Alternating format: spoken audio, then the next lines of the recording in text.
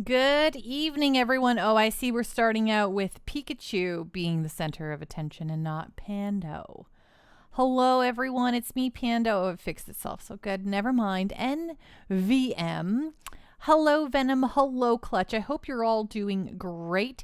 It is me. Hello. It's Pando. It's Venom. Hello, Venom. Did you have a wonderful Thanksgiving? Did you eat so much that you were like, why would I ever need to eat again?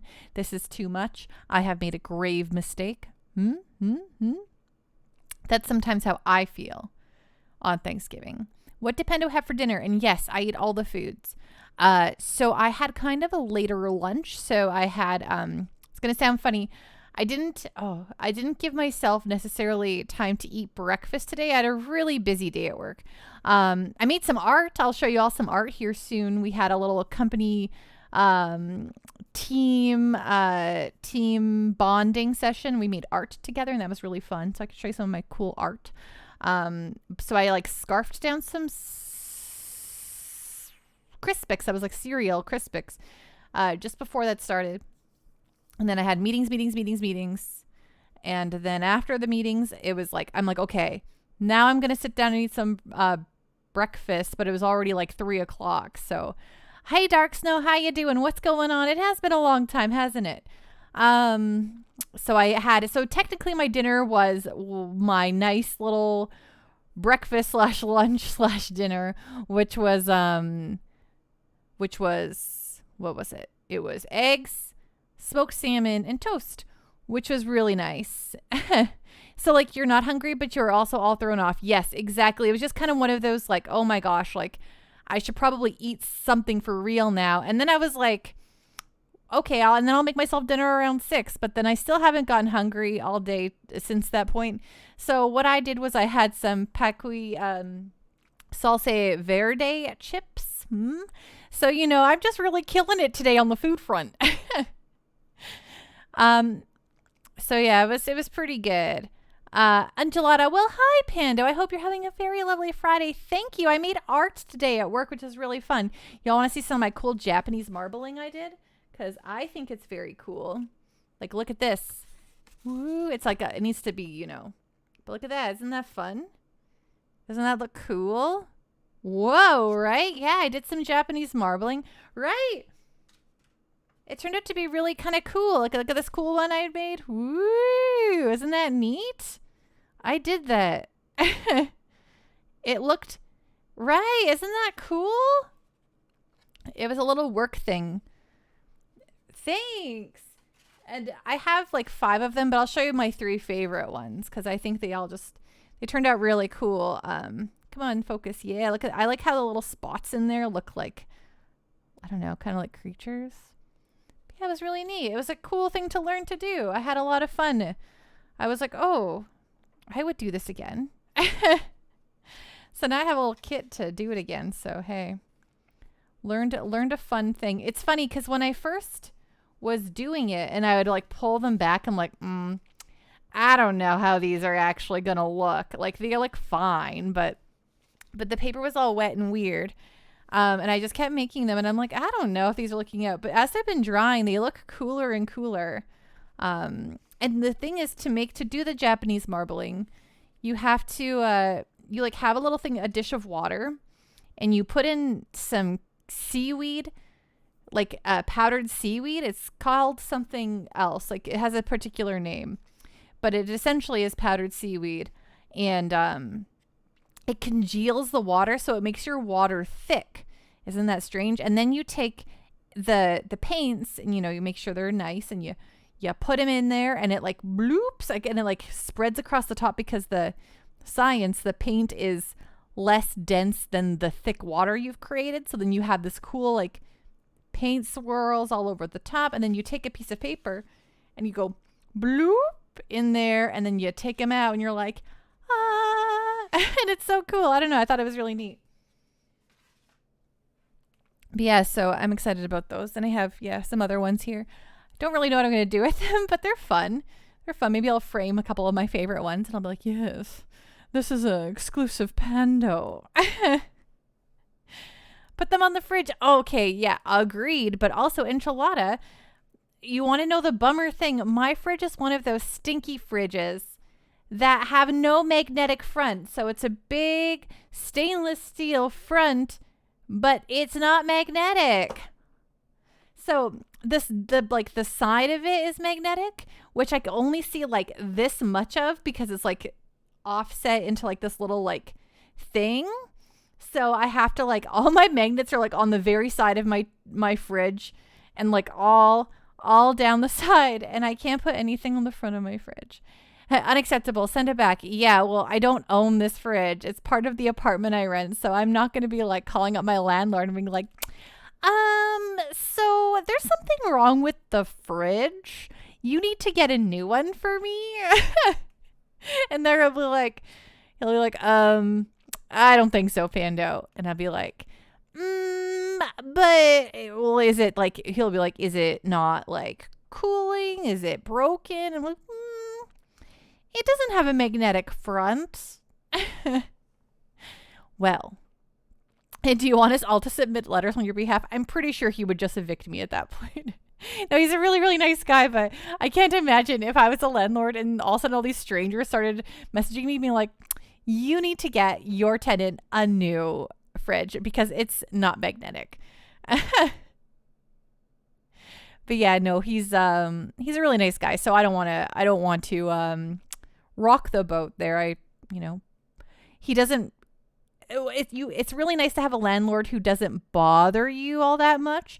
And that's, and I don't bother him all that much. So it just, works. Pay him my money.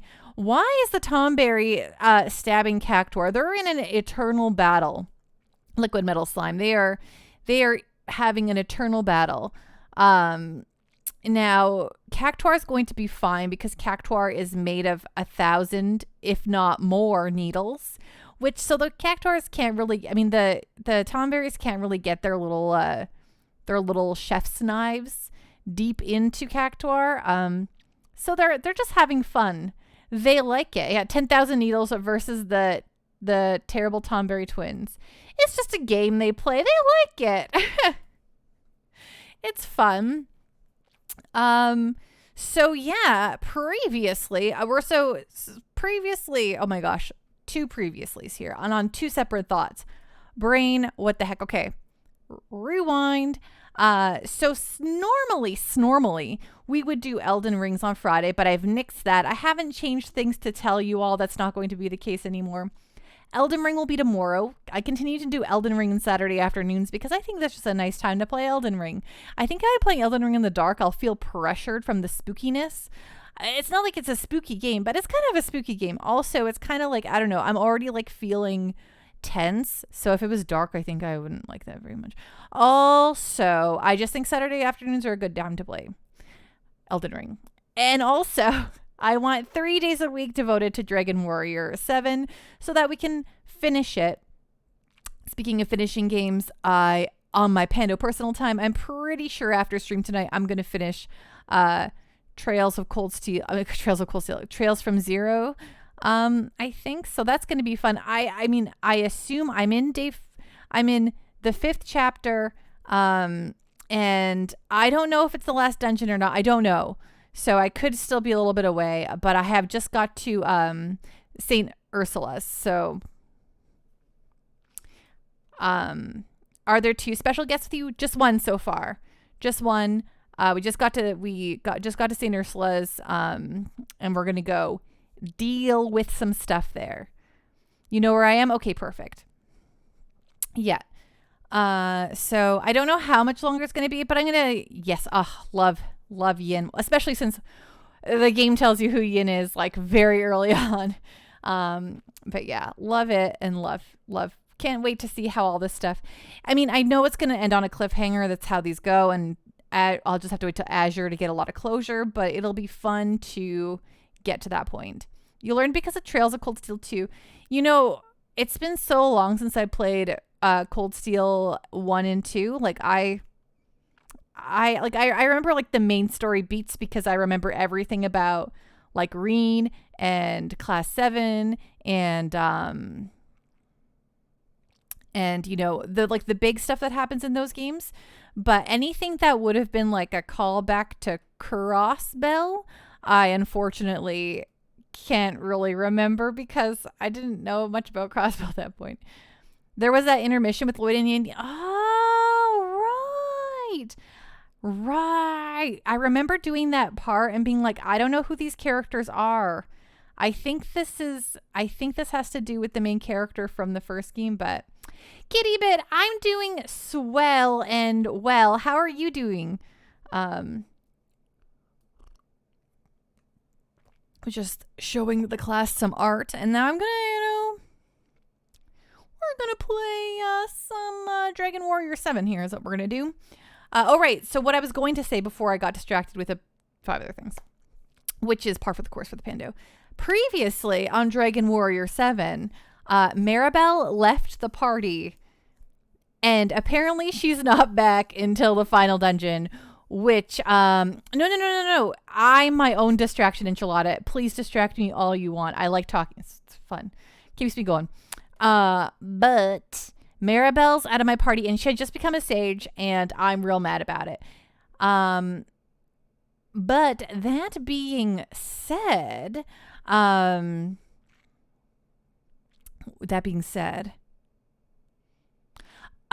got a new character in our party, Ira, and she seems cool as heck. She's a cool warrior lady / dancer.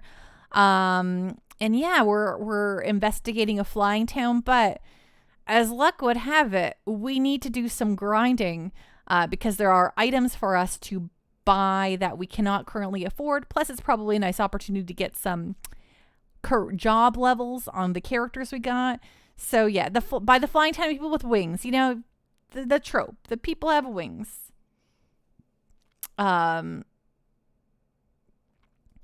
Liquid metal slime. At the exact same thing happened as my Maribel had also become a sage. I was steamed like broccoli. Oh my gosh. I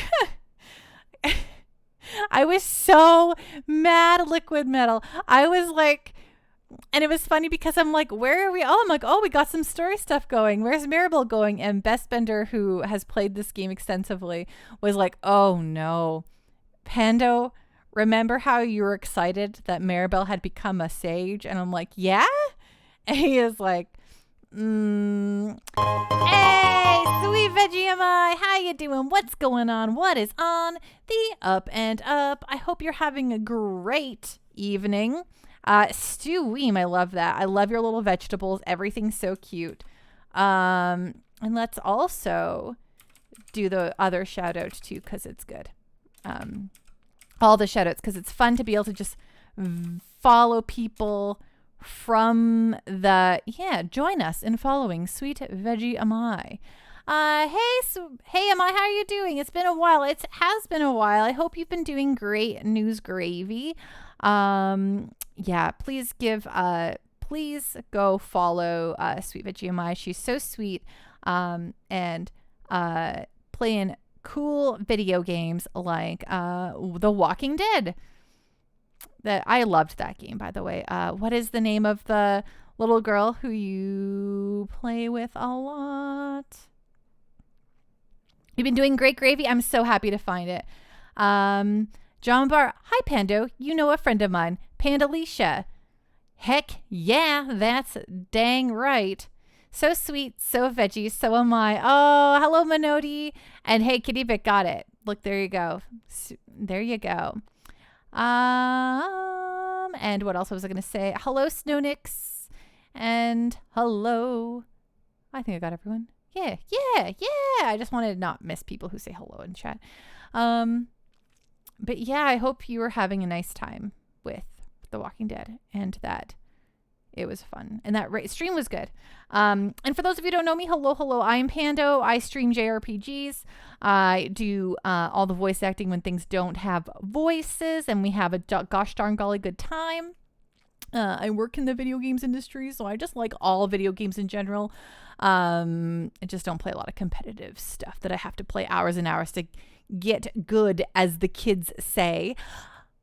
We're playing Dragon Warrior VII tonight, and it's a long game. We're on part 21, so this is my 21st stream of Dragon Warrior VII. And yes, it's a long game, but it's probably not going to be the longest game we ever play on stream. So, fun. John Bart, you found Panda when she was playing Final Fantasy VI. Nice. Nice. Final Fantasy VI, incredibly good. Enchilada, I have heard of Minoti through Zenvai, who I am the other mod for, and she does art communities, although last night she drew a bunch of Final Fantasy XIV characters chibi style last night. It was so fun. Oh, look at that, Minoti. You're famous. There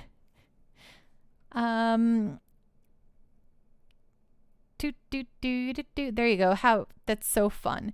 I love Amaya Sai, but I can see how that would be confusing for those not used to Japanese. I understand, but hey, you kind of get it both there, right? Got it all there. What? I'm just talking. Okay, I'm going to flip over to the video game. That's what I'm going to do. Okay. Although it's the PS3. Woo! What a system. Oh, I can't hear it. Oh. Uno secondo. I can't hear it, which means I need to wiggle something around here. You know how it goes. Oh, it's this one, I bet.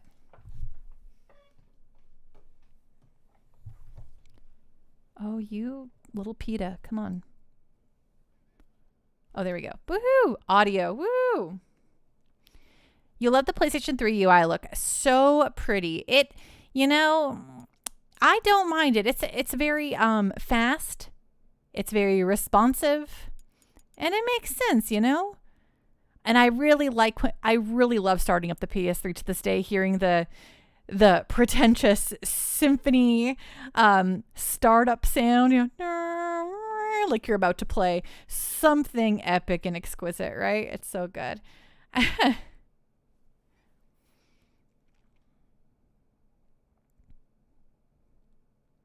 John Bart, Panda, I think she was playing Dragon Quest XI and it took her over 300 hours to complete. Yes. Hey, Colowin, thank you so much for the follow. Ding. Yeah, games are, gosh, one day we're going to play my very most favorite series on stream, which is the Persona series. And yeah, Persona 5 Royal took me 140 hours just to solo Dolos. So, Mona D, thank you so much for the follow. I really appreciate that. Welcome on in officially. And, you know, when we do that, it'll probably take me like 200 hours because I will stop and stare and talk to chat. So when we start stream here, you're going to be like, why is she running around in circles forever? If you play JRPGs, you know, it's the grind. And we're currently at our first spot where we really need to do some, not grinding because we're under leveled, but grinding because there's a bunch of new stuff in the shop. And we need to acquire it. And it's always a really good opportunity to make sure our levels are tickety-boo before moving forward. Plus, there's a second job system in here. Hey, Super Nimbao! Enux plus Panda, Enux plus Panda, Enux plus grind these nugs. Grind these nugs. You know, that sounds disgusting, but I'm there. You can't wait till she plays all the Xenosaga games? Oh my goodness. And Sweet Vegemai, thank you so much for the lurk. Absolutely never feel bad about raiding and running. I literally raid and run all the time. I raid people sometimes and I don't even say hi. I just get out of there because I just want to go to sleep or stop staring at a screen. So have a really good night, Sweet Vegemai. Folks, please give them a follow. Super awesome. Liquid Metal Slime Pen, I'm going to take off for the night. Not feeling well. Saw you around. I just want to drop in and say hi. Good luck tonight. Thank you so much, Liquid Metal Slime. I hope that you feel better, that you have a good night and a great weekend, and we'll see you around, okay?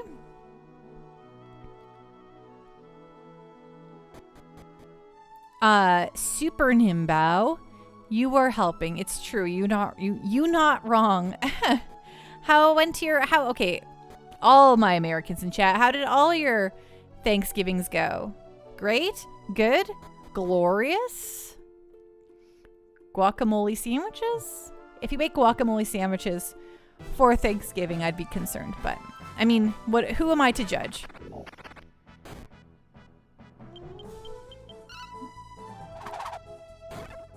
so much food. Like, did you eat so much where you're like, this actually physically hurts me and I regret ever doing this and I don't want to eat again for days, but then you eat again the next day? Oh, I love it. I love gluttony. Let's go. I have a weakness for stuffing mashed potatoes and gravy, and I can just eat those things forever, and then I always end up feeling really bad. That being said, though, on Canadian Thanksgiving, which was in October, my mom made Thanksgiving dinner, and hilariously, she also laid out, you know, like the pre-meal like snacks that parents always put out, or like any sort of party, I suppose. It was like cheese and salami and crackers, and that's literally my weakness. Like, I love nothing more than snacking on sausage, cheese, and crackers, okay? And I just sat there and I was just chowing down. Yeah, a little charcuterie, yes. No, you know, my mom is my mom. She doesn't, like, you know, adorn it with like grapes and like on a board or whatever. Like, she just cuts it all up, you know, puts out the nice stuff, and then, you know, it's like, you know, mom style. And it's, oh my gosh, I can't stop eating that. And then when she went to serve us Thanksgiving dinner, I was like, oh no, I've eaten too much sausage, cheese, and crackers. John Bart, it's too bad the Xenosaga games didn't get completed the way it was supposed to be made. It was originally going to be 6 games. It sure was. The first game was awesome. The second game, they changed the character art style and the combat, and it flopped. So it ended with the third game. There was a remastered version, but I didn't think it was good. I would like to have it'd be really cool if they like made just a one big remastered version of all 3 games and made it easy to acquire, because like I own Xenosaga 1 and I didn't really love it when I played it as a kid or as a teenager, so I never bought the other 2 when they came out. But now I'm kicking myself because the other 2 are now a gajillion dollars, especially the third one. Had to throw some leftovers in the fridge. Oh my goodness. How was your Thanksgiving, Kitty Bit? All right, you did the turkey and ham and chantilly cake. What the stink is a chantilly cake? All those great PS1 RPGs are so expensive. Well, the Xenosaga ones are PS2 ones, but I know what I don't mean to put up my glasses that don't exist. Well, actually, those are PS2 games. But, yeah, no, I am so glad I got a lot of my PlayStation 1 collection when I was working at a retro game shop, and people would come in and I would buy their games from them, and then I would put them on hold for myself, and they never even saw the shelf because I was like, I've never seen a copy of Suikoden 2 that looks so good. I said it in that voice too, and I weirded everyone out. I don't know. Chantilly is so good. It's a light, fluffy, and creamy cake with berries mixed in. You know what? I like the sound of that. When I was a kid, I was a huge chocolate freak. Like, I only wanted chocolate cake. Chocolate anything. Like chocolate on chocolate on chocolate. I want chocolate ice cream with chocolate chips and chocolate sprinkles. And, you know, that was how I was. And as I've gotten older, I find that it's all too much. So for me, I prefer something that's lighter like that with the straws and the like fluffiness. Like, I love angel food cake now, and I always and like a whipped cream and a strawberry, and oh my god, love it. John Bart, so they axed the idea for a remastered version. I mean, I get it, but you know, I think they might. JRPGs are like cool now. Like, people buy them. It's not like back in the day when everything had to be a shooter, and like, you know, the Japanese developers would be like, sorry, I slurred that whole thing.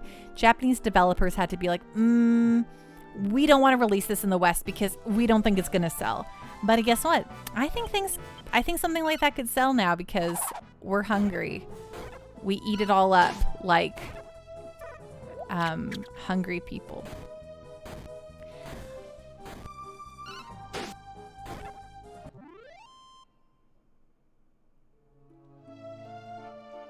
Oh, John Bart. I work in the games industry. You don't need to tell me twice.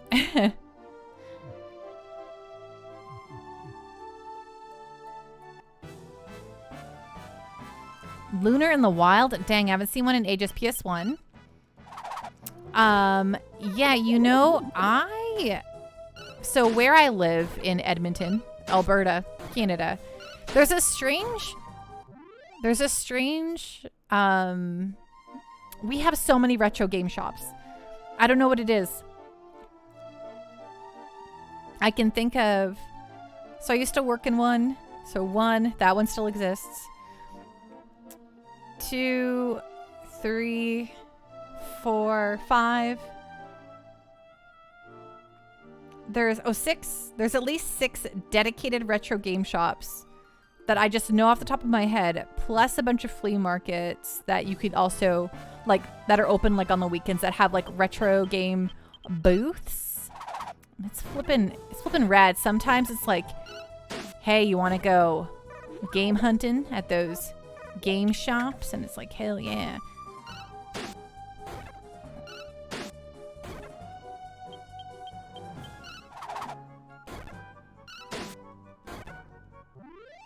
Yeah, Xenosaga 3 is close to $400. Yeah, it's nuts.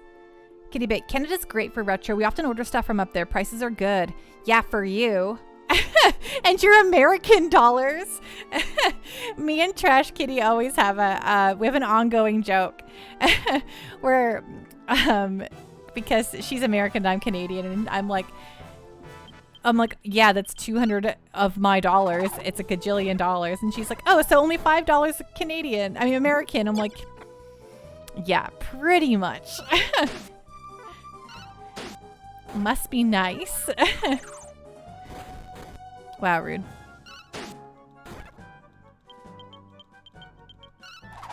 Yeah, I actually saw Xenosaga 2 the other day for not a bad price. I try not to buy too many PS2 RPGs because there was a lot of them and I missed a lot of them, and I'm like, listen, trying to get a complete PlayStation 1 collection is expensive enough as it is, but as I've get closer and closer to that being complete, I have been like looking at PS2 games and I'm like, oh, what if I had Manakimia? Ooh, what if I had, because I already have Atelier Iris 1, but what if I had 2 and 3? I never picked those up back when I was a teen. What was I thinking? Clearly I wasn't, you know? How should I know that things were going to skyrocket in price?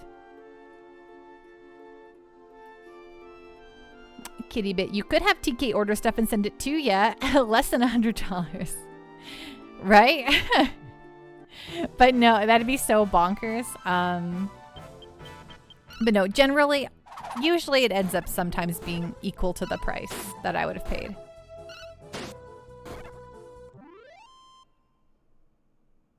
Atelier dates pretty far back, all the way to the SNES.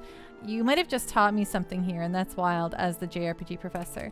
I thought it started on the PS2, but Atelier series. But hey, maybe the first one for, oh yeah, wow, look at this. Oh yeah, Atelier Marie. Oh wait, oh no, the first one was for the PlayStation. It sounds like. Oh yeah. Yeah, it started on the PlayStation. Yes, apparently there was a bunch that came out on the... Oh, they've always had the same naming convention too. But none of them came out in North America until Atelier Iris. That's why I always think of it that way.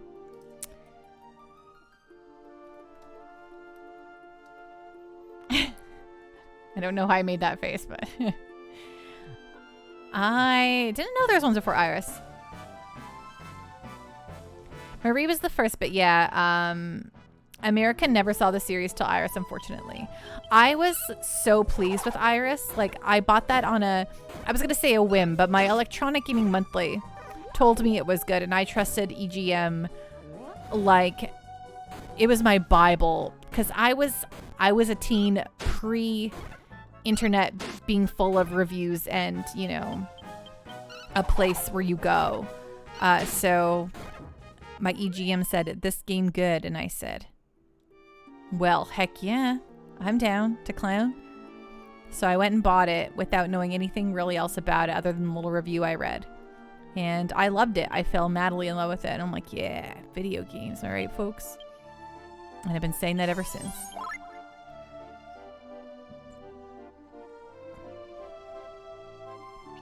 Some Super Nintendo games can get pretty expensive. I find cartridge-based collecting is pretty pricey.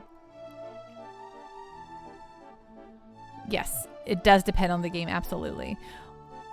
That goes for everything, though. Magazine reviews held a lot of weight back then.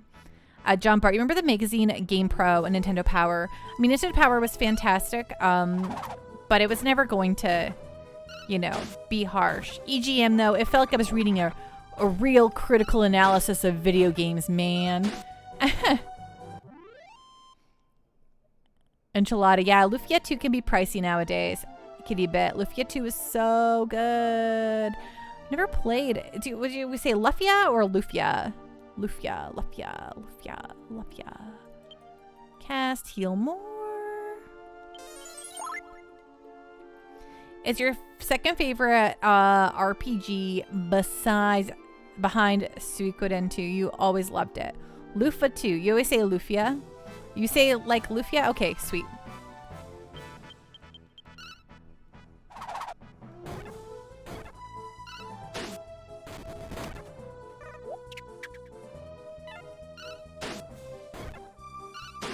I wouldn't say Nintendo Power died. I think Nintendo was very happy to run Nintendo Power.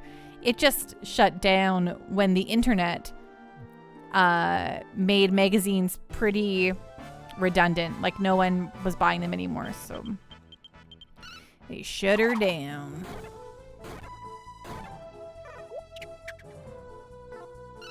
Which that reminds me, on the Internet History Archive, I think that's what it is.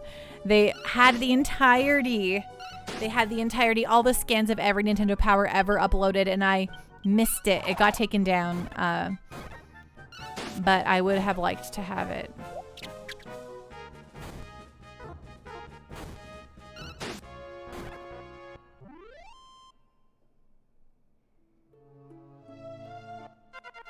Ooh, who's leveling up? Oh, good job, Ira.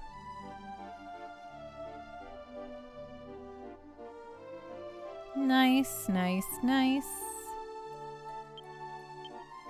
Okay, so we're just trying to earn 12,000 here. You're probably like, really? Yes. This is what we're going to be doing for the next little bit, so... Suikendu, bad guy, was a really cruel, remorseless man. Luca Bright, a scary man. I have never finished Suikoden 2, but I cannot wait to do that on stream. It'll be our next Suikoden game since we've done one now on stream. But our next game after we beat Dragon Warrior VII is Trails from the Sky, first chapter, which is one of my favorites.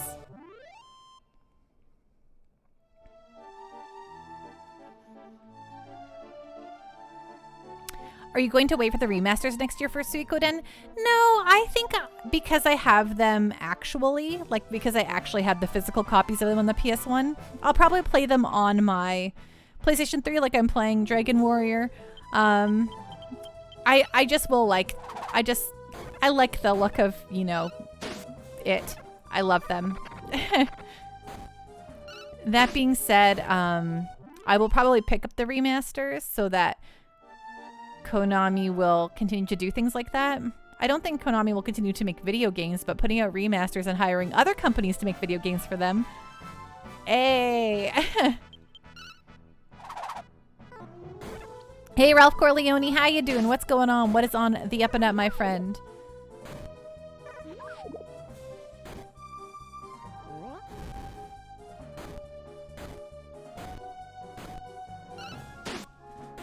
I'll be happy to have Neko help me, Enchilada, specifically to get every character because it's handy having a guide for that and all 108 stars. And if she's just there telling me how to do it, I don't have to look anything up.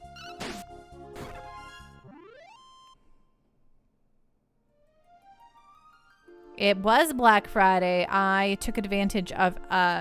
so my internet plan was about to expire, so I contacted some ISPs and got a new plan and got a deal for it. So that felt good because they had a Black Friday thingy majiggy. And then I also got another sweet deal today. So Kitty Bit, the remasters honestly look good. I was noticing a few major changes in architecture and backdrops that made sense. Absolutely. Like, I'm with you. I bet you they'll look awesome.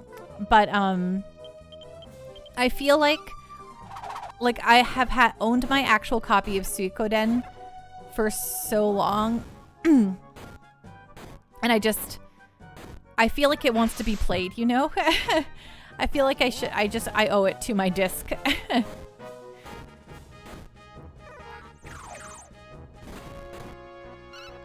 I mean, I always play everything on the PS3. It's not, so not like totally, you know, the thing. Oh, I'm gonna probably get ourselves killed here.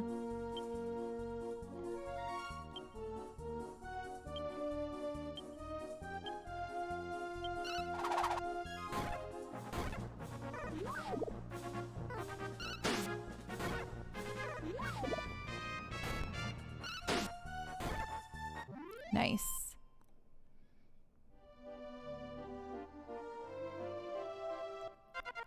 But is Konami actually putting that much work, or did they hire out a team to do it? Because that seems to be their MO.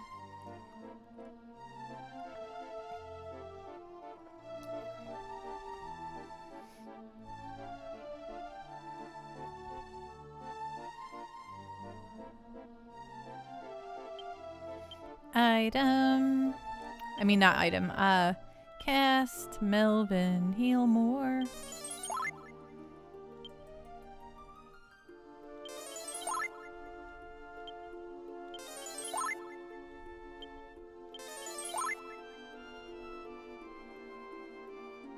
Oh yeah, everyone got hurt there. I forgot those little flying slimes have to go.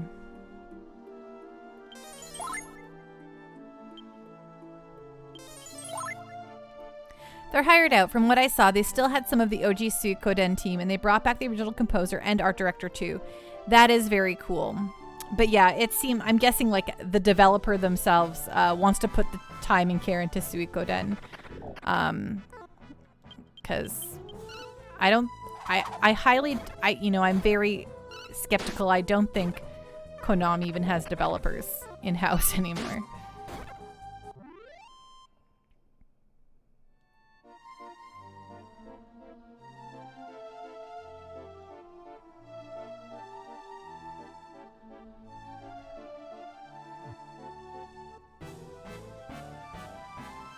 But Konami has deep pockets, so if they want to pay out and keep their IPs alive, then I'm all for it, like you said. Exactly. I mean, Konami's main business is like spas and pachinko, right? Probably home insurance. I don't know. Japanese companies are wild. They do like 5,000 things.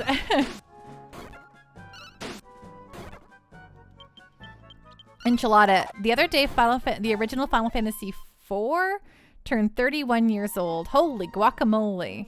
That's nuts. Konami owns some game licenses that I want them to sell. Konami makes a ton of slot machines. What do you think a ton is? Double it twice. Not only, yes, but they also literally do like other things. I think they own like health clubs and spas and stuff.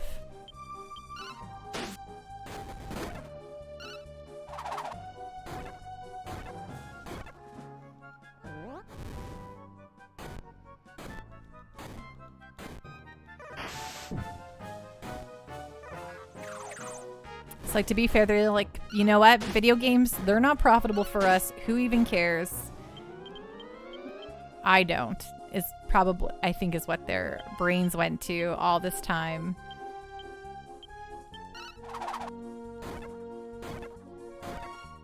Which, fair. They make lots of stuff, so.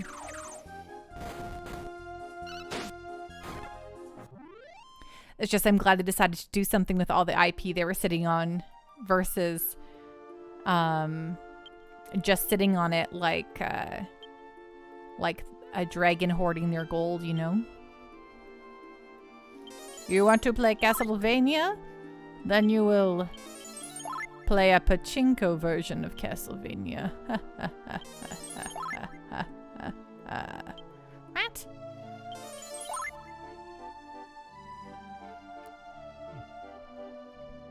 Yes, because they dropped that Kojima who just poured bajillions of dollars into his weird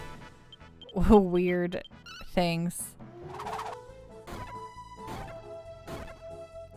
His fever dream pitches. Konami made a really fun Wizard of Oz slot machine that was rather fun. I mean, yeah, I bet they do that stuff real well.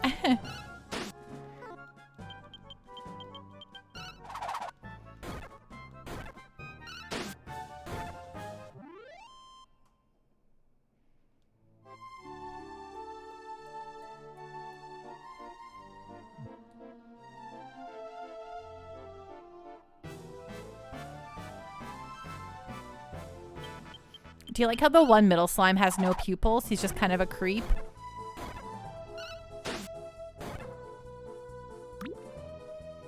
You know what is a good Wizard of Oz item? The pinball machine. Oh my goodness gracious. I think that one's made by, not Stern, but I think that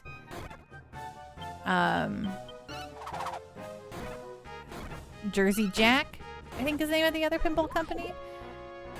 They make some really sicky good pinball machines.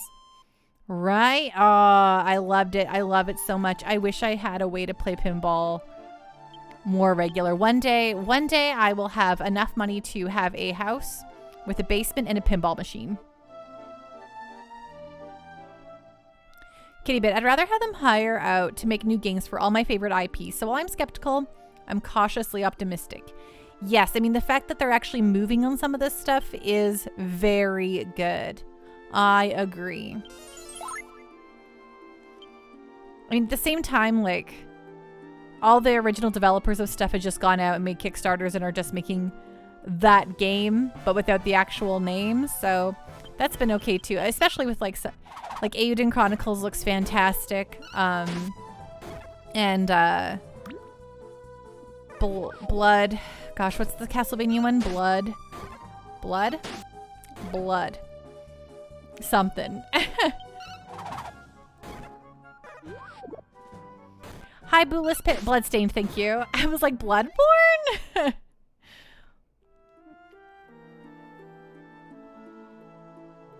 Yes, Bloodstained. Hi, Bootless Pit. How are you doing? What's going on? What is on the up and up, my friend?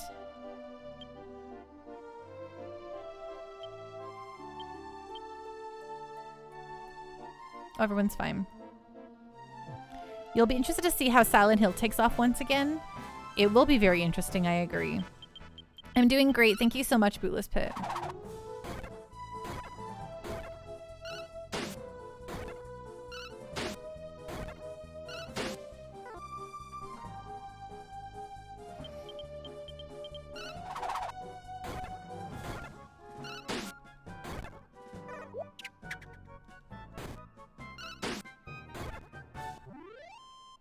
As long as they leave Metal Gear alone. Without Kojima, that one just needs to be laid to rest. I mean, without Kojima, they made the Metal Gear multiplayer shooter, which I don't think went well at all.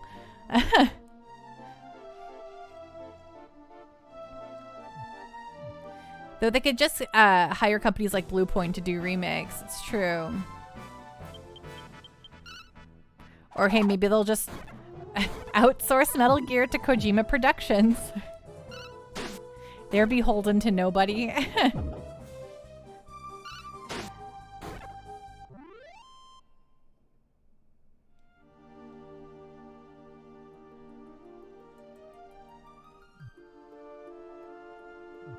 The funny thing about what you just said, Pando, it's possible. Oh, I know.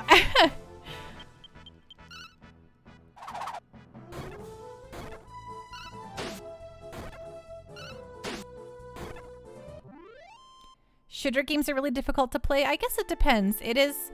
I can do shooters quite, like first-person shooters well with a mouse and keyboard. So, but I don't necessarily play a lot of them. I really liked, you know, I like first-person games that are not necessarily competitive shooters. So, like, you know, I'm crazy for Portal. Loved like Bethesda's versions of RPGs, like the Fallout and, you know, Skyrim and junk like that. I guess Skyrim's technically not a shooter, but it's first-person. You know, I can handle all that. Kitty Bit, I could see poor Kojima being put in a corner with the remake, but he doesn't want to, so hopefully not. Yeah, I feel like he has a lot of say in what he does and does not do these days, so we'll see what happens. Speaking of, like, upcoming, like, things we don't know that's happening in the games industry right now, I love, and Kojima specifically, I'm excited for the stupid Game Awards. I love them. They're mostly just an advertisement. They're just a giant press conference with like awards like scattered in there. And I don't really hold any real like who wins the Game Awards one way or the other doesn't necessarily matter. But dang it, do I love watching it and seeing all of the video games get talked about. And so I'm very excited about December 8th. The Game Awards are always fun, albeit unnecessary. Well, for me now, the Game Awards are a December version, a December time to get games announced, which I like. Please give me more game announcements. I live for them. I will watch every game announcement, anything you give me. I love it. I kind of wish it'd be like I guess the Game Awards is like a good reason to get folks together, but it's it would be fun if they were less like the awards are important when they're clearly not the main focus. But if they were just like, it's the game celebration party, woo.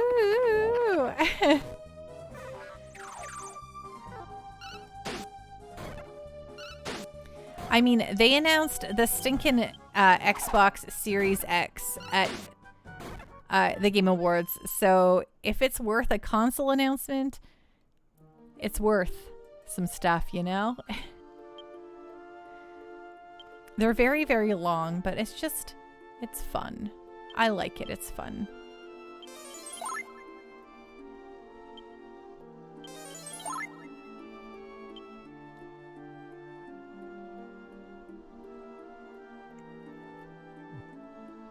Also, I just hope, I mean, spoiler alert, everyone, my entire goal in this life, I want to get up on stage at a conference, an award show, some sort of E3 or GDC or whatever. I want to get up on stage and I want to talk about stuff.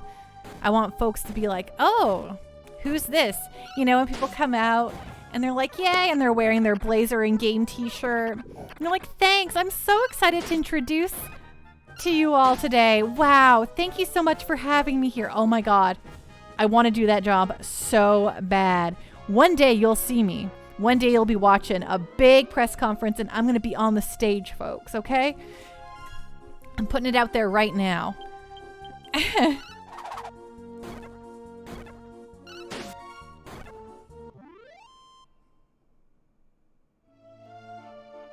Kitty Bit. Yeah, they'll do like a 5-minute music segment and 3 4-minute game trailers, then cram several genres of awards into a 30-second segment. They sure will. Oh, incredibly Vulgarian rises and looks in your direction. Somehow it's tamed. Yes, please go to Monster Park. Thank you. Thank you. I study all of everyone's actions and how they stand and their hand movements, and I'm like, yeah, I'm ready to be a host of a press conference.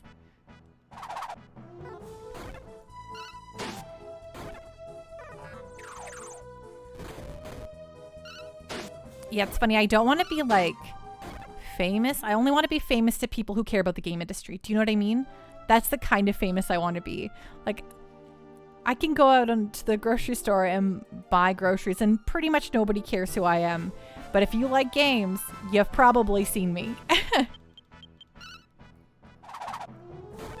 Reggie is the king of conferences. He always lit up the stage.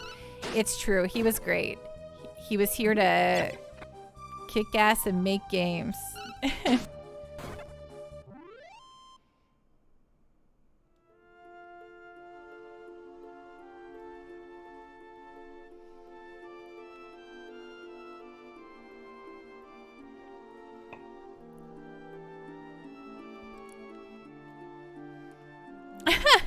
John Bart, if I saw on the Game Awards, I'd be spamming it all over the social media accounts. That's Pando. I'd be screaming from the rooftops. Perfect.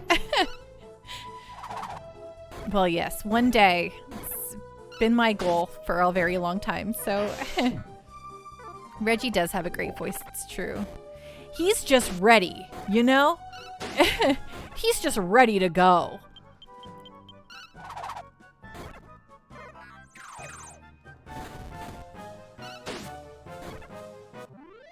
We know her. That's right.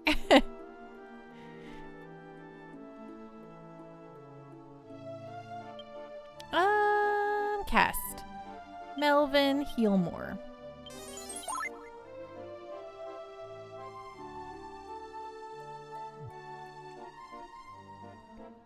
His body was ready, it's true. The Reggie days were great. I understand him wanting to move on, though. I really like, I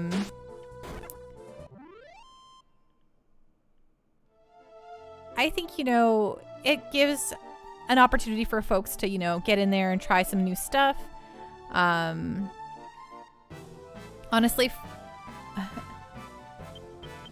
one thing I do miss, oh my gosh, I loved how when the Nintendo Directs were, when they first started doing them and they were kind of unhinged and they would do like the puppets and all the wild stuff, like the Yokai Watch stuff that one year where there was like yokais making everyone like crazy. I just love that they were always down for that. More so than Reggie. I miss Iwata. I miss Iwata. And that was like the biggest bummer.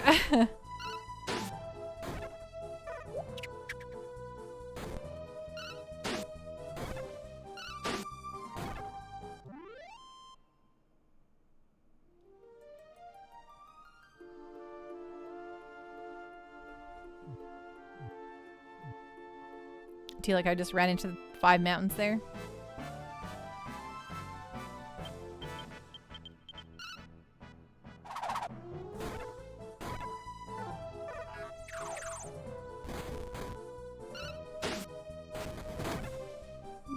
Unhinged game marketing is the best. Like Devolver Digital always has the best shows.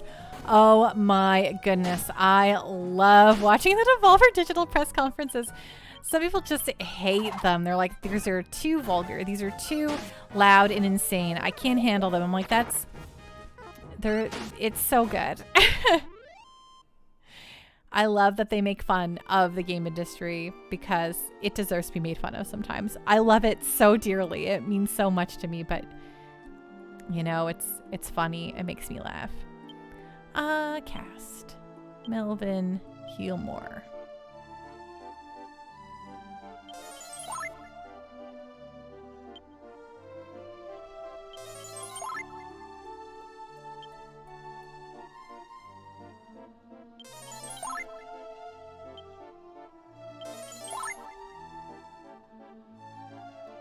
Item. What do we got here? What do we got here? Oh, 10,000. Just 2,000 away from our big, to our next big purchase.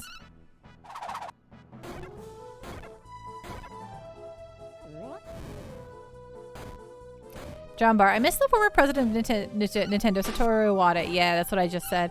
He was a really great president. Nintendo wasn't doing good financially, so instead of firing a bunch of employees, he gave almost half of his bonus so no one lost their jobs. He was a sweet man. Yeah, he's the boss. I mean, I can't say what it was actually like to work for him, but that's like, you know, he sounds like just an all-around real good guy from what I could tell.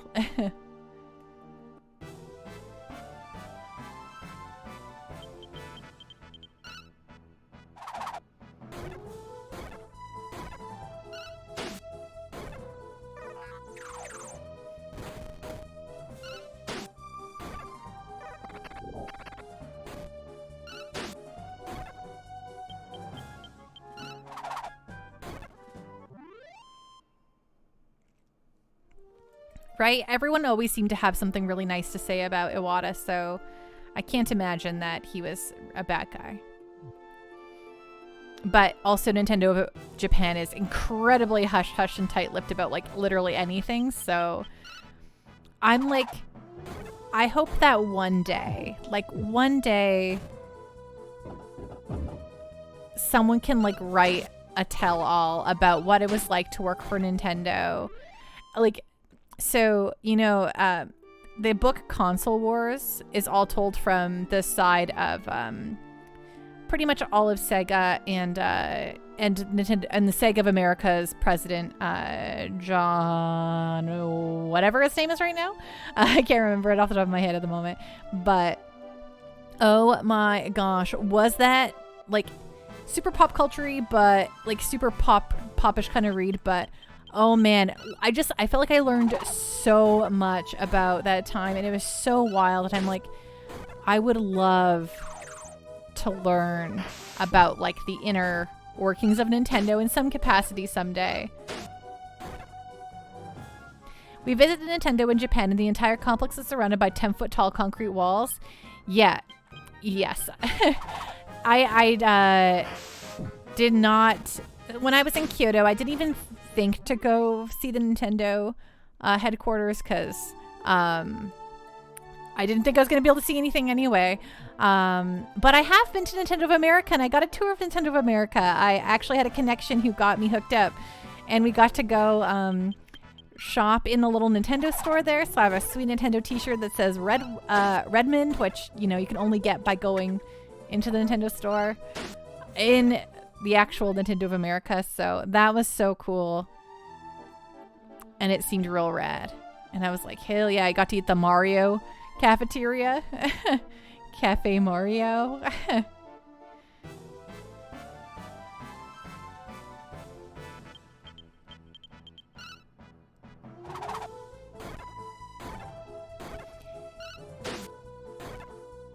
Yeah, you need to, so unfortunately, like, Nintendo of America doesn't do, like, just tours for everyone. You have to have an in, but if you can, like, find someone who's willing to bring you in, you can go in. Enchilada, yeah, it's funny living somewhat near Nintendo. I only went twice, once as a kid visiting and again as a teenager. Bought some things while there, no t-shirts, but other things. Yes, I don't think they let just the, like, they used to do public tours, but they stopped that now. So it's but it's very cool. I would work for Nintendo.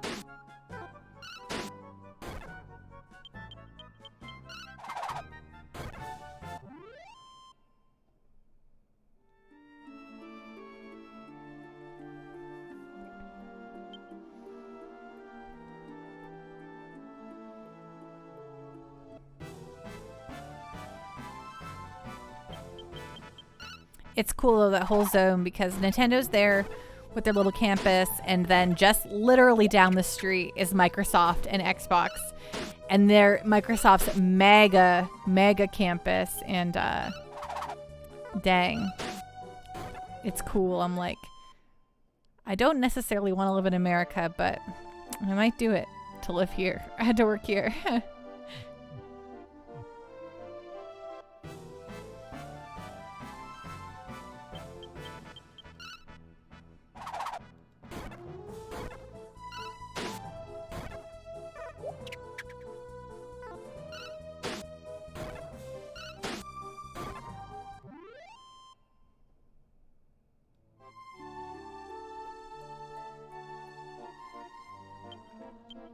Item, what do we got here? Okay, just for away. Yeah, it's funny. Oh, I don't know what I'm saying. I was about to reread chat again. Just read it all twice. Let's go. Let's go.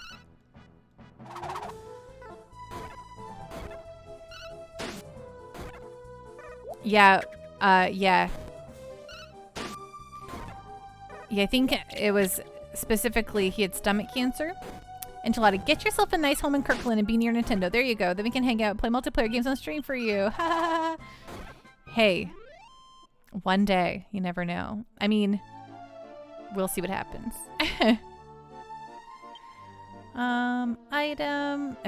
Cast.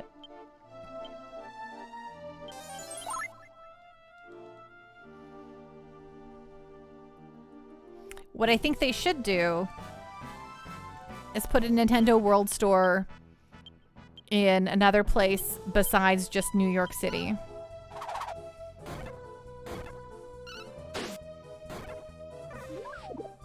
Like, put one in Canada for me. I'd take it.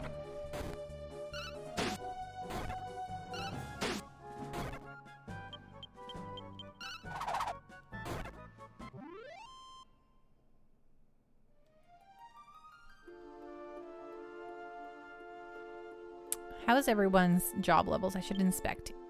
Info, Gabo? No. Yeah, he's still learning pirate stuff. Melvin still learning cleric.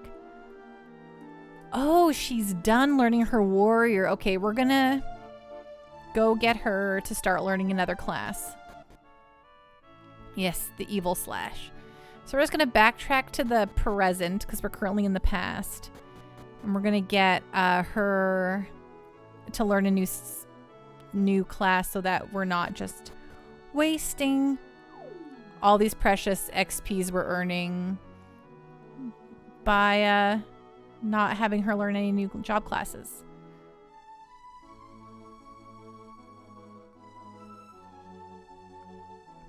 Venom, I think our entire generation was trained from a young age to love Nintendo. I mean, we've grown up with Nintendo. The NES came out in North America in 1985, and that's roughly around the time that we all, well, Mario came out in 1985. And that's roughly the age we all started to be born did. Maybe before, maybe after.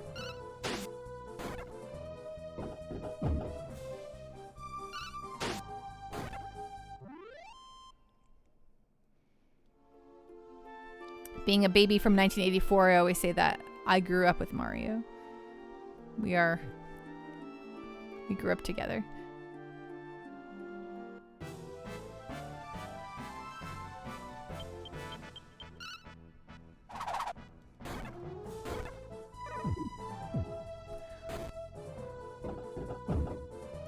Yeah, this one, I think everyone knows the word Nintendo at least. I mean, yeah, all our parents used to think that video game consoles were just Nintendos.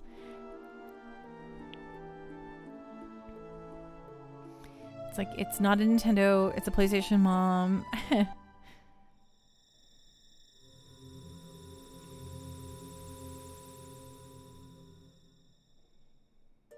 I still find it funny that Nintendo was marketed as an entertainment system because video game consoles like ColecoVision were utter failures. Well, yeah, it came after the giant video game crash of the 80s. No one wanted a part of it. They're like, hell no, video games suck. Just kidding. Video games are the best ever. Cast outside.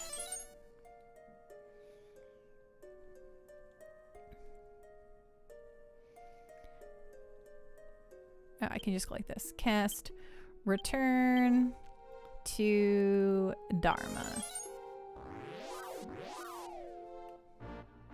Bow, bow, bow, bow, bow, bow, bow.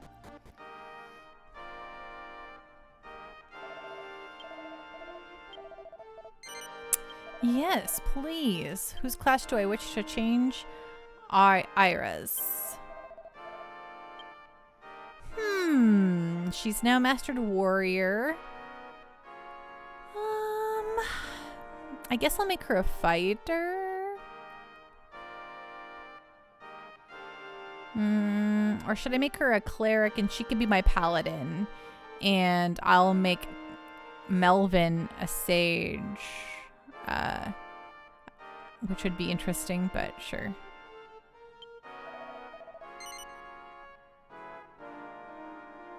No, I don't know. Maybe I need her strength right now.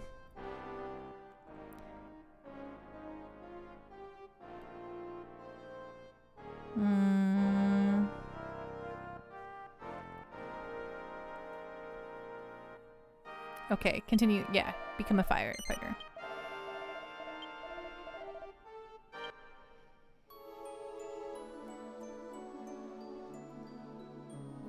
The Nintendo Wii U wasn't doing good. Nintendo wasn't doing good financially. Wii U, they never promoted it. People really thought the Wii U was attachment to the original Wii.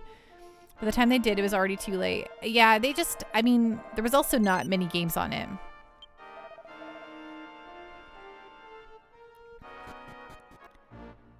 It was also just a weird piece of hardware. I don't blame anyone for not getting what it was. What am I doing? Okay.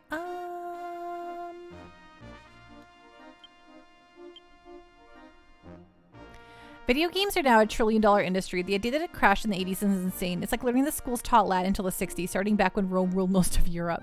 Do you, I mean, have you played a game on some of those systems? I love video games and I respect the roots, but I do not enjoy playing Atari, ColecoVision, and televisions. Like, I don't think they're super great. You played Jungle Warrior? No. I never did, but I did try to play those systems and I was always like, this sucks.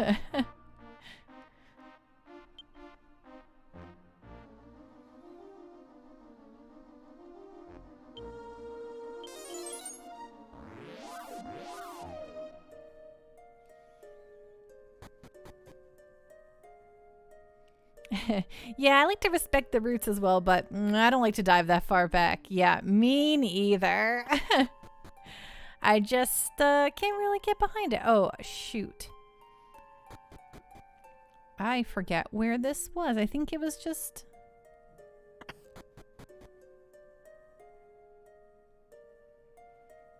Is it this one? Oh, yes. No. Yes? Yes. I think this is the one we're on. Gorsh.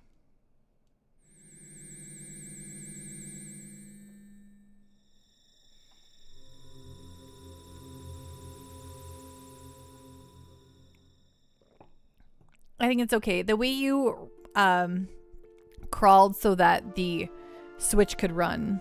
I love the Switch so much.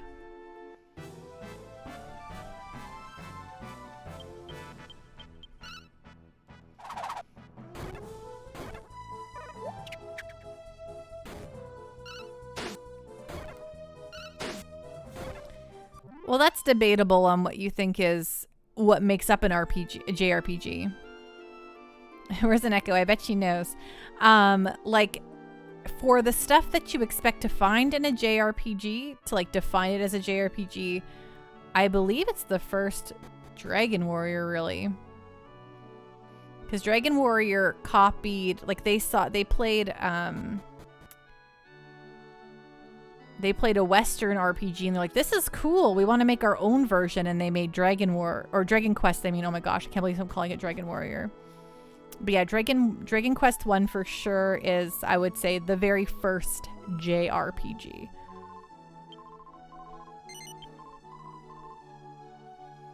Yes, Dragon Quest. I'm like playing Dragon Warrior 7. It's Dragon Quest VII, but you know what I mean. Well, it's on the Switch. I could play it any time. Though I heard that the Switch ports are from the mobile and they're kind of abysmal. Yes, Dragon Quest did come out before the Final Fantasy games. And then Final Fantasy I came out not long after, and the rest is kind of history from there.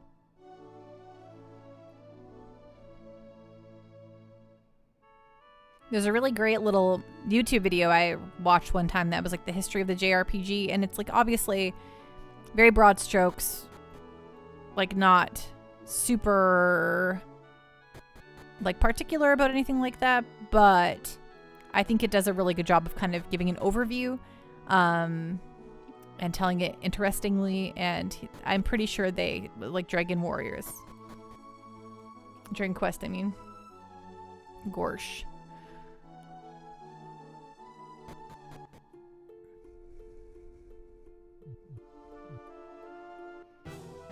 Okay, continuing on our grind. Can't stop, won't stop until we have all the armor.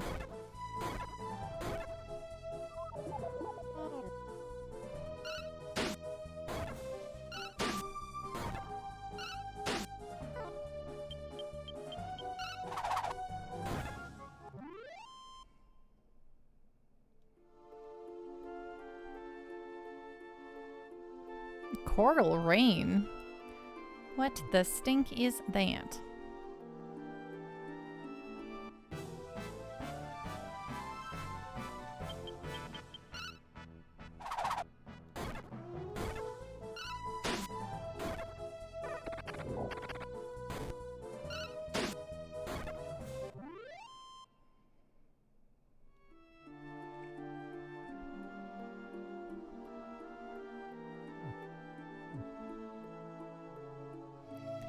Dragon Quest inspired Hironobu Sakaguchi to create the Final Fantasy games. The game Squaresoft came out with no story, no character development.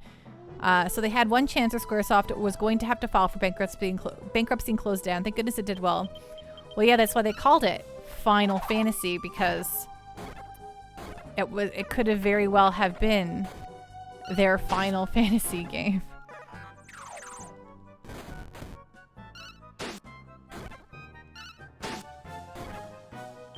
Now we're coming up to Final Fantasy 16, folks.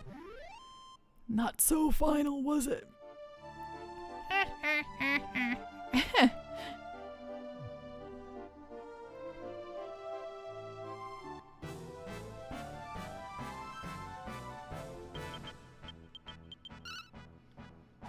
I'd say we're in a golden age of JRPGs right now, Venom. But you don't play them anymore, so you wouldn't know that. 16, such a hype. Yes.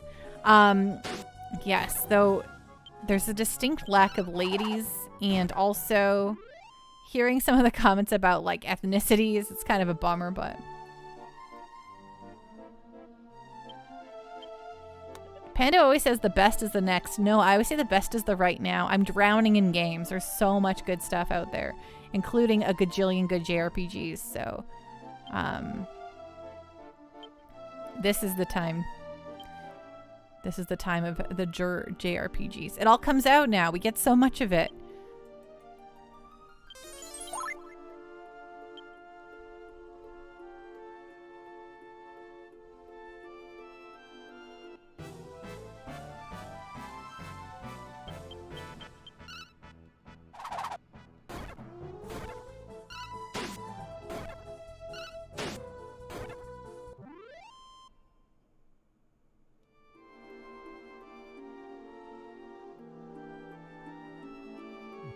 Exactly, John Bart. 300%.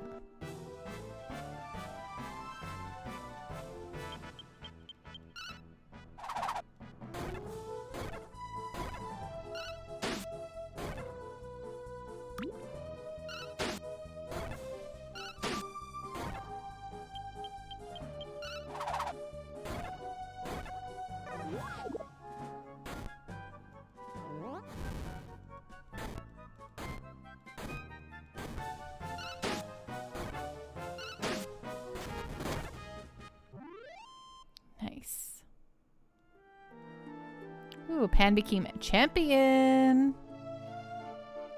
That sounds fancy. Wouldn't that be funny if we suddenly had hit max? Okay, no, we're definitely not there, but we're like one away. Dang. Then Pan has to become a cleric, so Pan can become a paladin, so that we can become an actual champion class, which will be something.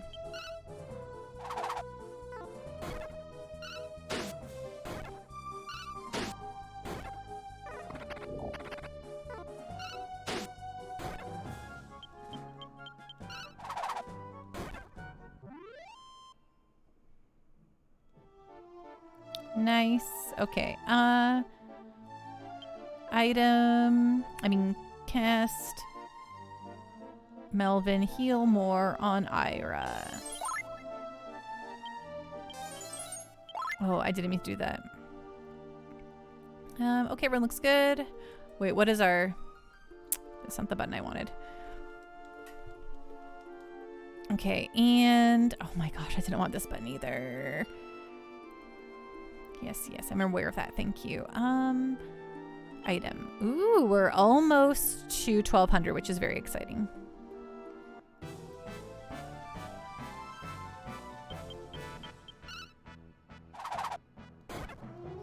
With the name Final Fantasy, it was originally going to be called Fighting Fantasy, but there was a board game with the name, so it was called Final Fantasy instead. I think Final Fantasy is a much better name.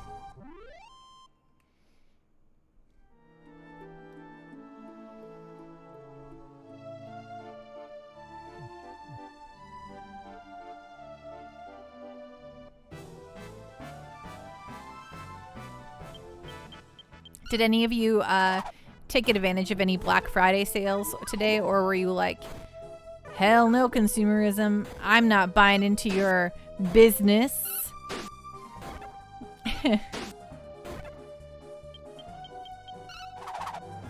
Which, listen, my sentiment entirely, but also I like a good deal. Master, got some batteries for my power tools on discount. Heck yeah, see? Can't complain about that. Agreed, Job Bart. Fighting Fantasy does not have the same ring to it.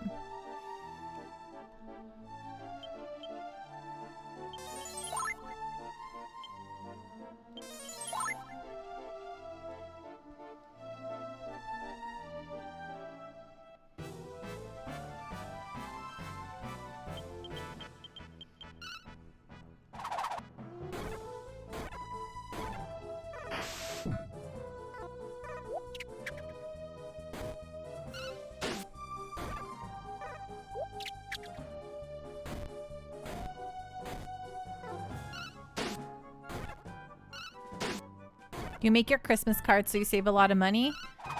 Nice. I don't give out Christmas cards, really.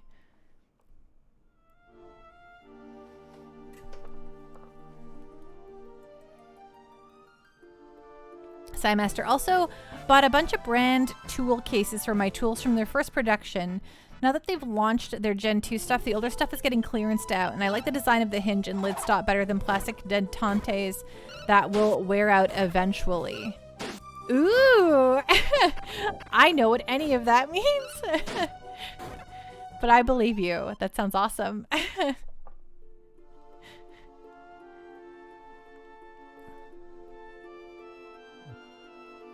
Hey, John Bart, you never need to have money to show people you appreciate them, so I would never be worried about that.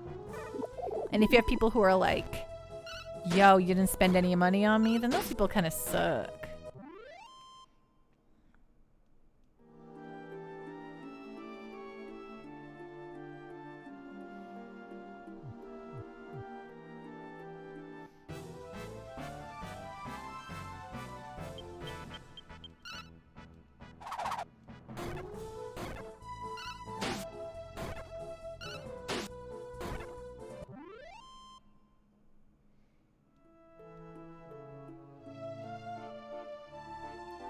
There's a metal bracket that stops the lid from opening all the way in the first gen. The Gen 2 lids, there's stops built into the hinges at different points that will eventually wear thin and break or let the lid flop. Oh, interesting. So I know that you're referencing power tools, but I used to have a laptop where its hinges were plastic, and it was built so shoddily that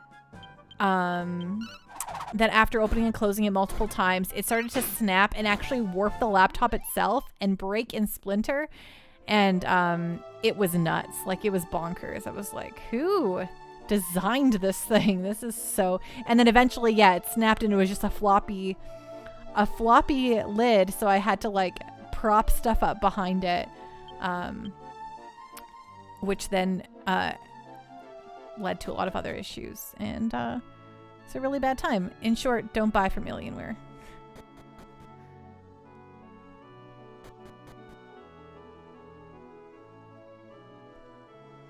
Okay, now, all right, is this the, no, we want to go, oh my gosh, this, oh wait, is this right? Yes. Okay, let's buy our next piece of armor. This is the weapon shop, right? Okay, and just to verify, we have everything we want here. Yes, yes. Yeah, yeah, and yeah, okay, we don't need anything here. But we do need our new spirit armor.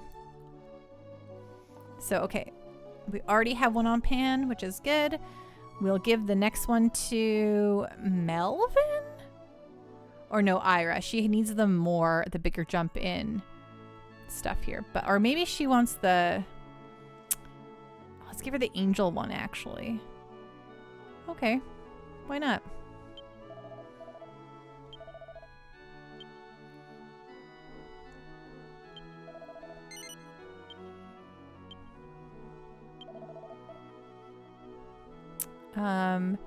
Yes, I would like to sell Pan. I would like, not from Pan. From Ira probably. Yeah, her party dress. Yeah.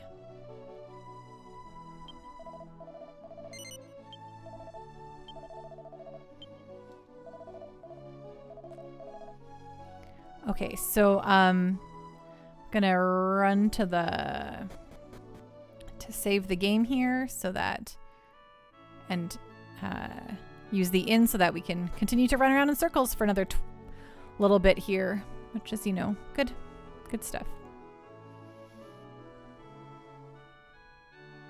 Good stuff, good stuff. Boop a doop a doo. Good stuff, good stuff. In.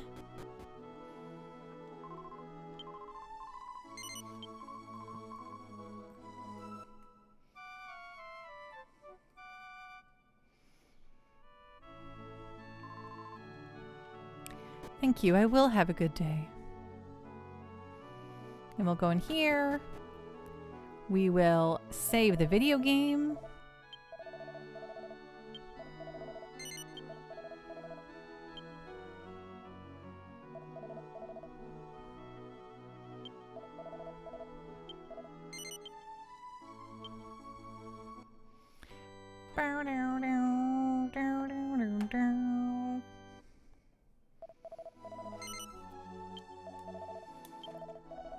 Okay, before we continue on, I have to use the washroom, so we'll be back in 2 shakes of a Pika's tail.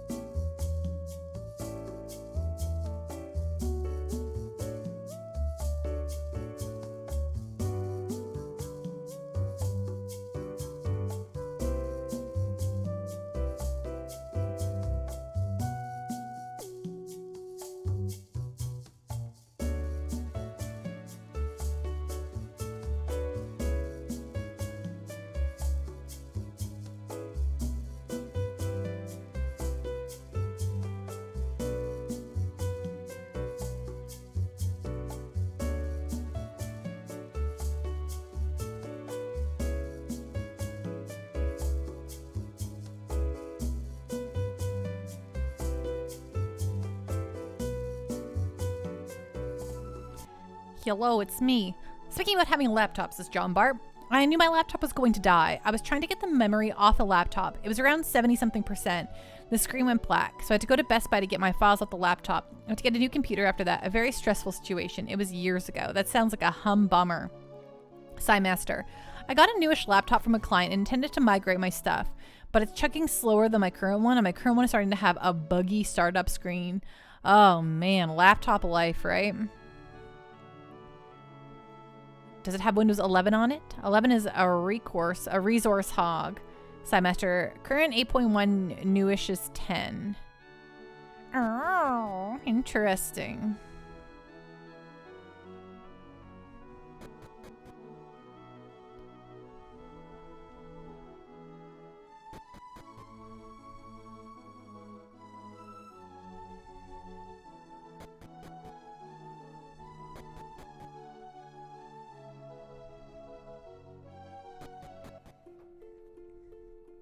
Okay, back to the grind. Oh, just one more set of grinding before we move on.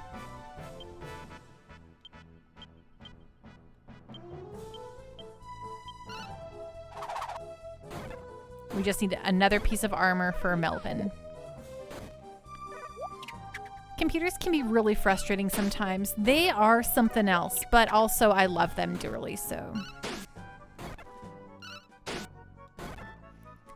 Also, I built my current PC, and I stinking enjoyed doing that. Mounting my my cool. Oh my gosh, I cannot. My brains are gone. I'm so sorry. It's Friday, folks. That was spooky. You love using your iPad? Nice. I have an iPad that I'm bad about using.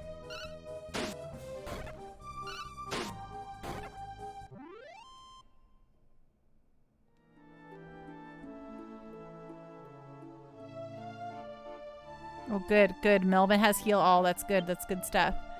Info, Melvin. Okay, still not learned in all the clerical ways, but...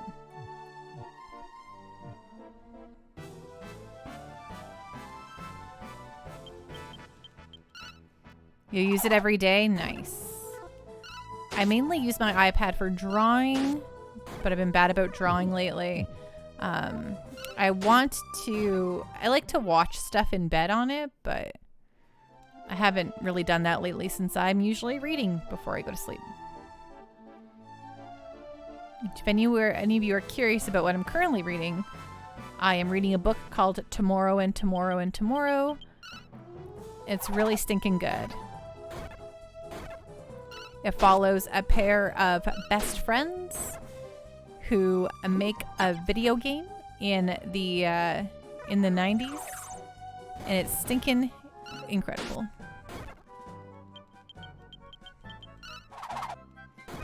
So far, I mean, I haven't finished it, but highly recommend if you like to read books.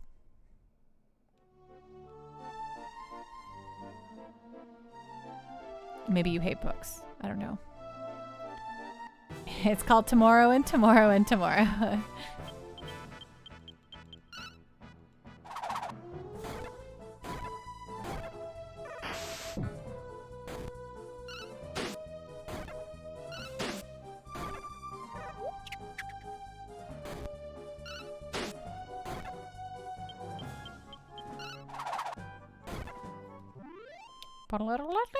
What was that? Sorry, I'm just gonna do something real quick. Don't mind me.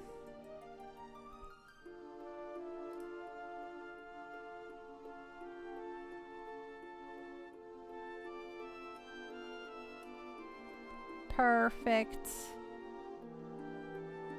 Donezo. Okay, just adjusted something here. The monsters were defeated. I love books. I'm sure it's a real page turner. It's actually really, really good. It's mostly about the relationships of the two main characters. Well, there's a third main character, I'd say. It's just really good. tugs at ye old heartstrings. But not in like a sappy way, you know? In a, oh, I've come to really care about these characters and what happens to them, or what has happened to them.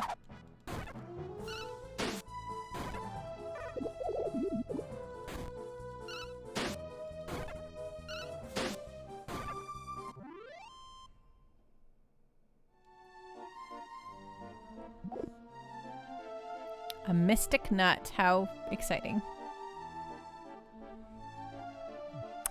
Oh, and speaking of other things that are fun, last night I went to the movie theater to see the limited theatrical run of Glass Onion, which is the sequel to Knives Out. And oh my gosh, if you like Knives Out, you will like the Glass Onion an awful lot. I loved it. But I was also crazy for Knives Out. So I'm like so happy the sequel was good. It was a very worthy sequel. It's stinking great. I cannot wait to watch even more adventures of Benoit Blanc, the Southern Fried Detective.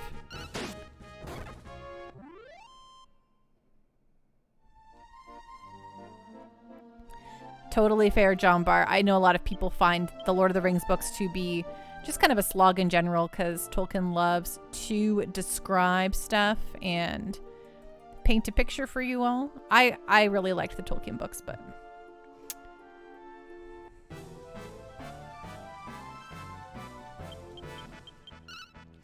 it sure is. Yes, it is coming to Netflix. They did a short theatrical run of it though, and I love going to the theater, and I loved Knives Out, so I wanted to support it by going to the actual movie theater to see it, and it was worth it. Loved it so much. Oh, cast. Melvin, heal more on. Gabo's fine, but on yourself. Let's keep ourselves over 100, eh?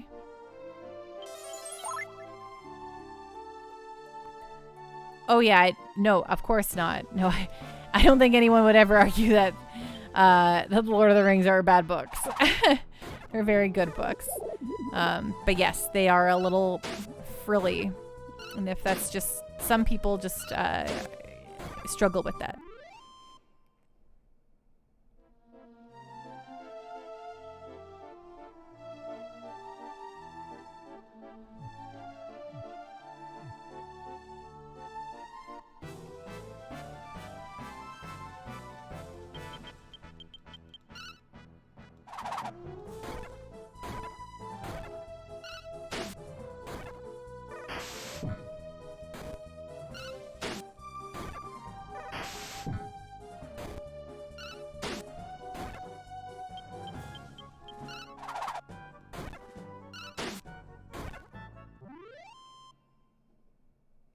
The Hobbit book is really easier to get through, and it isn't a long book. No, because that one was aimed at children, so it's definitely an easier read. And yes, actually, I love The Hobbit actually more than the Lord of the Rings trilogy. Lord of the Rings trilogy, fine book, but The Hobbit is just fun, and I love dragons, and it deals with one particular dragon who is very cool and awesome. So, big fan of dragons and smaller adventures that are very fun. So I like it a lot.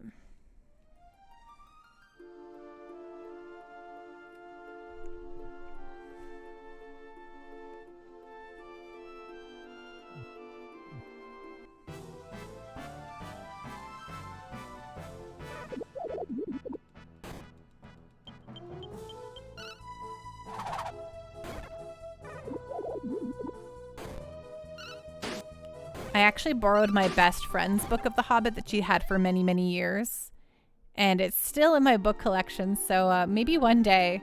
We've been friends, best friends, very best of friends since grade 3. And now we are 38. So it's been many, like almost 30 years of friendship. I wonder if one day I should just be like, here's your Hobbit book back. Or if she even cares. If she remembers she lent it to me, that I just never gave it back to her. But I never got rid of it because it wasn't mine to get rid of. So it's just on my bookshelf.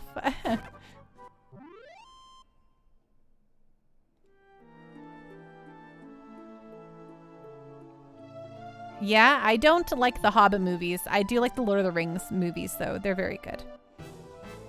But the movies I felt were insane because the Hobbit's not long and they didn't need to add all that stuff. It was weird. But hey, not everything is for everyone. Yesterday for dinner, I made a ham. I never made a ham before. And it turned out really well, and I was very proud of myself. I felt like I won the dinner competition. That wasn't happening.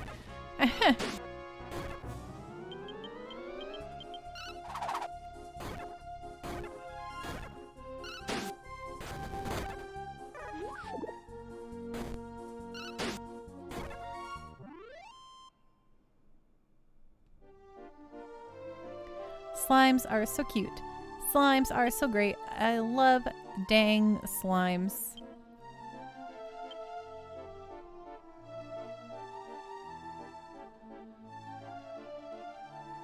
I did find the Hobbit movies enjoyable, but the original trilogy was much better. Definitely. Agreed.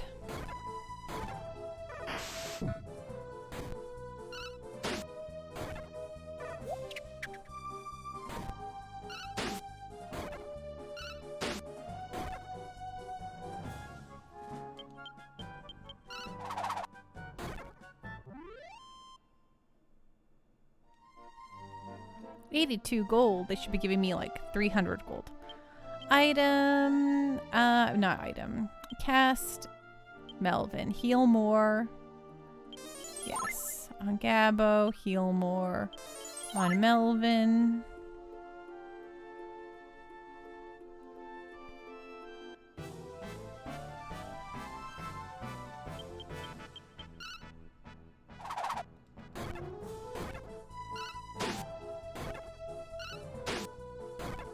Nice. Ooh, Gabbo became a sea dog. As the fighter, Ira became a grappler. So where is that? Ira and... Let's check everyone's info here. Info. Gabbo. He maxed out his pirating. Hello, Fennis. How are you doing? What's going on? What is on the up and up, my friend? So what do I have to do to get the next part? Okay, sorry, gotta goggle something here. Dragon Warrior VII class or job tree or whatever. I don't know. And then images, so I could look at it with my eyeballs. Okay, this is the one I've been using. So he became a pirate, and there's become a monster masher, and then you don't get anything else for that. There's no. Oh, that's annoying. A druid. Who wants to become a druid? Armamentalist? What is that? Warrior and mage. Well, geez. Well, maybe I'll have him learn a shepherd and then become a monster masher. I don't really know if that's good or not, but hey, whatever. Let's go. Well, we're not going to not learn stuff, so let's go. Ira sounds ready to suplex a train. Oh, that reminds me. Yes, also, thank you. Thank you, Fennis, for reminding me that Ira also had a class level up. But yeah, she's only a 3-star fighter right now. We're waiting on her to become stronger. So we're gonna go. I do not want to fight without getting job points or experience or whatever. So we're gonna go get Gabbo to become a shepherd so he can become a monster masher. I hope that's good. I hope it's strong. I hope Gabbo is good at being a monster masher. It was a mash. It was a monster mash. A monster mash. It was a graveyard smash. We're not in Halloween anymore, everyone. Just an FYI. Fennis, how was your Thanksgiving? Did you have a great holiday? Fennis, you are American, right? I'm not like totally just assuming. The monsters look stunned. Yeah, they better be.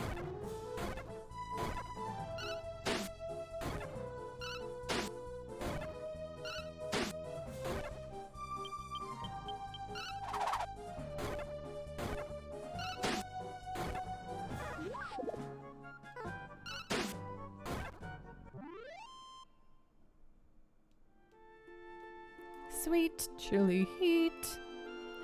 Money, money, money. Money. Okay. You are. Yes. But this one you're like, but I hate Thanksgiving. And I am mad that you even asked me about it. And I'm like, no, I'm so sorry. It was a pretty good day. Had some family and friends over. Nice. So you hosted? Don't mind me. It's just Pando's 21 questions. Let's go, go, go. I'm so nosy. I just want to know everything everyone does all the time. Like, oh, is that a thing you did? Tell me all about it. How was it? What did you eat? Return to Dharma. You and your folks? Ooh, nice. What was your favorite thing you ate? Yes, I would like to change Gabbo's class. He's going to become a shepherd now, which is going to be a hit to his strength. And I'm going to be sad, but whatever.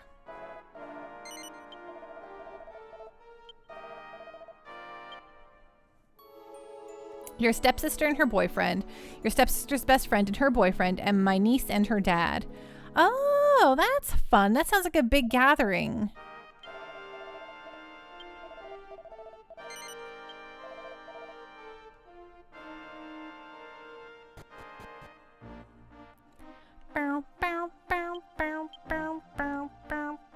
Cast, pan, return to the ruin.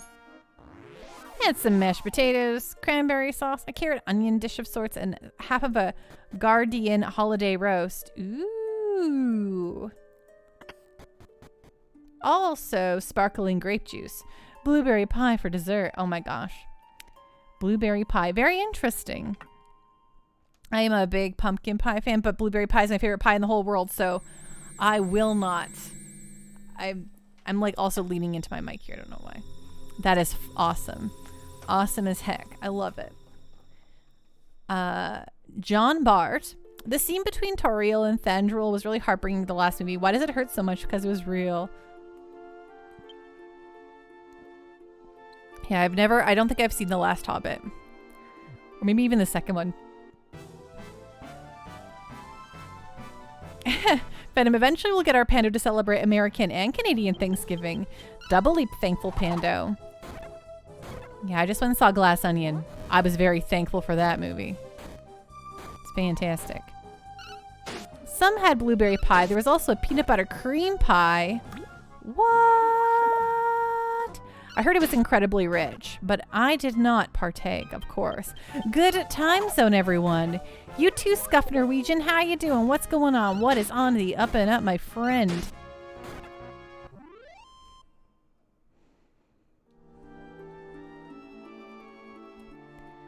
Okay, what do I want? Item. Right, we want to heal. Cast. Melvin. Heal more on Ira.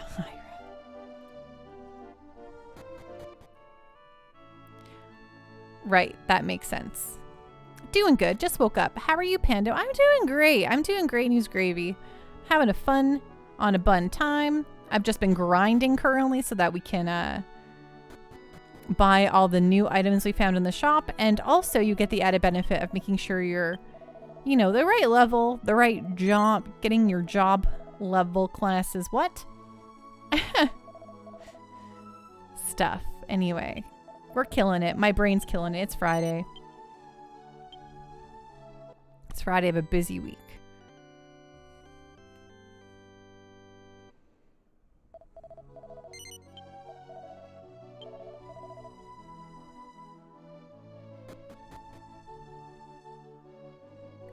We've all been there. All fell in love with dwarves that died.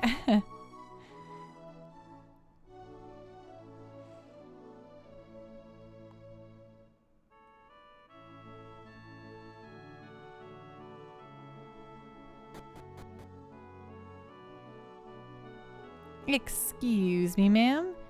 Really, ma'am? Oh my gosh. Never mind. Don't let me cut through the middle. Why don't you?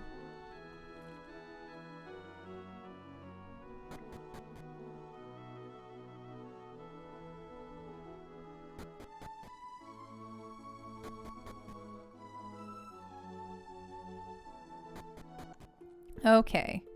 Time for wander around a circle again. This little valley here is my favorite spot. Why? I don't know. Don't think about it too hard. It's just a good place to run around in circles. That's pretty much it.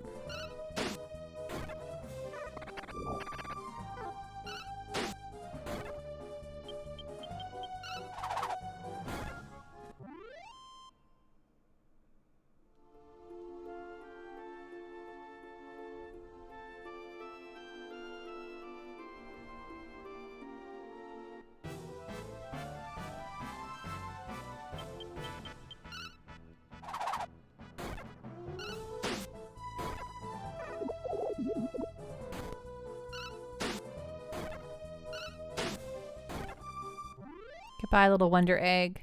Thanks for wasting my time with 28 gold. What am I gonna do with 28 gold? Nothing. I'll tell you what, nothing. I need hundreds of golds.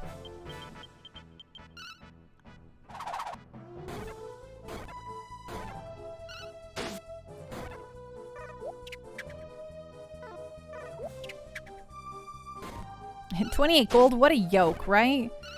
That flippin' egg. He's cracking me up. Fen is so. Fun fact. Love a fun fact. Ooh. Squeenix was born 20 years ago today. Oh, that's fun. Ooh, good job, Pen. Level 29. Really killing it.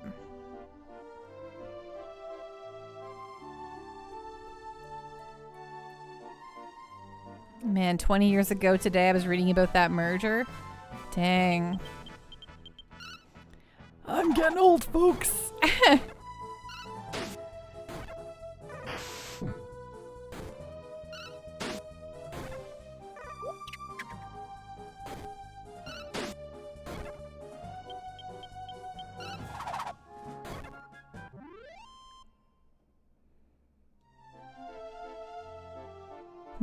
Oh, gotcha. I was like, wait, Square's gotta be older than that. Yeah, Final Fantasy's at least 35 years old.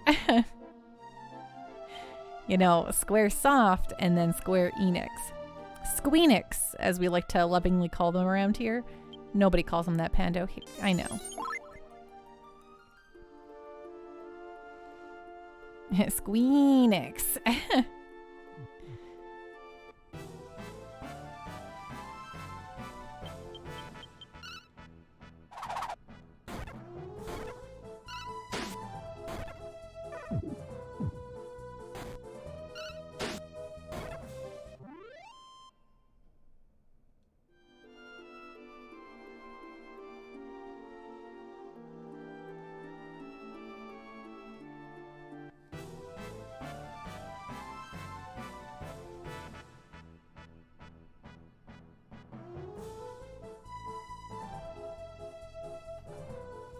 You do miss the individual companies?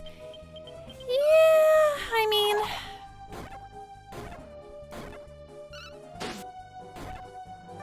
I don't really know, like, what anyone would have become otherwise. Like, we might have lost Squaresoft completely because they were in a heap of trouble at that time. Oh,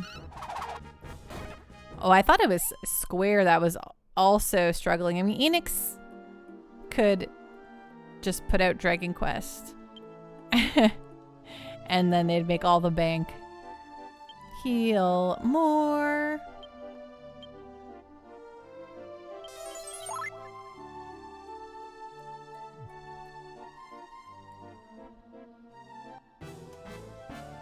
Yeah, Spirits Within, it cost a good gajillion dollars and it flopped. Mega flop.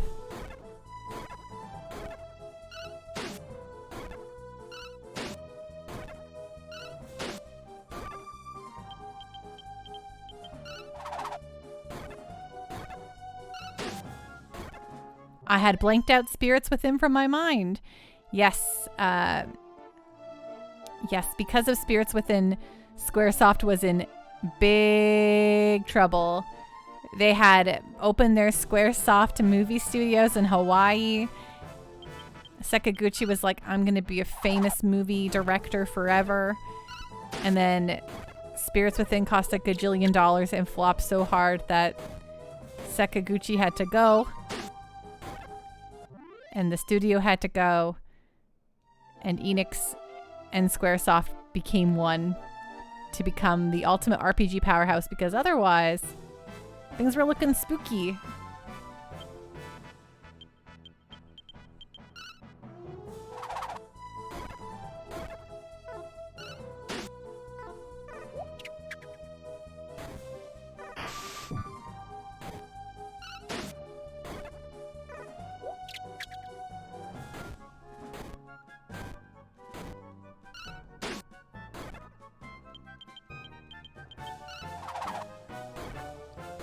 Scuffner region. Wow, I loved hitting that movie, but had no idea it nearly killed the company. Yes, it was pretty wild times over at Squaresoft during that time. There's a reason why Sakaguchi did not stay at the company. And yet the movie, no, Captain Giraffe, you're not wrong. The movie's not the worst movie in the world. It's just no one knew it was. I just think it wasn't marketed well. The Final Fantasy fans who wanted to see it, it wasn't enough Final Fantasy for them, so they hated it. And then the people who were not Final Fantasy fans who would maybe go see a cool sci-fi movie, it didn't have enough there for them, so...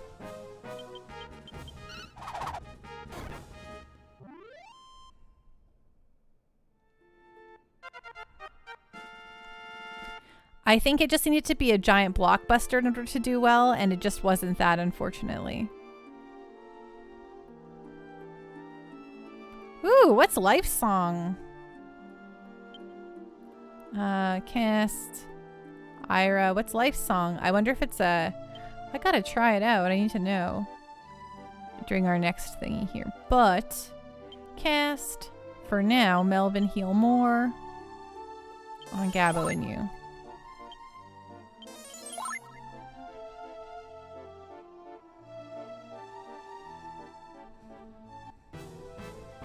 And hey, Captain Giraffe, how are you doing? What's going on? What's on the up and up? How is your day going?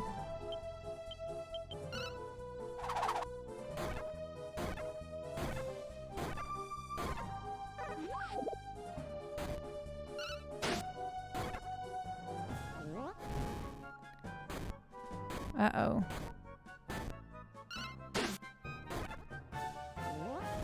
Oh dear. This bad.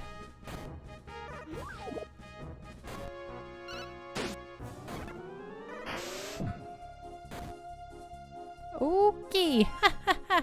Ooh, this is gonna be tough. Okay, fight.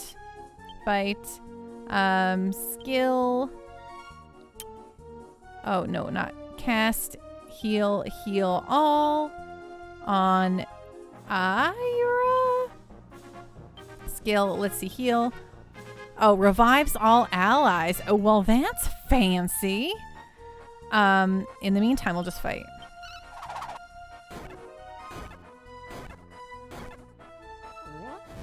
Oh, well, that's okay. That's gonna kill Ira for sure. Sorry, Ira.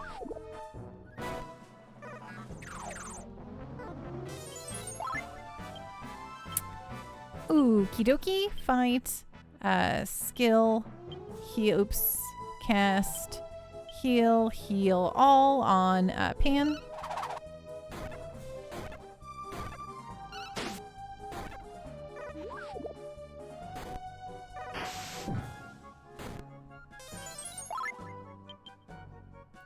Okay, fight.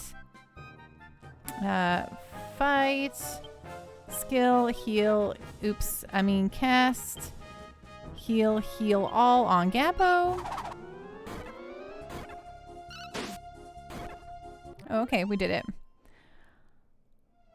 Going okay. Got my nephews and mom's gifts done after work. Mostly just lurking. Nice. Awesome. I also got a lot of Christmas stuff done in the last couple days. John Bart. Sakaguchi was really happy with the company. He thought they were going against the core values and thought they were becoming greedy. He also didn't like the Final Fantasy games were headed.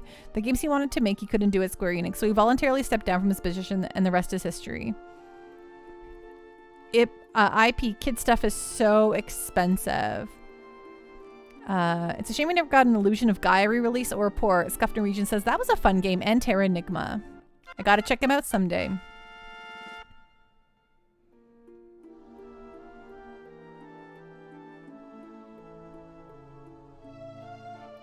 Sakaguchi loves 14 though. I can see that. Okay, I need Melvin to cast. Melvin Vivify. Good, good, good. Okay. Now, cast Melvin Heal All on Gabo. Heal All on Ira. Perfect. Like nothing ever happened. Intellectual property. He's all about Paw Patrol minions at the moment. Oh, yes. Okay. I wondered if you actually meant like IP as in intellectual property, but I wasn't quite sure in the context of what you were saying if that was quite right. Wasn't happy with the company is what you meant. Yes, of course. But I think he was also like, people didn't like what he was doing as well. I don't think that Square wanted him around anymore either.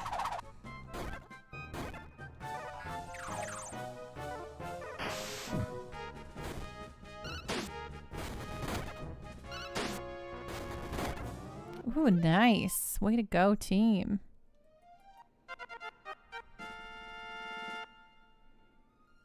Oh, good job, Gabo.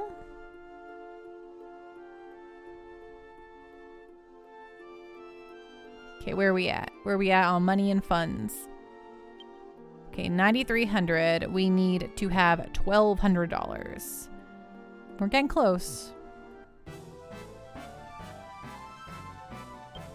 Oh, it's those smarmy dragons. Are there any tell-all books about Square Squeenix, Professor Pando? Scuff Norwegian, that's a great question. I don't think there's any books per se, and Japanese companies are notoriously quiet. Like, no one's gonna willingly talk on the record, but everything I know about it is what I read during like news releases when it was all going down. And hear like, you know, stuff, because I was old enough to be following all of it when all of this was happening 20 years ago. I was like 18 and I was like in deep. Like I loved Squaresoft a whole bunch. So I was just reading every news story that came out about it. And that was always the stuff I was reading. But I bet you like someone's got a great like internet article about it. I bet you someone has a great YouTube video about it.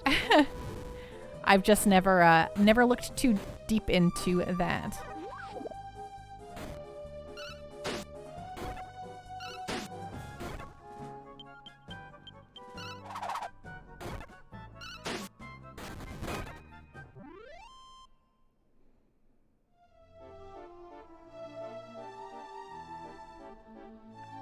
I wonder if my JRPG, I'll have to investigate. I have like that big JRPG book that goes through a lot of stuff, like goes through almost every JRPG that has existed up to the point of the book coming out. And I wonder if it has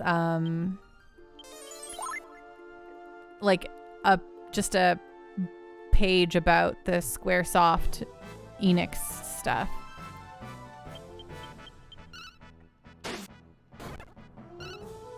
I read a book about the story of GTA and Rockstar the other day. It seemed really well researched. Yes, I think especially with North American companies, you're going to find a ton of people who are willing to talk about that stuff on a regular basis. Japanese companies are just notoriously tight-lipped.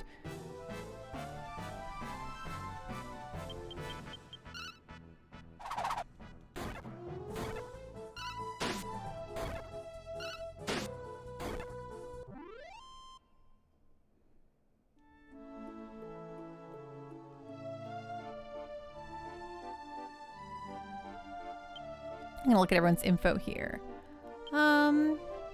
Okay, still learning your Dragoon business. Gabo.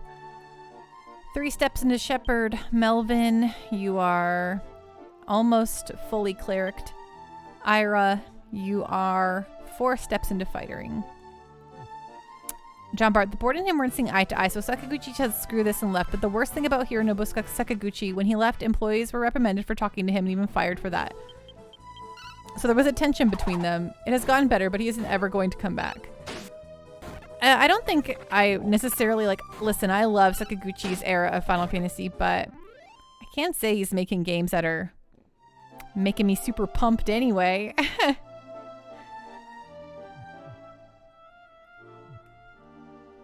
To be fair, I haven't played his mobile RPG, but I want to play mobile RPG. Maybe if he brings it out to the Switch or something, I'll check it out, but I don't think it's particularly what he's interested in anymore, and that's totally fair. There's a lot of good video games out there, and I don't need Sakaguchi era Final Fantasy games anymore. I have them. I own them. I can play them whatever I want.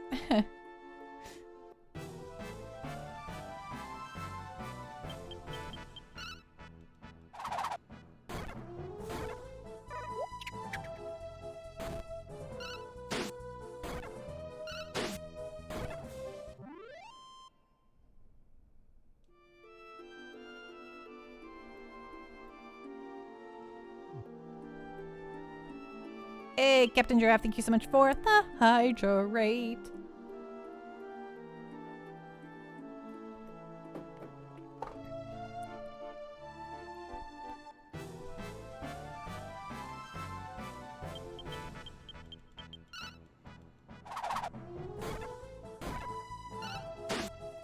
John Bart, he was invited for the 30th anniversary of Final Fantasy. Everyone was really happy and smiling, so there wasn't any tension, just a good time. That's nice.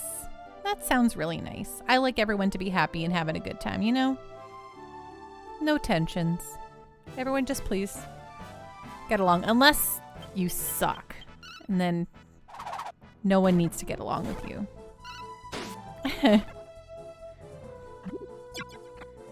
Ugh. Oh, good.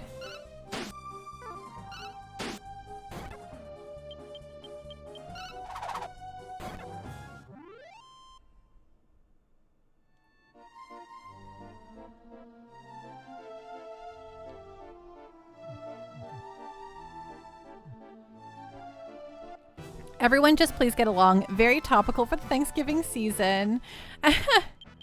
Right? You know, like, so my entire youth, so, I mean, Canadians have Thanksgiving at the same time of year, but it has the same sort of vibes. And every Thanksgiving or like family gathering, we've never really had those like weird tensions at the table, right? Hello, Ollie, please. How you doing? What's going on? What's going on? What's on the up and up? But I think I've always had a very small family gatherings. Like, we've never done like the giant family like get together. So you like wholesome? I like wholesome. Ooh, Pan became Avenger. Pan learned quad hits. Quad hits? That sounds good. Is he Max Dragoon now? Because if he is, then I have to go drop him down to a cleric, and that's going to be stupid. But it's the only way to get him up to champion. Have you seen the movie Napoleon Dynamite? Describe it as wholesome weird. Oh, I've absolutely seen Napoleon Dynamite. Napoleon Dynamite was incredibly huge when I was like 20 years old. Like, there was no avoiding it. What am I doing? I'm healing. Oh, wait, I was looking at info. Okay, what am I doing? I want to see the info of Pan. Oh, he is a Max Dragoon. Okay, so now we have to start him on his path to be a master, a Pokemon master. But no, to be a paladin, because once he's a paladin, he can become the champion, which is the tier 3 class in this video game. But the only way to do that is to make him be a cleric for a little while, and that's going to be kind of a bummer because Pan does so much damage. But Pan needs to become the champion, so we need to take the hit for a little while and become a cleric, and it's going to be a bummer, but you got to do what you got to do to become a paladin. Ollie, please, you've only ever played it Dragon Quest XI. Most folks have only played Dragon Quest XI. I have always been a very big fan of the Dragon Quest series. Since 7, I guess, which I guess was 20 or so years ago.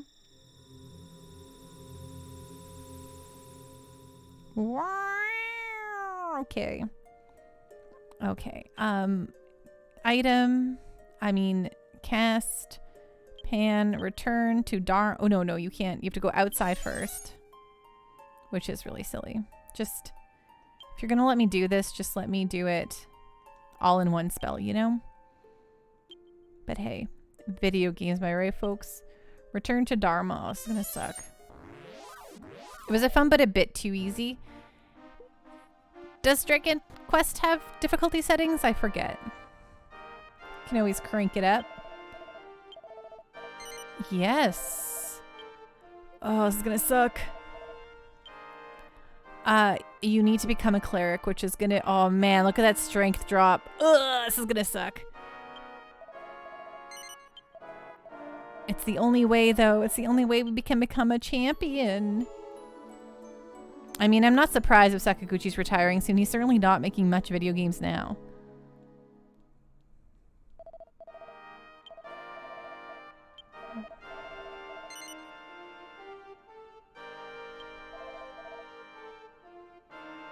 Well, Umatsu's a madman. He makes so much good stuff. I wouldn't be surprised either. I mean, they made good stuff. Now they can retire. Return to the ruin. Hey, Crazy, how you doing? What's going on? What is on the up and up, my friend? Great to see ya. They're turning the Final Fantasy VII Remake to Kingdom Hearts. I don't know about that, but I liked playing Final Fantasy VII Remake an awful lot, and I don't really love Kingdom Hearts, so... But I also, like, do not care about the story of Kingdom Hearts, so... It's too much. Too much silliness. Yes, we do, in fact, meet again. I'm doing great. How are you doing? But the power of friendship. Listen, I loved Kingdom Hearts 1 and 2 a lot. Way back in the day. And then I played some of the middle ones, and I was like, I don't really know what's happening, but okay. And then Kingdom Hearts 3 came out, and I was like, sure, let's play it too. Everyone seems excited about this. And then I was like, oh, this sucks. I just was mashing through all the dialogue. And that ain't me, man, but I super was like, I can't do this. Now, that's rude. I shouldn't say it sucks. It was, you know, well crafted. Good job. But I just was not there for it.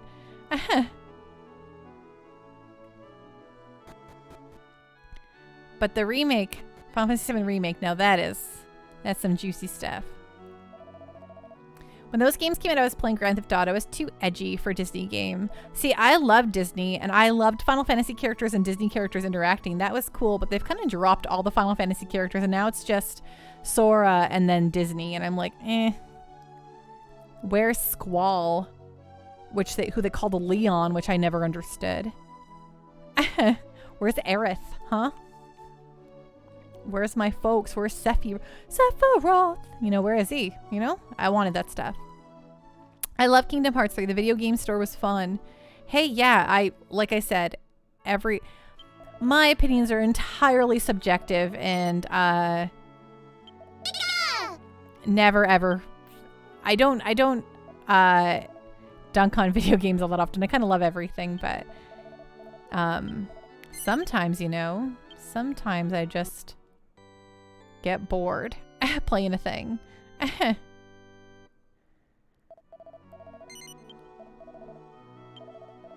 But I'm glad everyone else can love it.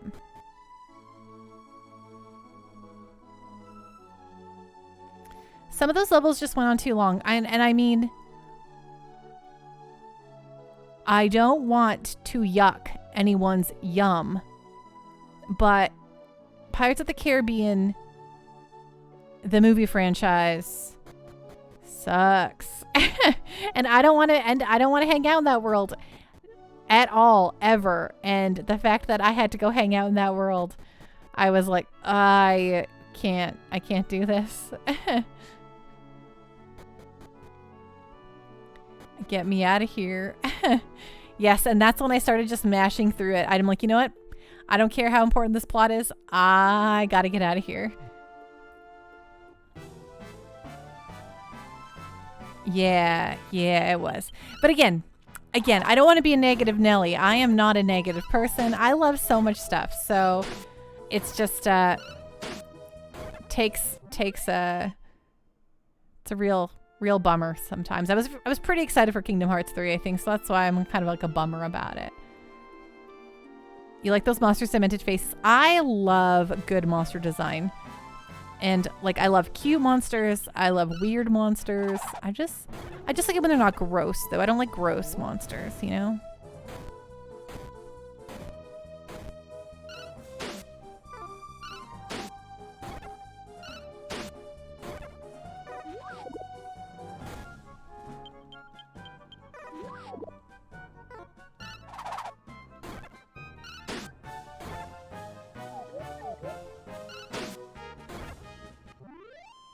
Your niece loves Frozen, so she enjoyed that. I kind of wish that with Frozen, it didn't just tell the same story that Frozen told.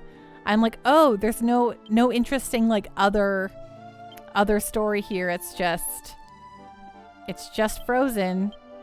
Again, I know how this goes. I've seen the movie multiple times. And so that was a bummer for me, but hey.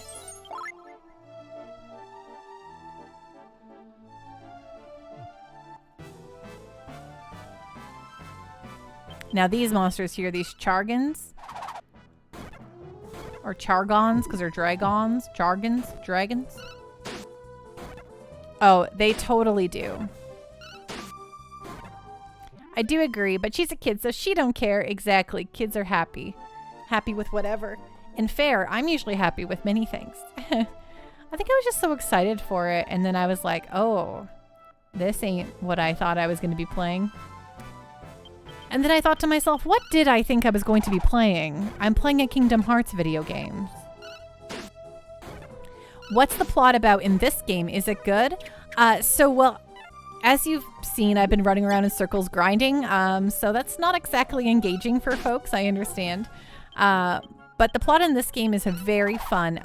So it is about, like, Dragon Quest games are not ever necessarily known for having, like, well, that's not true. People love the story of Dragon Quest V and its generational stuff. But in this one, I love it. So you're a young man who lives on an island in the middle of a vast ocean. And as far as anybody knows, there is no other continents people have explored, but it's just your island, the ocean, and that's it. That's the whole world. And you stumble with your friend into some ruins one day and discover these like special pedestals, and when you activate one, you get flung into the past to a little island that no one has ever been to, where things are going very poorly for them. And you kind of save the day, you save the people from whatever terror is happening on that island, and then you return back to the present, and suddenly that island has appeared into the ocean. So you're basically solving the mystery of why the world used to be populated with other continents and islands, but all of them were destroyed at some point, and so you're changing history and making it so they come forward to the present. And it's really fun because you explore the island in the past, you save it, then you can explore the island in the present, and it's just a really cool gameplay loop. I find the story fun.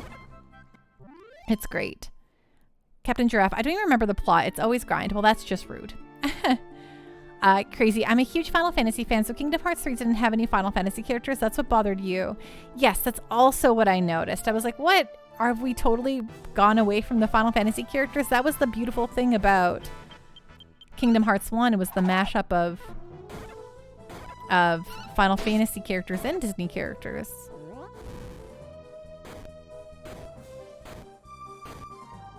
Yeah, it is really good. A lot of people find this game to be very slow. There's not really like a giant, like we hear bits and pieces of maybe a giant overarching villain, but he's not here taunting us. He's not like present. We just hear about him from the past. But I like it. It feels just, it's a cozy kind of game. Item. Okay, here we go. Cast. Melvin, heal more.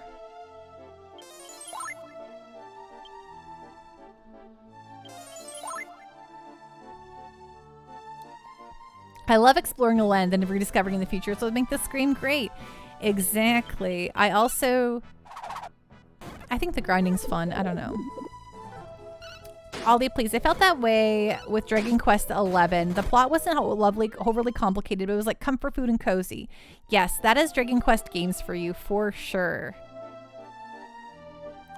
That's their whole deal, I feel. The plot's not crazy, but there's always, I think it's always like the overarching plot's not like super in-depth or wild, but it's always the little stories in like each town and village that are like super deep or super dark or super weird. And those are the ones that like, oh, wow, okay. That's the strong point, I think, of the Dragon Quest series.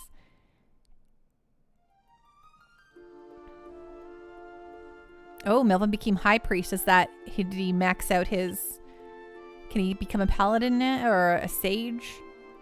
Let's see. Info Melvin.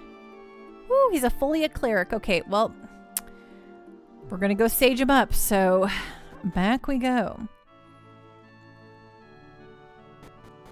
I got a platinum trophy for Dragon Quest XI. I beat the game and then did the side quests after you beat it. Yes, when you beat the game, they call it an epilogue, but it's literally just... It's like the actual, it's just more game. You have to, I don't think it's actually an ending really, which is kind of a bummer, but you have to, that they didn't just call it the ending after you beat that part.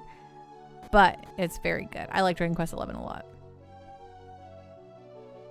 Okay. Mel, we got to go back to the present. Go to the temple where you change your class. Get Melvin to be a new class. And then we can come back and continue the grind. But this is good. This is kind of what I wanted to do while we were grinding, is to get classes leveled up for some of these new folks to the party who come to you classless and low level, and it's a real bummer.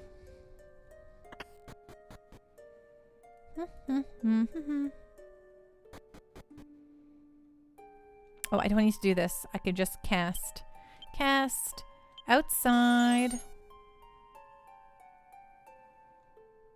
Okay, cast. He return to Dharma Temple.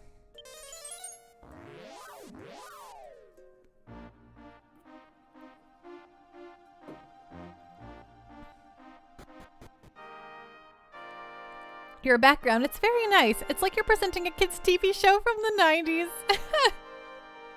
I love it. Yeah, no, this is just all the stuff I own, and I was like, sorry, I'll go right back to the game here in a second. I'm just going to explain my background. So I live in a really small apartment. It's a bachelor, so it doesn't have technically a bedroom. So where Snorlax is, if I didn't create this little nook for myself, like I put the shelf behind me. I put all my plushies here. I got a giant Snorlax to kind of hide my entire room, because before you used to be able to just see my entire apartment. Like, this is my kitchen right here. Like, I'm holding my kitchen counter right now. So yeah, it's an incredibly small apartment. So yeah, I created this tiny little streaming nook for myself. Also, I work from home, so it was nice to kind of create like a little wall for myself that's like a home. I do have 2 Tomberries right here. There's my 2 Tomberries, my terrible Tomberry twins, my Cactuar, and then all my other buddies. Yeah. And hey, I did some art today at work. I know that sounds funny, but you want to see my art? Look at that. I did some Japanese marbling. Isn't that cool? I'm just I know I showed folks already, but I'm showing you all again who are looking here now. Isn't that neat? I learned how to do look at that one. Isn't that cool? Ooh, I think it turned out really neat. What a fun thing that I learned to do today. It was like a team building exercise at work. Thank you. And this one's like kind of calmer, nicer. So cool. Tom Berry's your favorite enemy. So adorable. Agreed. I also love Tom Berry. Okay, what am I doing? Oh, right. Yes. I do wish to change class. Melvin is going to become a mage. Wow, he's going to do even less damage. Great. But that's okay. We need a sage. We need a sage in the party, so... Thanks, John Bart. Ollie, please. It's great. When I stream, I just have my dirty socks on the floor. Yes, another reason why I wanted to hide my apartment is I keep my place clean, but I throw my clothes everywhere. Like, I'm very bad at putting away my clothes when I change, and I just leave them all over the place. So it helps me that I don't have to run around and clean up my house before stream every time.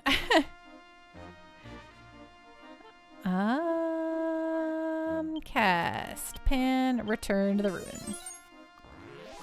Have a great night, John Bart. Rest well, be safe. Thank you so much for hanging out, and have a really good weekend, okay?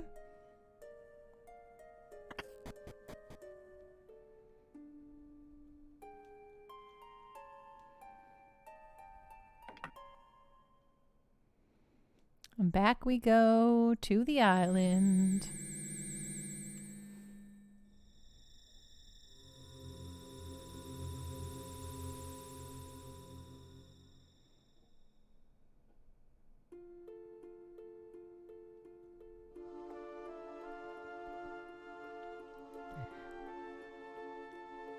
About 15 minutes ago, there was a 4.9 off Vancouver Island earthquake. I felt that a tiny bit. Your lamp shook. Oh my goodness. I have never felt an earthquake, but I'm pretty spooky. Crazy. It still bothers me. Kiefer doesn't come back. It still bothers you that you say Kiefer doesn't come back. I mean, what the hell, LOL. Well, Ira is his, not his offspring, but his ancestor, and she's technically a Kiefer. So, so you do get Kiefer back, just, you know, through his years.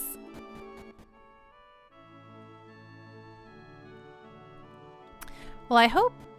I'm always okay. I don't want to be, you know, I don't want to be one of those people, but I'm always nervous about the Western Seaboard sinking into the sea. So I'm like, oh gosh, I hope that's not the beginning of the end for the West Coast.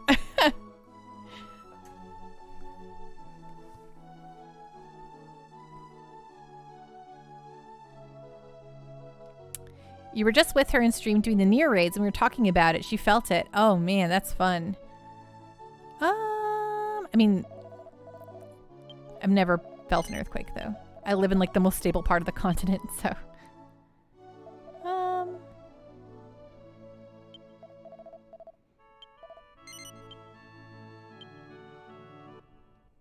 You've watched streams where an earthquake was going on. It's surreal to see. Yeah, it looks wild.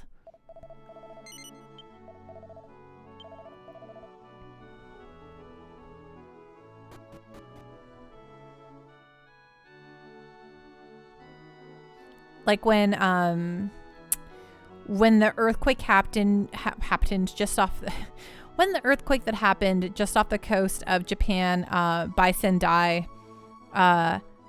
when that sucker happened, seeing the buildings in Tokyo like sway, that was like the craziest thing I've ever seen on the internet. Well, not on the internet. I've seen some crazy things on the internet, but it was just one of the craziest things I've ever seen. It was like, holy baloney.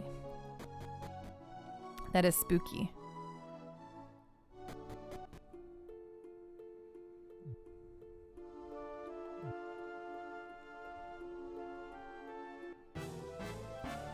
I live in NH, you mean New Hampshire, right? We have all of the earthquakes here, but they are always minor. Right, yeah, I think, yeah. It's crazy.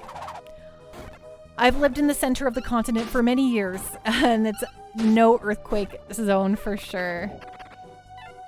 It's just big ol' nothing on the middle of the plates.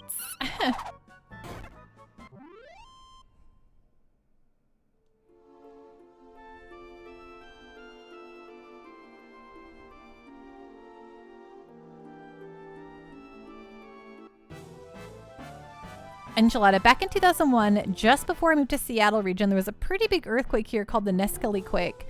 My uncle was in a tall building in Seattle, said it was swaying so bad. My grandmother, when she was still alive, slept right through it. And she's probably like, oh, this is nice. I'm being rocked to sleep like when I was a little baby.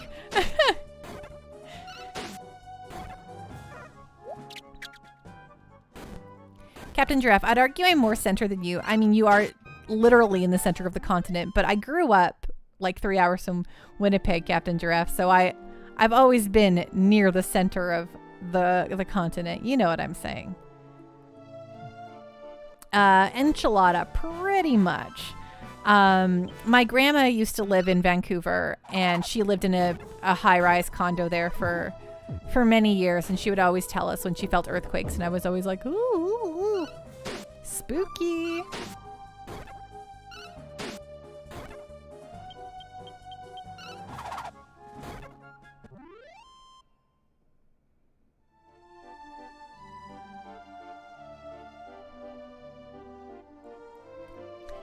Reminder, don't visit grandma during an earthquake.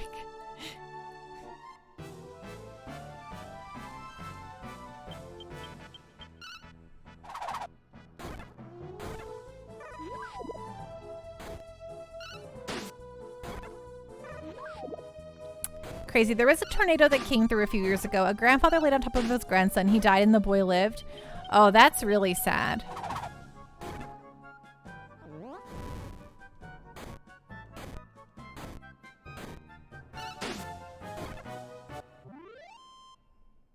I've seen a tornado before. It was really cool, but it was far enough away where it didn't pose any sort of danger. And also I was happy I got to see it, but also tornadoes are really dangerous. So glad I didn't experience it in that capacity. And nobody was hurt the tornado I saw. I just was in the middle of a field. Near nobody.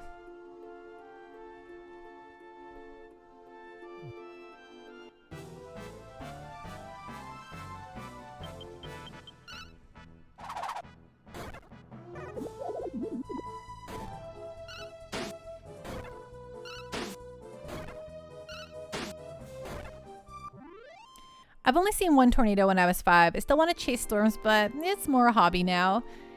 Yeah. I mean, I saw Twister and thought tornadoes were literally the coolest thing I've ever seen in my entire life, and I wanted to see one so bad. Then I did see one, but as I've gotten older, I realized that, you know, tornadoes kill so many people, and I try to be more sensitive about it now when I'm like, yeah, I want to see tornadoes, and I'm like, oh. Lots of people die in them all the time.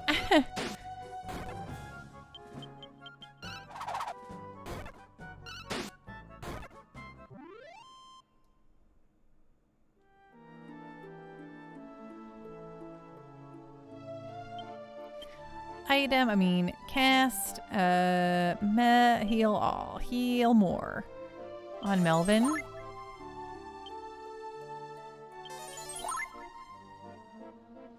Captain Giraffe, I haven't been in a tornado, but I was in plow winds, I think they're called. It was described to me at the time like it's being on the outskirts of a tornado. Interesting. I haven't heard that term before, but I have definitely like been in some like hurricane level winds. And that's always real wild. Okay, we're at 11,000. We're almost there to the 12,000.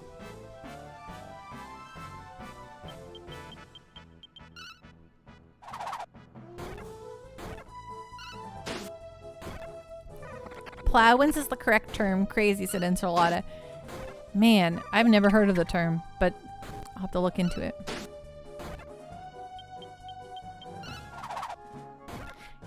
What did you eat for dinner, everyone? I never asked. I know you're all probably, many of the Americans here are probably still suffering food comas, but how about the rest of you? What did you all eat for dinner tonight? I mean, even if you are American, you can tell me what you ate for dinner tonight. It's probably going to be leftovers, but...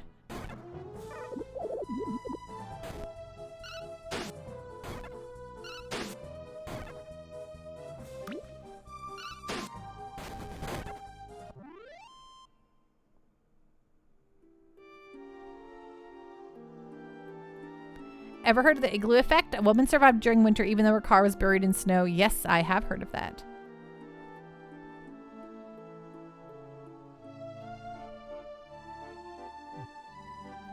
Scuffed Norwegian. I had burgers yesterday celebrating Dad's 60s. Still full. Oh, well, hey. Burgers are great. I loves the burgers. Captain Giraffe, Little Caesars. Sometimes you just want cheap stuff. Yes, I always say sometimes you just want a garbage pizza, and I don't mean that in a bad way. Like, I know that sounds like I'm dunking on the pizza, but no, sometimes you just want a garbage pizza. You know what I mean? Like, just complete garbage food. It's not good for you in any capacity. But man, sometimes that's what you want. And I'm with you. I'm with you. I like a Little Caesars deep dish is my personal go-to when I'm eating that. Yes, happy 60th to your dad, your dear old dad.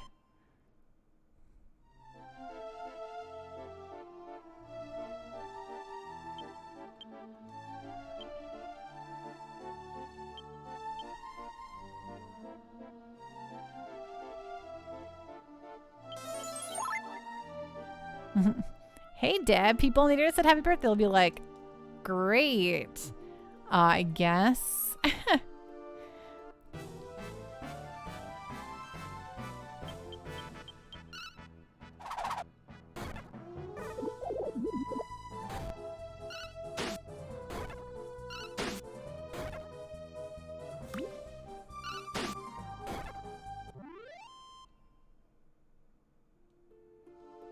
Nice. Sweet chili heat, sweet chili heat. Captain Giraffe, do you know what I still sometimes crave? Even though I haven't had it in 15 years, McCain's Pizza. Sometimes I'm just like, I want that cardboard pizza in IDKY. You know what? I have never really had the McCain's Pizza. I've always been like a Delicio. Well, when we got frozen pizzas as a kid, it was usually like a Delicio kind, but now if I buy frozen pizza, I usually get the Dr. Ocker's Restaurante, which is like the thin crust with like the, you know, some of the nicer toppings. And yeah, it's basically like cardboard, but with a nice like saltiness on the top. And I do crave that on occasion too. Oh, I'm sorry to hear that, Crazy. You know them, yeah. I love the Restaurantes.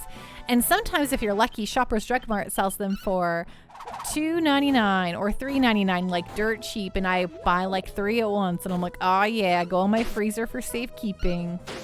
But I haven't found one of those great deals in a while. The Safeway near me that I can like walk to easily.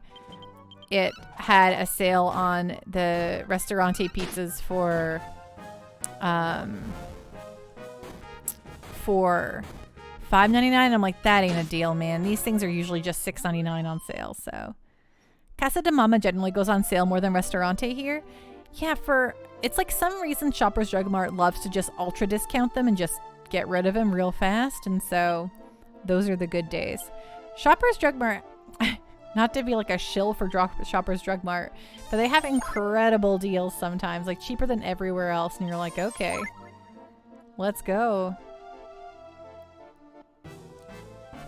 Crazy. We get Domino's, but honestly, Domino's gets old.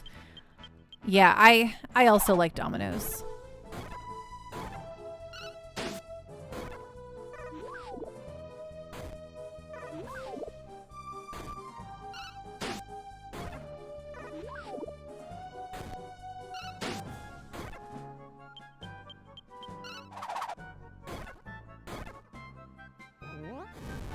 Sippin' Boomer. I'm always down for a frozen pizza, right? Sometimes you don't want to think about what you're going to eat. And you just want to put some food in your body. And a frozen pizza does the trick. How you doing tonight, Sippin' Boomer? What's going on? What is on the up and up? Stuffed crust frozen pizza is so yum. You know, I've never bought a stuffed crust frozen pizza. I always feel like it's extra indulgent. I haven't got really into it, but maybe I should. Maybe I should do it. Oh, we did it. 12,000. Woo! Now we can stop running around in a circle and step up to the plate with some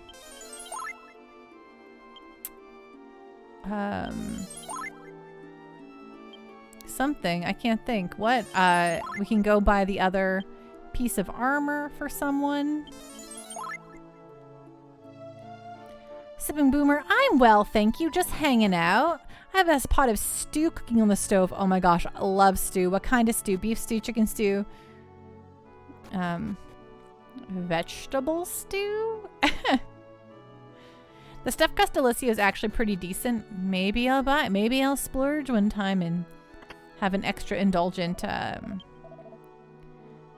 pizza meal one time.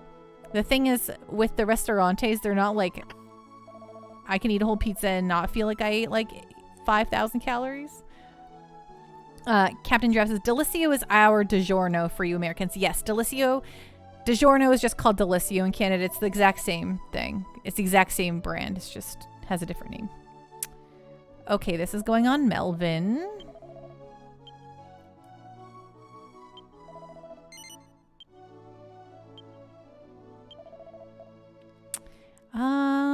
I think that's it for everyone. 160, whatever. Magic. It's like good, but... Oh, Expel. Oh, I should get her the Expel shield. Fine, it's another $11,000, but Ira should have everything she can. And also, I want to try to get Pan to be max cleric before we move on so I can make him a paladin. Beef stew with carrots, onion, celery, potatoes. Oh, that is top-notch stuff, Sipping Boomer. I love beef stew. Nom, nom, nom, nom, nom. Okay, what am I doing? I'm going to... Oh, right, I want to sell. Sell, please. I would like to sell Melvin's heavy armor.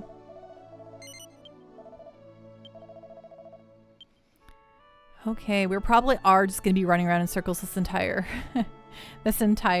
stream, but that's just what we do. We need a good grind sesh before we can continue on, and that's what we're doing. Crazy, we have a place here that makes a Mamma Mia. Mamma Mia is a hamburger, 4 cheese, and ricotta cheese. Interesting. I actually don't like ground beef on my pizzas. I think it's way too much meat. I prefer... pepperonis or salamis or something like that, but I understand the appeal. Okay, running around in circles, part 4.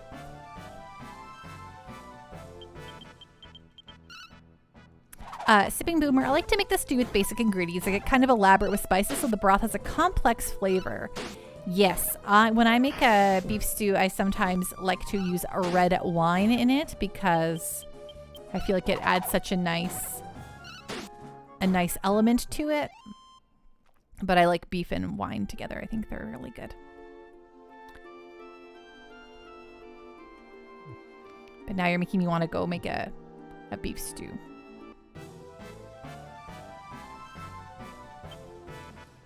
Broth flavor is what matters. Yes, I am a big... I love making soups. Soups are one of my favorite things to make in the whole world, so... I can fax you some stew when done. Oh my gosh, thank you. I will eat that paper with joy.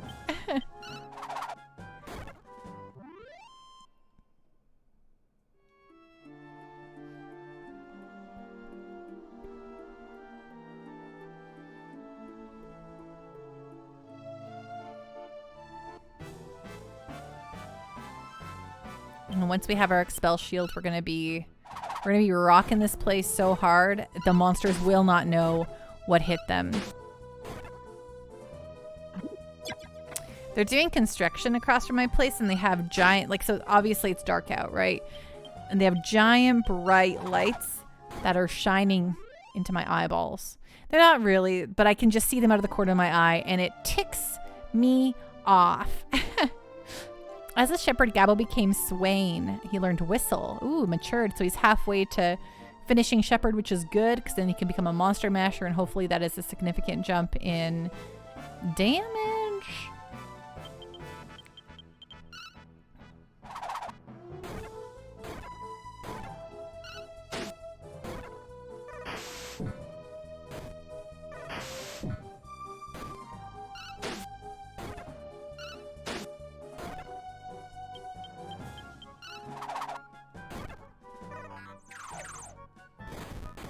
Ooh, brutal hit. Rude.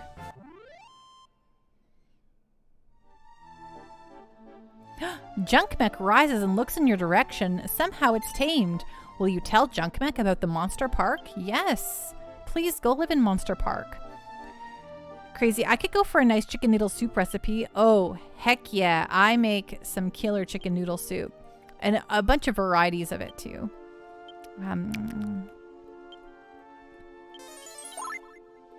Man, I'm gonna be hungry after stream. I'm gonna I try not to eat too late because I don't like sleeping with like a belly full of food. I just don't think it's particularly good for me. But sometimes you just want to eat some late night food, you know what I'm saying?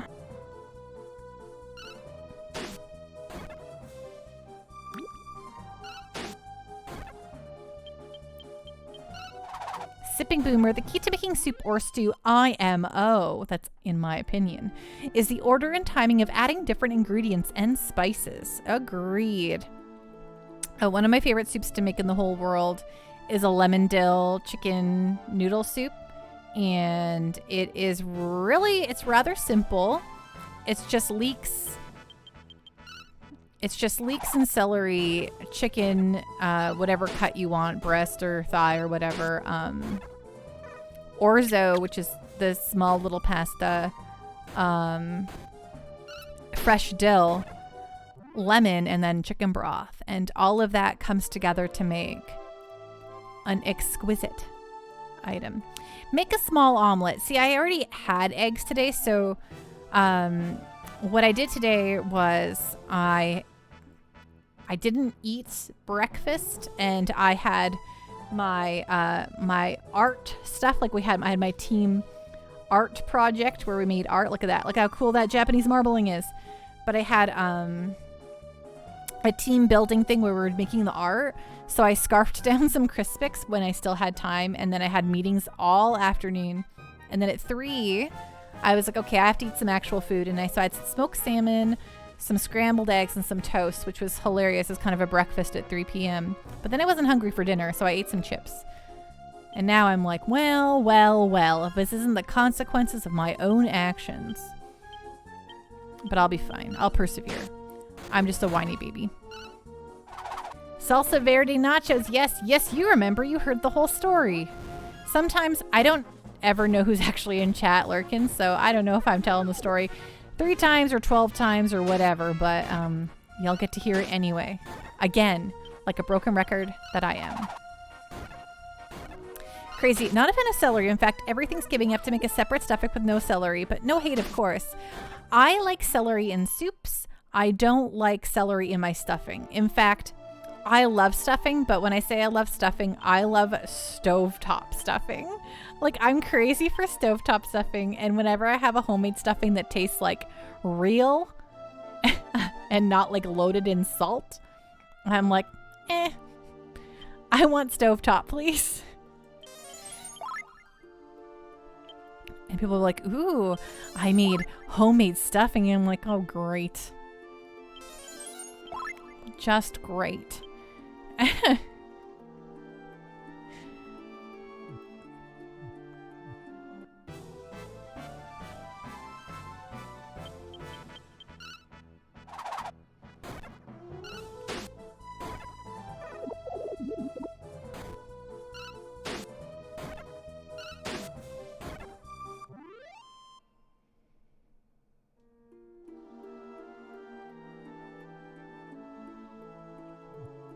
Sometimes I buy stovetop stuffing for myself and I make it just for fun.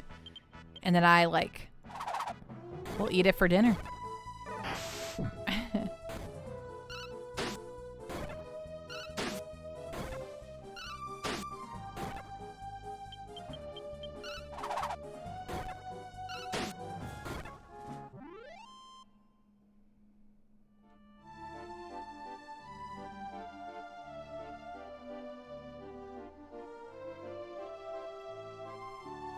Those salsa verde nachos are really good, though.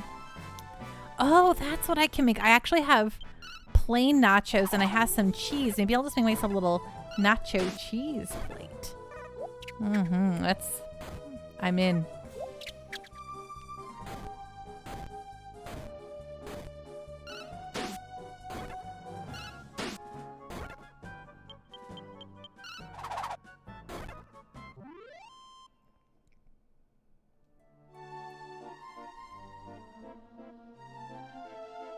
Bell Stuffing, you believe, had no celery either. Is that an American brand?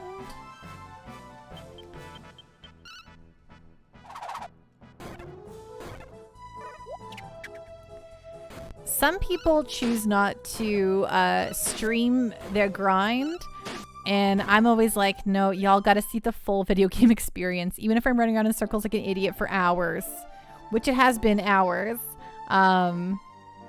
I feel like it's important to fully document the video game in its complete and utter wholeness. I'm doing a service for you all here. Ooh, Pan became an acolyte. Good job, Pan.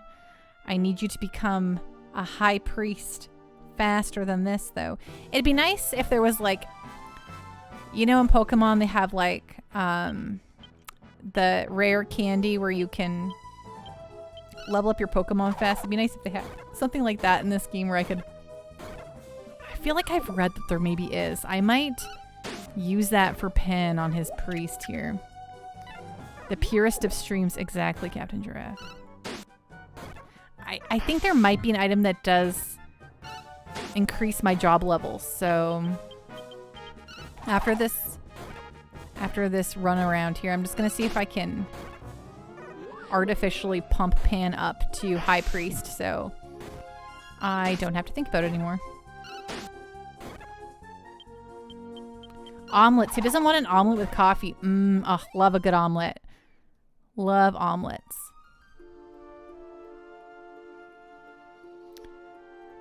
Okie dokie. Let's see. I think I might have something that does that. Okay, max MP, boring. Cabo. Life Acorn, boring. I mean, I have to use that stuff eventually, but whatever. Play to revive, gone. Memo on monster habitat. Tiny metal, yes. Okay, let's start from the back half here. Feed it to a monster. Defend seed, seashell hat. Okay, no special effects. Works if user dies. Open certain chests. Use as item in combat. Heal HP of 1. Use an item in combat. Letter from the priest. Key of the priest. Open certain doors. Has a black luster. I don't know if I trust that. Can attract monsters. Blueprint, Flora J, Murmamoon, cause confuse. Raise approval of 1. Restore MP. Oh, I should give this to like someone who needs to restore their MP. Melvin.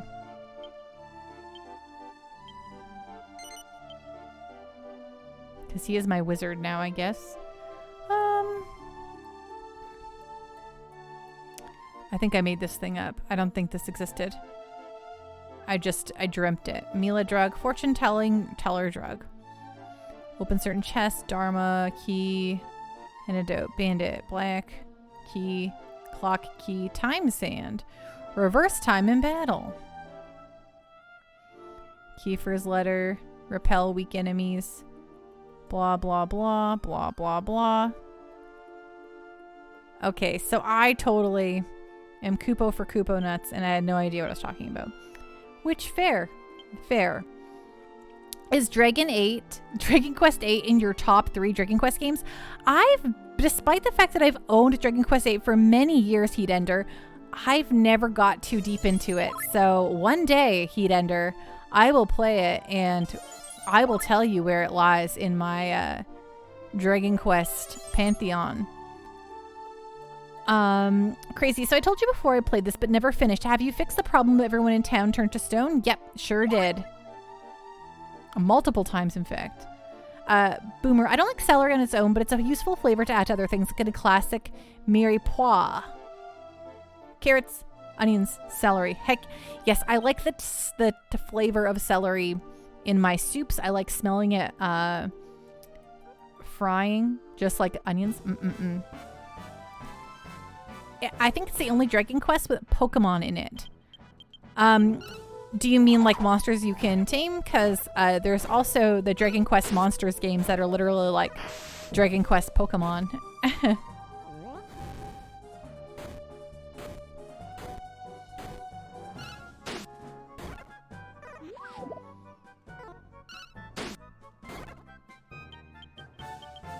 Oh, I see, yeah.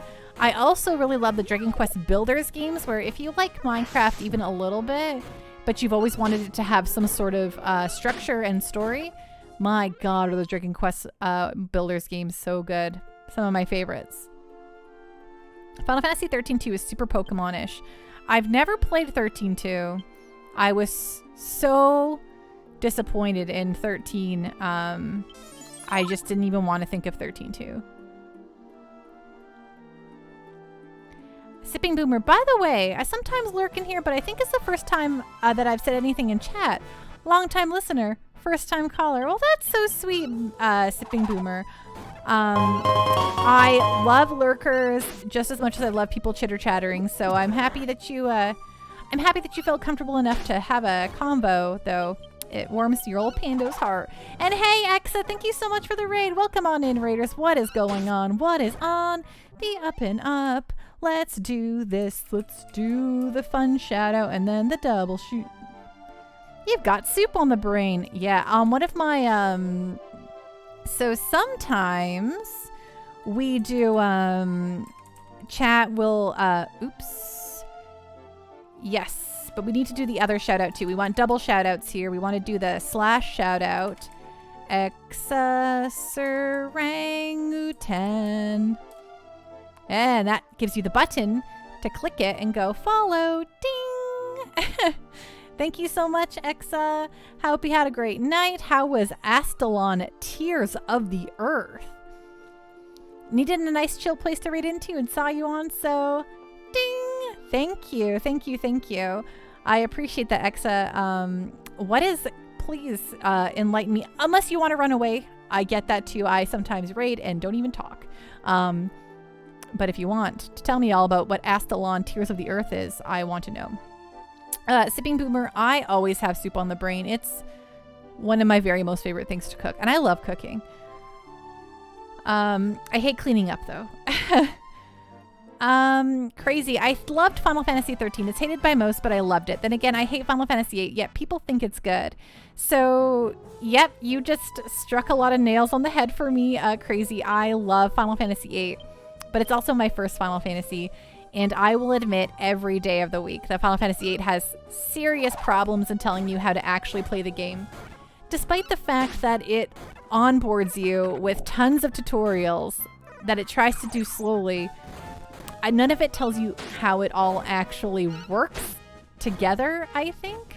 And so I think it can be not understanding how to exploit the systems, I think really hampers Final Fantasy VIII, and it sucks that you kind of need a guide to be like, oh, I get how to make this game work for me, and then you do it, and it feels really good. Yeah, the thing with the draw system is like, if you just play cards and then have your summons break down the cards into the things you want it to be, then you're like laughing forever. But never do they tell you that. You have to figure that out yourself. Exa, pretty good. Some very weird decisions about where the game handholds and where it tells you absolutely nothing. Love it. What kind of game is it though, Exa? Captain Giraffe, is that what that is? I've been wondering why sometimes the megaphone shows up in chat sometimes. Yes, it's a new shout out feature which allows will put the person up on top so people can just click the follow button without having to navigate to a channel that is currently offline. And I think it works better for folks to follow people without having to. It removes barriers to following, and I think that's important because as someone who's exceptionally lazy, I don't follow everyone sometimes because I'm like, I get off stream and I don't remember who, like I don't go navigate to the whole thing. So now I can just click a button because I'm lazy. Sipping Boomer, a big part of how I feed myself involves making a whole bunch of food and freezing it in single portions. So a lot of soups, stews, and curries. Oh, that's the way to live your life. I wish I could be more proactive when it comes to meal prep, but I'm literally the worst about meal prepping. I'm very much cook what I want to eat at that moment, and then I'll eat the leftovers for a few days. But I can't tell you what I want to eat on Monday. It's sort of a Metroidvania with the roguelite facet of dying over and over again to progress both in power and in lore revelations. It's pretty cool. Very nice, like retro-like. Well, those are all things I really like. I love roguelites. But yeah, like every puzzle has a little here's a hint about this puzzle thing in the room, but then it doesn't tell you what any of the power-ups do until after you've bought them, and a couple of them I still don't know what their actual game effect is. Oh, that's something. Crazy. I did beat Final Fantasy VIII because I owe it to myself to finish it. I just didn't like it as much as others. And that's completely fair. When I first played Final Fantasy VIII, I was 15 years old. I was a 15-year-old girl. I loved the fact that it was a video game with a love story as its central factor. And I was just enamored with it.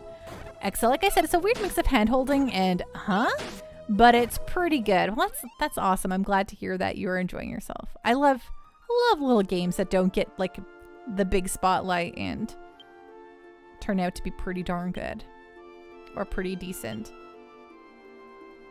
It's why I love the indie game scene. You know what I'm saying?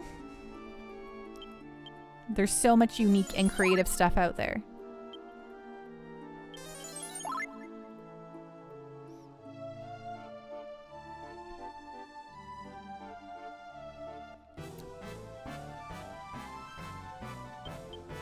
It's also why I stinking love Game Pass.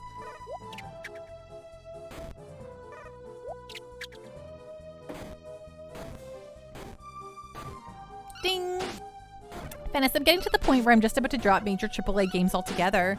So I'm not like, yes, I love indie games. I'm not someone I'm not gonna, dunk on AAAs. I mean, yes, they become kind of, a lot of them are becoming kind of a samey landscape, but I want to play God of War Ragnarok. That looks fantastic, and like there's something really fun about playing like a AAA, something that's been like money has been poured into that sucker, and you're like, when you play it on your fancy system and you're like, oh my god. Crazy. I wish I could play my favorite game, but it's not available anywhere. Oh, which game is that?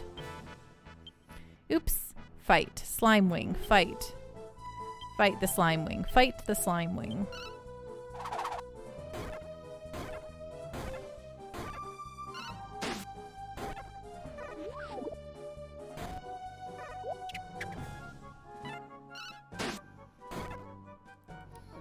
Every major PlayStation title is the same now. Do you mean they're all third-person action adventures? Vandal Hearts? Ooh.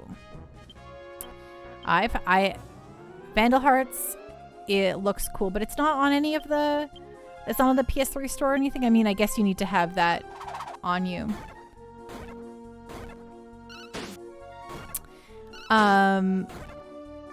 Enchilada, I need to play God of War, both of the newer ones. The newer ones are fantastic.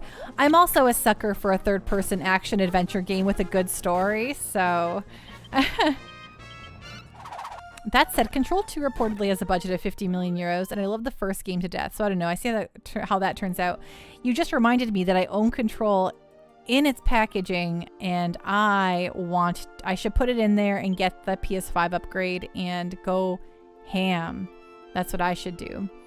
But gosh, I really want to play like I was considering actually once I finish Trails from Zero, which is probably going to be tonight or very, very soon. I want to get myself I'm gonna get myself anything. I'm gonna turn on Game Pass and download Pentiment, I think, because that looks good.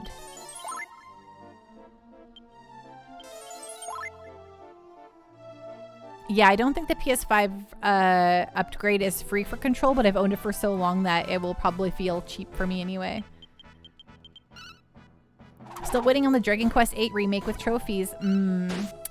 Yeah, they did it on the 3DS, so I don't know if they're going to be like super eager to put Dragon Quest VIII out again soon.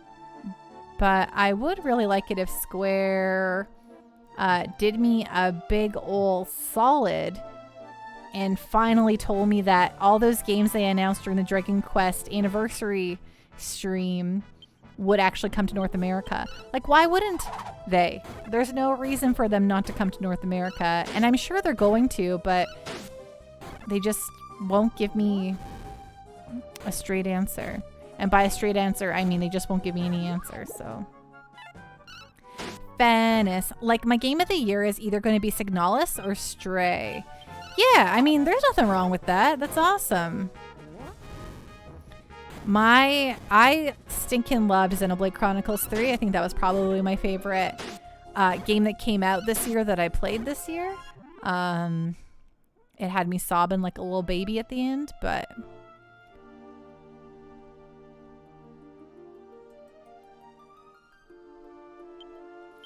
Item... Ever played Dragon Warrior 4? One of my favorites. I've heard... I own it for my DS, but I've never finished it. But I have played some of it.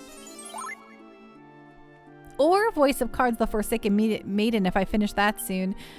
You just reminded me I need to pick up any of the voice. There's 3 Voice of Cards. I can't keep up with this. What am I doing with my life?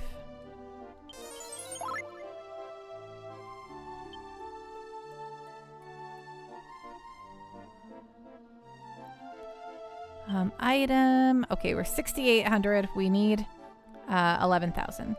Yeah, I two-tiered up at the end of Xenoblade 3. To me, that is Game of the Year. Yeah, it was stinking fantastic.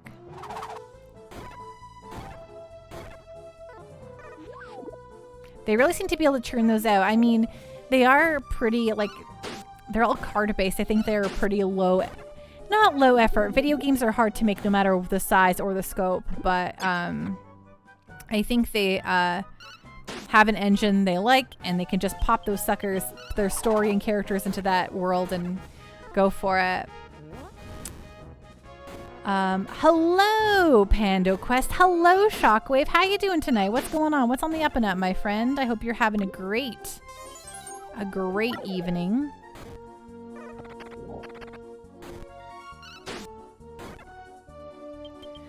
Crazy. Never played Xenoblade. Is that anything to do with Xenosaga 1, 2, and 3? I mean, Monolith, the same team, is the, like that, well, not necessarily the same team, but the same, you know, group worked on all the Xeno games, but Xenoblade is a Nintendo property, and, but Monolith, that's the baby they really devoted to. And it's just, they have similar themes, I guess you could say, but they're super different games, and they're super, super good. Like, I played some Xenosaga, and while we're going to play it on stream one day, I'm not, like, enamored with Xenosaga. Xenoblade, though, oh boy. However, Cosmos is an unlockable blade in Xenoblade Chronicles 2. I'm open to anything RPG. I just love RPGs. Well, by golly, if you have never played the Xenoblade series, I would do yourself the favor of playing Xenoblade. Shockwave, oh, I'm all right. Just wish my laptop wasn't sick, though. Its fan is failing, so I'm taking it to Best Buy tomorrow to get it fixed. And so we'll be away from Twitch for a while. Ah, that's a bummer, Shockwave. But hey, at least it's going to get fixed, right? Laptops, they're finicky. They're finicky little pieces of technology. Exa, Gears is where it's at. Just saying, I really like Xenogears, but I mean, listen, I understand that everyone loves Xenogears, and I know that they lost all their budget and they couldn't finish it properly, but oh my goodness. the ending just, I don't know, it's yeah, just not fully realized in a way that I can place it on a higher pedestal than what it was. Cosmos from Xenosaga? Yes. She is an unlockable in Xenoblade Chronicles 2.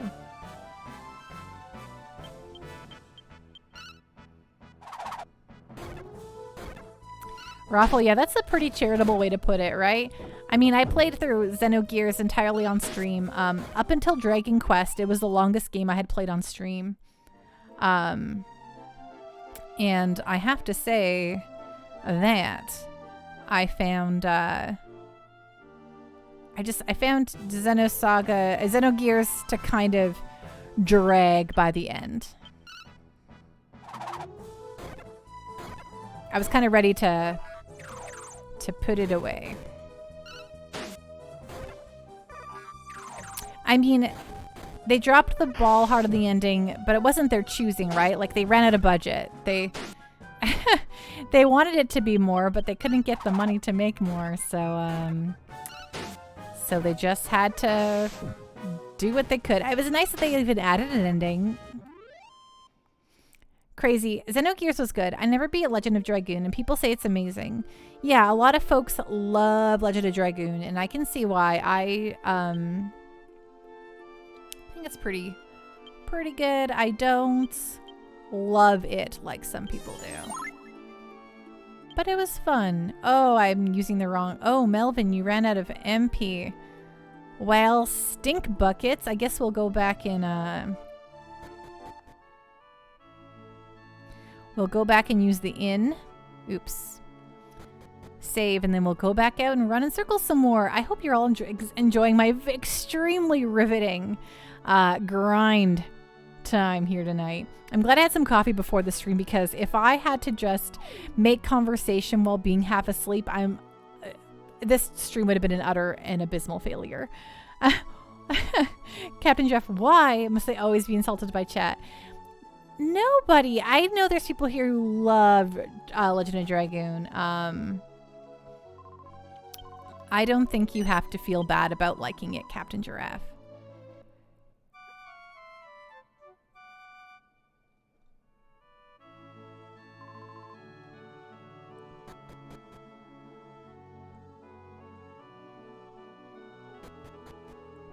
Listen, I think if the localization, like the writing for the localization had been better, I probably would be in love with Legend of Dragoon, but it was so, like, literally so much rides on the way they wrote the dialogue, just so poorly translated. I'm like, ugh.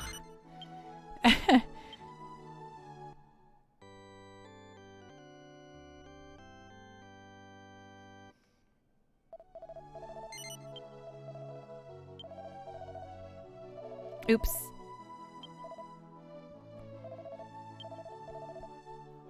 I want to continue running around in circles, please. Circles, please. Circles, please. So I can buy Ira a new shield. Exa, I don't know Dragoon super well, but I feel like I watched a friend play it like 20 years ago and it seemed cool.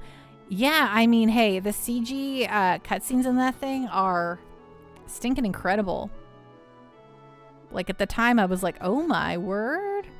I've never seen anything cooler. but then they too ran out of money and they couldn't CG everything. So it's a more CG cutscenes at the beginning of the game, and then they're like, oh, we can't afford to do that for the rest of it. Ooh, oopsie doops. Which fair. Games are hard to make. Games are hard to make and very expensive.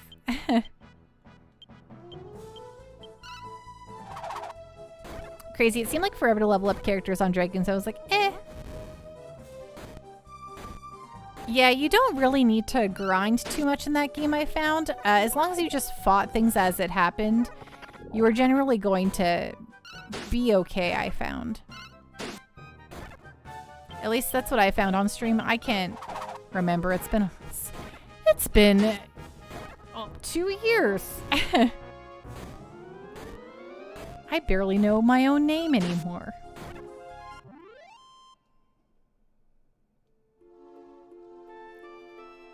Okay. Item.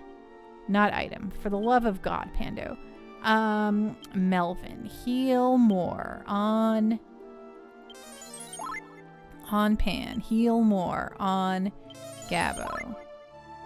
Heal more. On Melvin. Okay, Iris fine. She's not yet dipped under the 100 HP zone.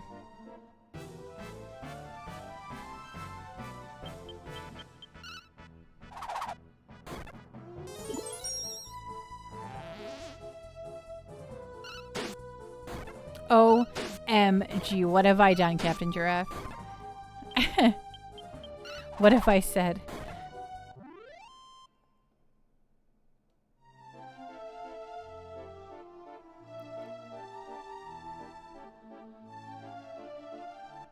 Also, Shen is the worst character I've ever been written. Just kidding. Cool boogie. But that's the cool part about Legend of Dragoon is the cool boogie. Cool boogie.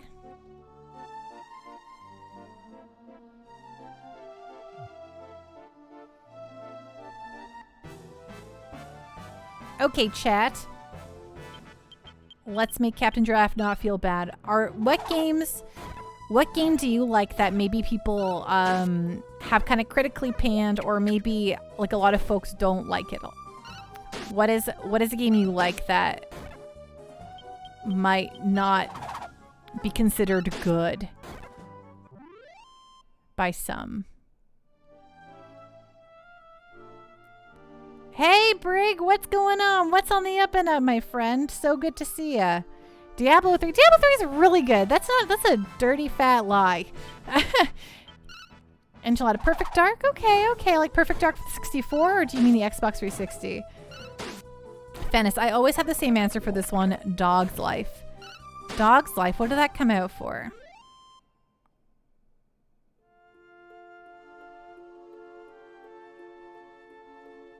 Captain Jeff, I'm not going to talk about you just beating every boss that everyone struggles with no matter the game. Brig, yeah, what's up? Yeah, it's amazing. People hate it for some reason. People hated it when it first came out because they couldn't play it and it had all the bad monetization stuff. But they fixed it, and I think Diablo 3 is a masterpiece. Dog's Life was early mid-2000s, PlayStation 2. What kind of game was it?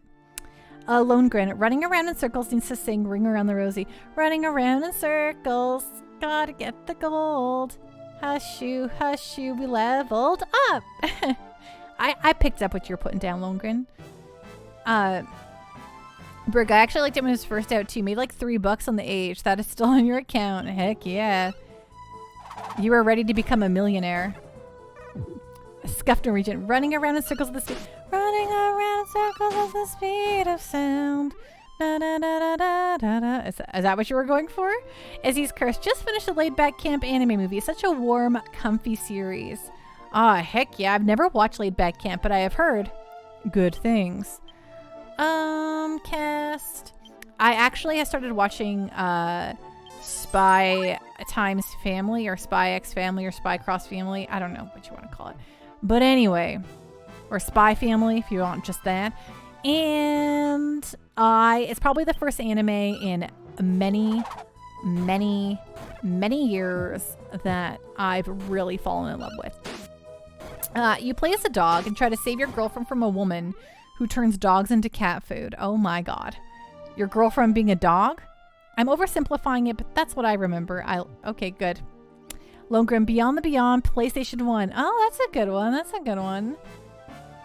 Oh, good. I'm glad I picked it up, Scuff Norwegian. Okay, now I have to figure out what's a game that some folks don't like, but I legitimately did. That's a great question. I just have unnaturally good taste in games, so I'm just kidding.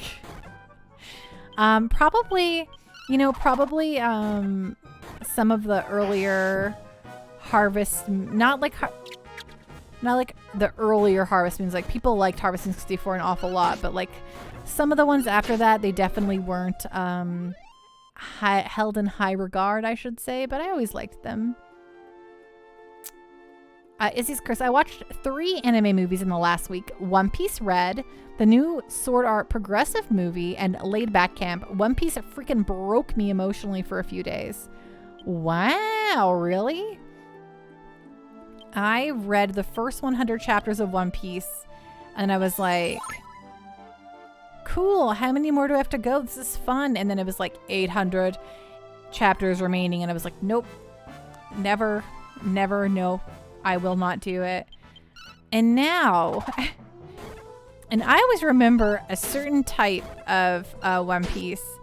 And then I remember, I think it was E3, Ben and Namco announced their new, the One Piece game.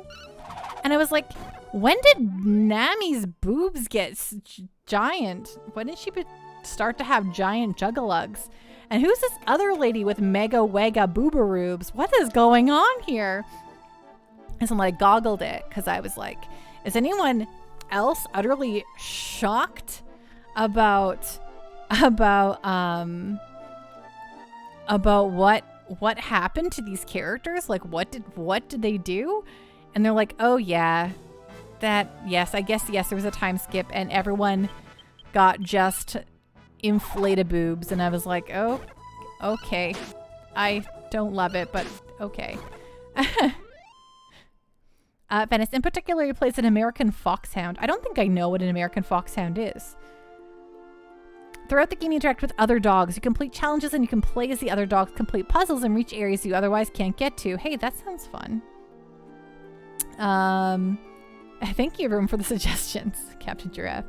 Izzy's Chris. Yeah, the new One Piece movie is very standalone and was a musical. It was utterly amazing. A musical? Shockwave. So many good to great RPGs, but man, are they long. So it wasn't just games today. They're excessively time padded. That's true. Crazy. Jessica from Dragon Quest VIII has huge knockers. I mean, listen, I play JRPGs and most of them are very anime based now, and flip. I love them, but sometimes the size of the chest of these characters is mildly embarrassing. Izzy's Curse. Nami and Robin's boobs grow every 100 chapters or so. Oda added it into a gag.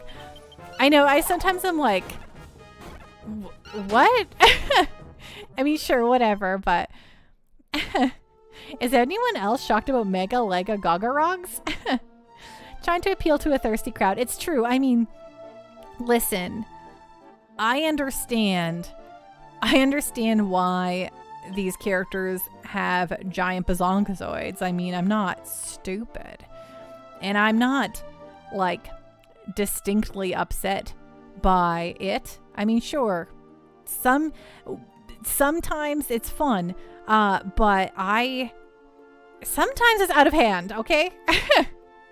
Especially when a series like my Trails From series that I love very much introduces a cool character who is well endowed, and you're like, okay, yeah, that's part of her character, and that's okay because there's other girl characters who are smaller chested. You know, some are pancakes, some are, you know, normal sized, and then some have giant bazongos, and I'm like, that's totally fine, that's cool with me. Diversity. And then And then for some reason, all the characters start to get bigger boobaroobs. And I'm like, why? And then the one who had the big bazongos, they're comically large. They don't even look like normal things. And I'm like, I don't know. I can't handle this. Anyway. Venice, Doc's Life was developed by Frontier Developments, who would eventually go on to make Planet Coaster and Elite Dangerous, among others. Man, Planet Coaster, now there's a good time. Izzy's Chris, I'm really interested in the new One Piece JRPG coming out next year. Motoe Sakuraba is actually doing the OST. Yes, it looks cool. I mean, it looks cool. That's where I saw the giant bazongos. A Sipping Boomer. I like how you're using a different made-up euphemism each time you refer to it. I think that making up euphemisms to boobs is really funny. I think it's a really funny way to do it. So I do it every time. Also, bazongazoids is my favorite one. I will use it every time. It's because hard world and cold, booba soft and warm. Yes, you're right. That's true. Alyssa and Emma, right? Yes. Oh my word. It just gets worse all the time. And now poor Rixie. I don't know how she can even stand up. Yuna is she's badass without big bazookas. Right? Yes, I do like a normal sized character. I don't even mind if there's like a big bazongazoid every so often, but I do get weirded out when there's like an emotional scene, Xenoblade Chronicles 2, and the camera just stares at Pyra's rack, and I'm like, oh god, this is okay, video game. I know you're all thirsty AF, but this is getting wildly out of hand. Sipping Boomer, they can't all be big wide triangles like Tomb Raider. And hey, nowadays Lara Croft is a normally proportioned woman, which is fun. I appreciate that as someone who thinks Lara Croft is cool.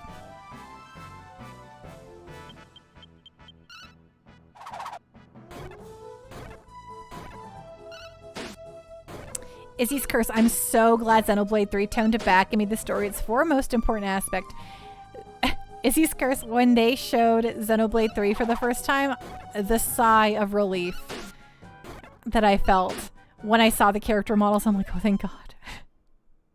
Oh my gosh, they are normal again. Like, yes, there is, gosh, what is her name? The silver-haired character who is the boss of Colony 4. But you know, she's also like the mature character who is cool as heck, and they don't zoom on her bazongas all the time. So yes, Sephiroth, exactly. Sephiroth. You know, actually she does look like a lady Sephiroth to her outfit and her dress and the way her swords. She's very Sephiroth-esque. You're not wrong. Ethel, yes, thank you. Ethel. Ethel's got those watermelons. Crazy Tomb Raider is not bad. I'm still surprised Square Enix bought the rights. Well, I mean, they bought it for Crystal Dynamics to make those games, but I think that Square has now got rid of them. They got rid of them. I don't think it's a Square Enix joint anymore. Izzy's Curse. Xenoblade 2 is basically a side team. Only 50 people at Monolith Soft is working on the game, and the original director only wrote the story. Okay. Did they not think it... As I guess Xenoblade 1 didn't really like light up the world, right? We had to write a petition to get Nintendo to bring it out here. Do you remember that? Shockwave, Lara Croft was all over the video game world because of her big bazonkas. And it's so funny thirsty gamers flew off the handle when Tifa's bazookas were toned down and she looked more normal. It's not hard to meet women like her in real life. Right. Yeah, no, it's, I appreciate it. I appreciate when things are normally, normal. It just, when you're telling a story that's cool and you want to be taken a little bit more seriously, don't need comically large stuff. Can we play a game in chat where we come up with weirder and weirder names for them? Check out those Gazoontites.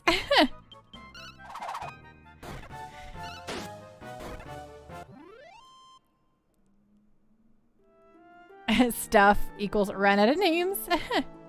Crazy. Sephiroth was fun to fight in Kingdom Hearts 1 and 2, and that's another reason Kingdom Hearts 3 failed.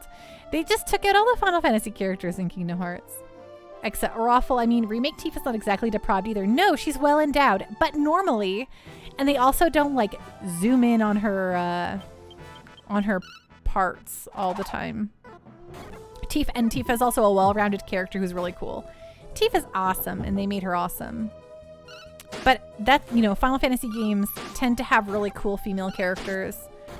At least until 15 and 16. I mean, 16's not out yet, but with all the promotional stuff they're doing for 16, I'm not holding out hope that there's a lot of cool ladies in there, which is kind of bazonkers, because 14 back all have cool ladies in them, you know?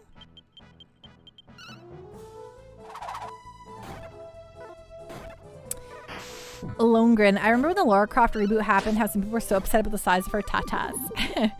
Right? I'm just happy I can play as Lara Croft and not feel weird about it. I mean, okay, a character like Bayonetta, who very clearly, she welcomes the gays. She wants you to check out all of her assets. I don't care if she is, you know, one way or the other. I don't care how often she gets naked. It's part of her character, right? But when, you know, it's always context, and if the character is not that character, but the game's constantly undressing her with its camera, I'm always like, ugh, ugh. Great, just great.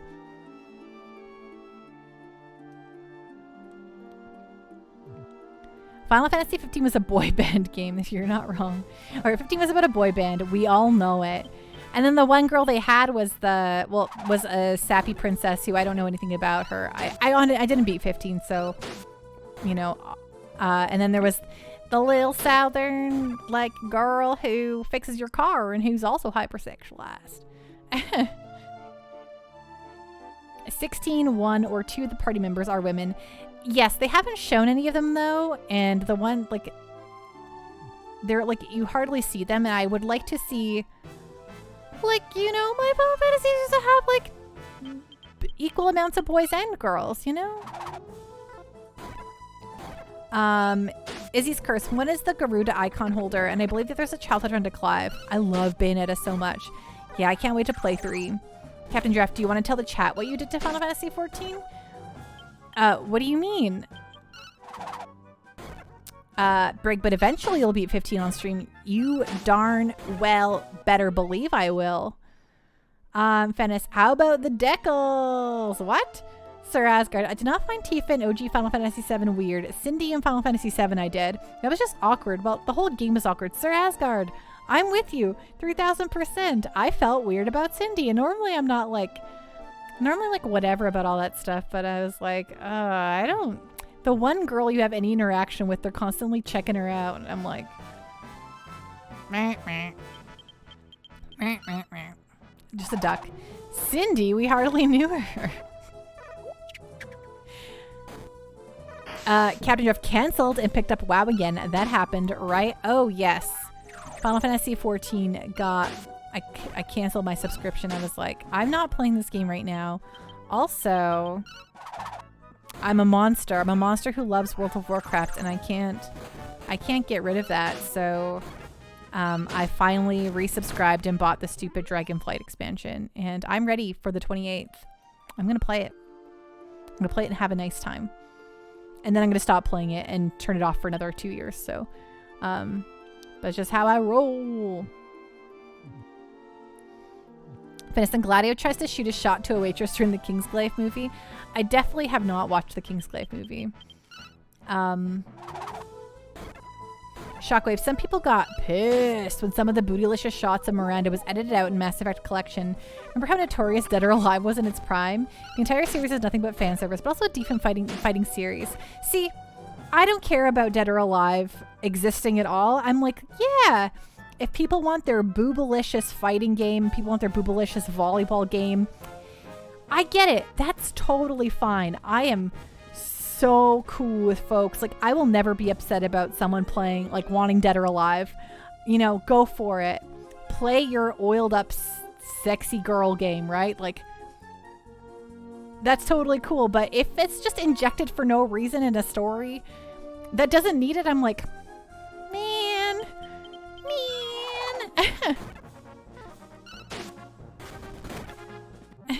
Topless Mario, right? Oh my. Oh, Jake knows. I'm not anti big bazongas eyes. Exactly, see? I said that. I don't know, Pando.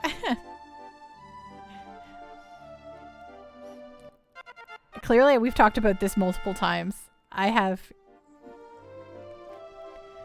Izzy's curse. If the game is designed to be sexy, go for it. But if you want to tell a serious story, you shouldn't be throwing in sexual shit all the time. Oh, see, I just went for it. See Xenoblade 2. Exactly. I'm with you, Izzy's curse. Miranda's butt scared you. Miranda's butt was there. It was there. It showed up. Sir Asgard, I love Xenoblade 2. Hey, I also love Xenoblade Chronicles 2. Do not get me wrong. I just always use it as my prime example for how weird I felt about it constantly zooming in on Pyra's watermelons, which were also just obnoxiously massive. I was always like, ugh. And I was living with my mom at the time. And I was playing in the living room and she came and she's like, what are you playing? And I was like, ooh. I'm like, it's just a weird video game. Promise it's not a weird one. It's just, for some reason, loves to look at those boobaroos. Yes, Xenoblade 2. Good game in spite of its terrible character designs. Longren, I found it creepy. You realize there are like 20 different names for them already? Yes, of course. Enchilada. Xenoblade 2, where everyone's chest size is H or greater, lol. Izzy's curse. Our team largely was not working on Xenoblade 2. Right. Crazy. I want a girl that depends Earth and also has a booty. Oh, defends Earth. Yes, and also has a booty. Of course, yeah.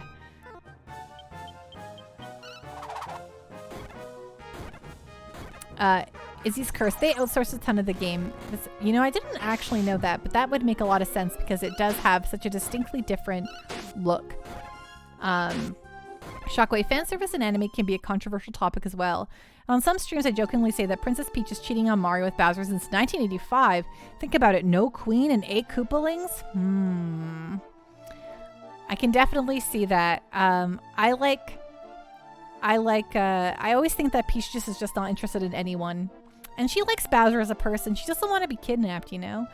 And I feel like the Mario and Luigi games really hammer that home. Peach understands, you know, Bowser's not a bad guy. He just wants to be bad, so he steals the princess because that's what he thinks he's got to do. He's a good guy deep down. Peach is playing hard to get. No, I think Peach she's got better things to do.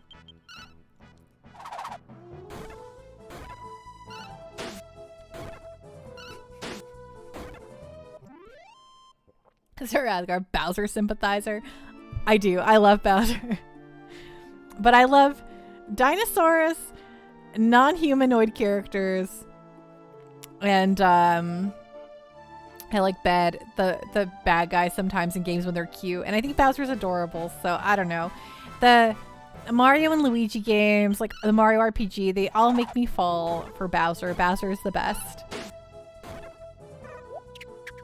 I think she likes Mario, but she doesn't like him exactly. Wreck-It Ralph, great movie. Right? I know. Oh, love it. I love it. And there's one of the games, Princess Peach bakes Bowser a get well soon cake, and it's my literal favorite scene. He's like, all his little minions are there, and I love that all his little minions, like I love all his minions. I love Goombas, I love Koopas, I love Shy Guys, I love Bob-Ombs. They're all just so cute. But I like when he's like, everyone get out of here. I don't want you to be in this room right now. And he has a little present from Peach. And he's like, everyone go, you all suck. Leave me alone. And then they all go away, and then he just opens the present, and he's like, and his little eyes are watered, and he looks so happy. He's got a cake from Princess Peach. And it made me so happy. Anyway, there was my my Bowser excitement. Shy Guys are the bomb. It's true, they are. Izzy's Chris, Bayonetta literally gets naked for her wicked weave attacks. Yeah, but also Bayonetta rocks.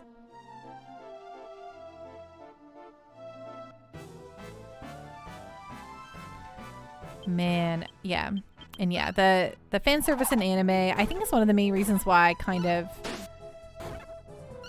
like 90s anime had sexy characters for sure. Like my favorite anime series of all time, hello Space Robot Arm, is Cowboy Bebop. And Faye, let's not beat around the bush. She's hypersexualized, but she's also cool as heck, and she has a really cool storyline, and she's regularly proportioned as well. And I like Faye Valentine. I like Cowboy Bebop. And nowadays the anime just not back in my day, you know. I think I like when modern anime is more focused on maybe not a super otaku crowd. That's why I really like Spy Family so far. It's been real good, and I don't feel icky about it so far. I don't think so crazy. I don't think Peach is into that. Hi Space Robot Arm, how are you doing? What's going on? Are you having a great day? Sir Asgard, and she makes a lot of trouble, it's true. Shockwave, I love Cowboy Bebop to death. Got the series DVD right next to me. Yes, I have the whole thing on DVD. I think I still have it. Maybe I got rid of all the DVDs because I ended up picking up the Blu-ray, which has everything on one disc, which I love. And also it's, I love watching high def animation, you know? I sure am having a great day. How about you? I'm doing swell as a bell. What? I don't know. We're grinding. Let me tell you what. We've been grinding since 7 p.m. and it's now 10:45 p.m.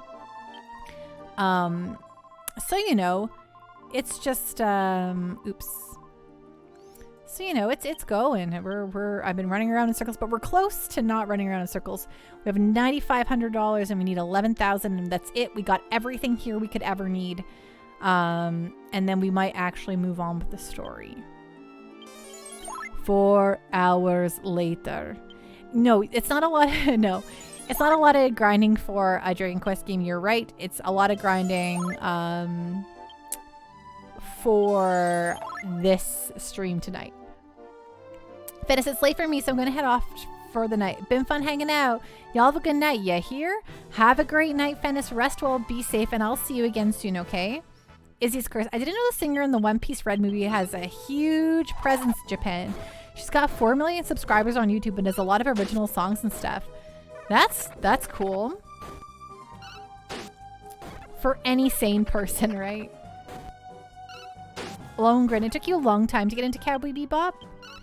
I think the series had me by episode 2 with the Ein and the Super Dog.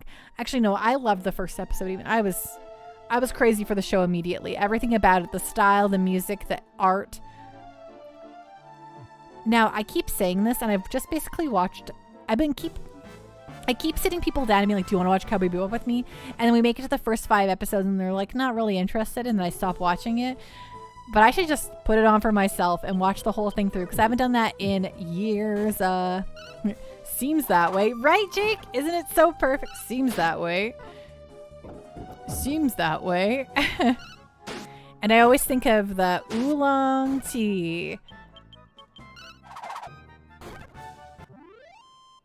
It was weirdly believable from the first episode, right? Oh. And I always like from the first episode, Jet makes them beef and bell peppers. And I've made some beef and bell peppers. And I'm always like, what? You can't call this beef and bell peppers with no beef. It's just bell peppers. And I do it every time. And anyone who's around me is like, I have no idea what you're talking about. Rex, Bisenburger for dinner? Oh man, Bisenburgers are so good. How was it, Rex? Space Robot Arm. I've never seen Cowboy Bebop. You know, if you like 90s anime and you like space and like style, then you should watch Cowboy Bebop. But I'm sure you've heard that like 3,000 times. So, Shockwave. Ahem. They call Cowboy Bebop episodes sessions. Okay, there's my otaku soapbox. Ahem. Push up the glasses. Well, actually, I had an actually moment tonight too, so don't feel bad. I get it. But yeah, one of my favorite sessions is, I think it's number 18, Mushroom Samba. It has no real connection to the plot. They all just get extremely high, and it made me laugh out loud so much when I was a teen, and I haven't seen it in years. But Lundgren, really like Trigun. You know, I've never seen Trigun. I should totally watch it because it always used to be mentioned in the same breath as Bebop, and I feel like I missed out on it. Didn't he try to steal her undies or something? Also, make sure you watch Akira and Cyberpunk Edgerunners. Yes, I should do those things. I've heard extremely good thing about Edgerunners, and also I've been meaning to watch Akira. We're gonna do a Discord movie night where I watch Akira for the first time, so stay tuned for that. Sir Asgard, I tried Trigun. For some reason, it didn't click. Hey, that's fair. Not everything is for everyone, and that's okay. You don't know the terror of Vash the Stampede? 9.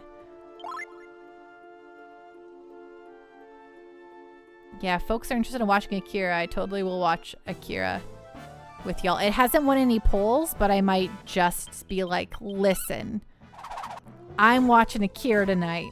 If y'all are interested, come join me.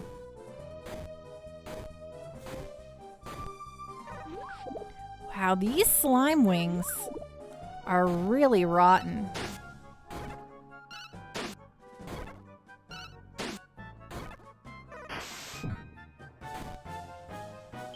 Fight, skill, no, cast, heal, all of Ira.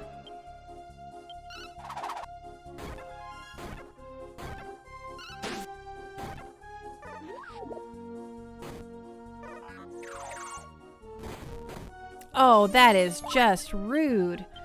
Outlaw Star, Tenchi Muyo, and the Irresponsible Captain Taylor are good space anime too. I also watched Tenchi Muyo on Toonami, and I never got to watch it like back to back, so I had a hard time like really understanding what was going on with the plot, but I knew I liked it. Sir Asgard. Edgerunners was great though. I wish the game was as good as the show was. I think that I've heard that a lot of the updates they've done since it's come out have really improved Cyberpunk, and I think maybe that should, if you haven't played it in a really long time, it might be better to jump in there now. Yay, Ira's back. Sorry, I don't mean to clear my throat directly into the microphone. Space Robot Arm. It wins the pull on my heart. I think my favorite anime thing I've seen is the Ghost in the Shell movie. I've also never seen the Ghost in the Shell movie. I need to. Ghost in the Shell is top tier, says Izzy's Curse. Yeah, I feel like I'm missing out a significant part of my 90s anime knowledge. I loved Outlaw Star though. I own a VHS of Outlaw Star because I went to America on a little vacation and I went to a Suncoast Records. Do you remember? I think it's called Suncoast, and they were like known for being the anime place, and they had a giant wall of not Outlaw Star, of anime on VHS, and I spent too much money on it and I was very happy.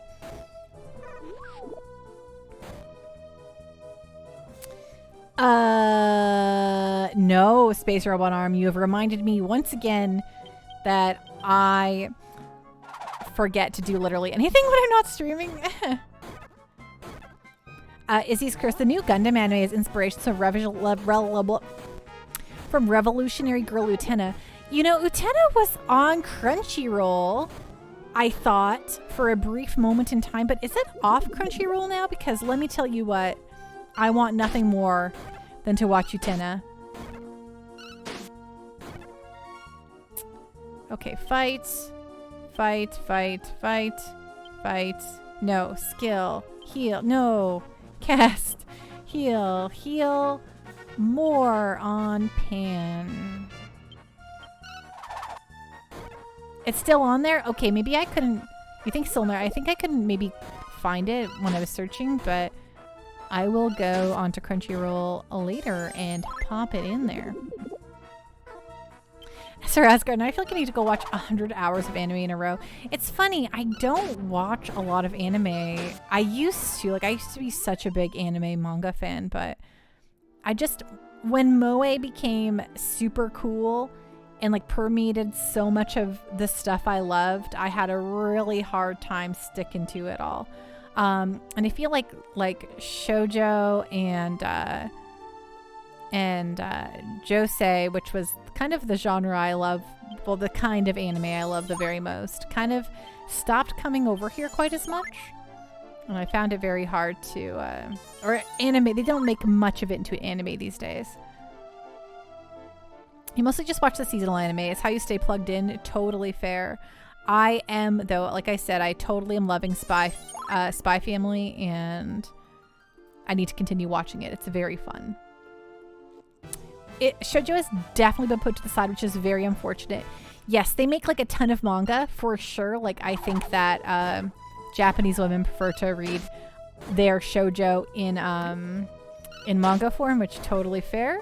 But they don't make it into anime quite as much as they used to, which... Jake, I know you don't really watch shonens, but you should really watch One Punch Man sometime. Yes, that's actually on my list too. I need to watch One Punch Man. I think I'll have a great time with that.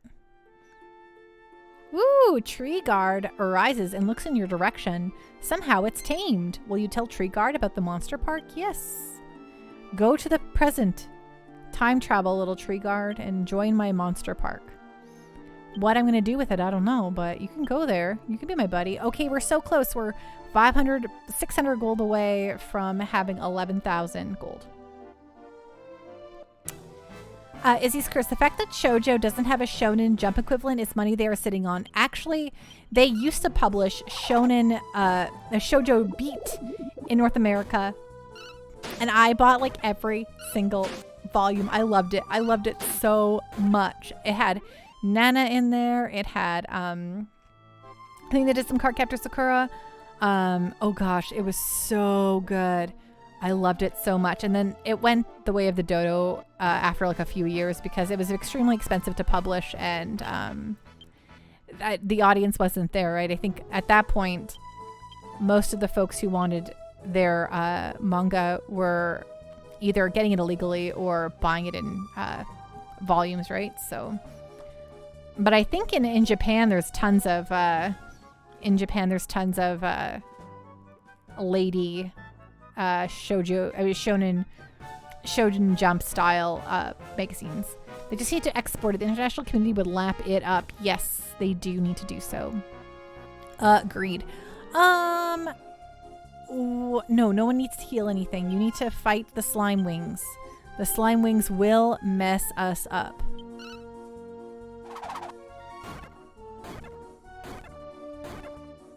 Captain Giraffe, the Subterranean King arc is nuts. Sir Asgard, and then go watch videos about fights between Superman, Goku, and Saitama. Yes, exactly. 3000%.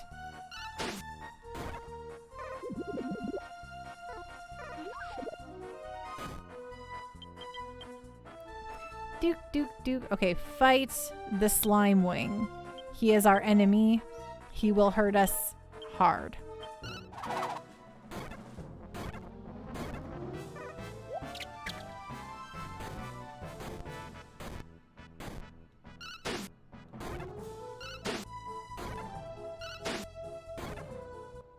Yeehaw. Nice.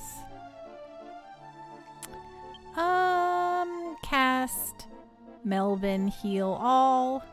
Not heal all, that's too much. Heal regular. Also, I've said this already in chat, but I'm going to say it one more time for the new folks who are here. I saw Glass Onion last night. It's really good.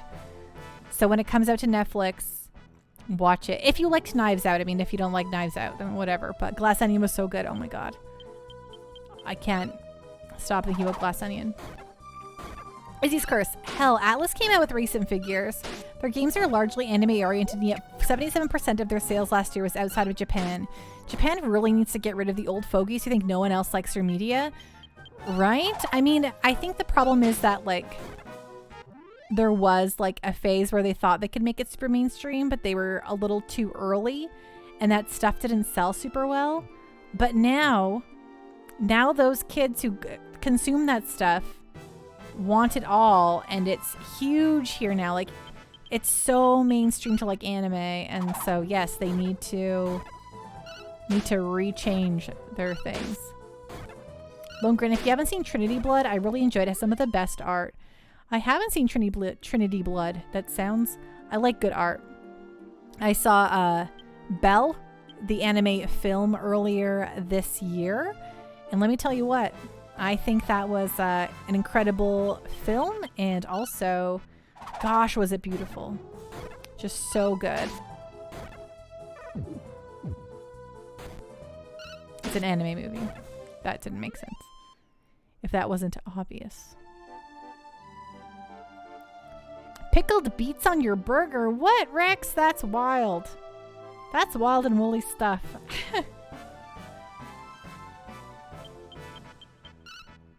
What will they think of next? Right? What will they think of next?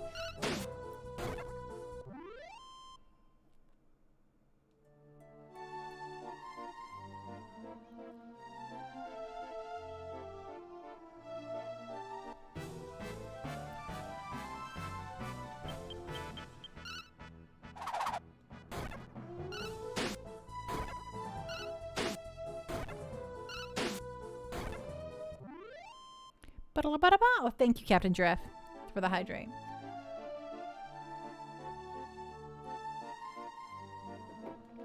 Ding.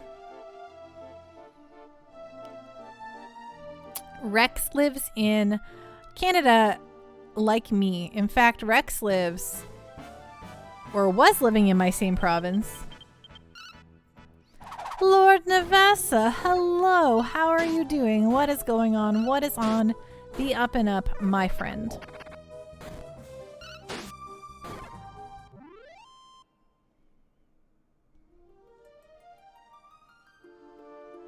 Ooh, Pam became a priest. Pam became a priest. Pam became a priest. What is his... Let's look at their... I haven't been paying attention. Okay, he's 1, 2, 3, 4, 5, 6, and he needs 2 more to be fully there. So we're getting there. That's close. How about... Oh, Gabo's almost full shepherd, so that's fun. That means he can become the monster masher. Okay, you're making your way through the mage class. Oh my, Ira's also almost fully a fighter, so... Me thinking to myself, how is Dragon Quest VII this long?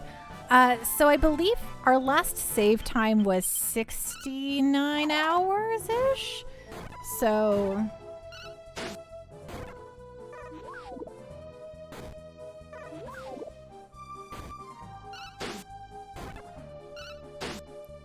So it's not absurd.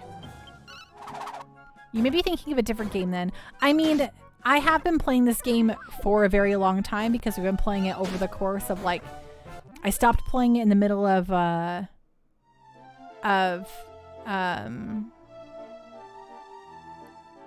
did I stop playing it at?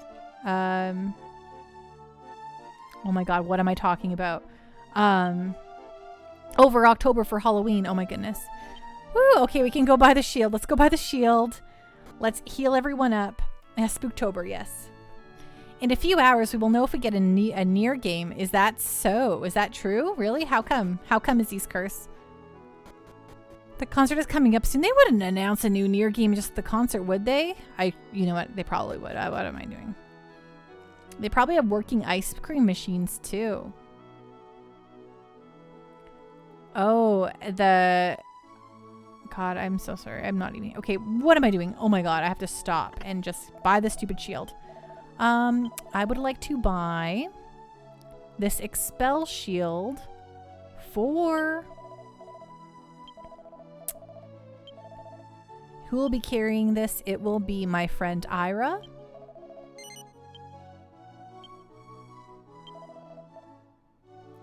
No, now I would like to sell. Oh, she never had anything to sell. Did she have anything to sell? Ira. Oh, yes. Let's sell the tray. No, I'm good. We're going to go use the... Oh, we don't have enough money for the... Oh, no, we have enough money for the inn. We'll go use the inn. Oh, this is not the right way. We will save the video game, and then we'll actually move on with the story.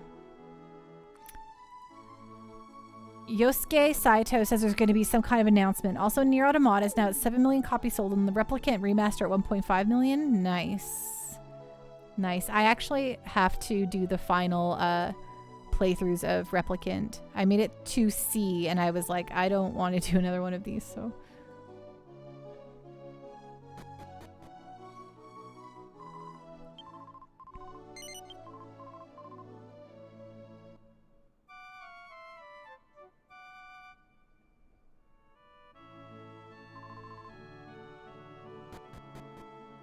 Okay. Boop, boop, boop, boop, boop, boop.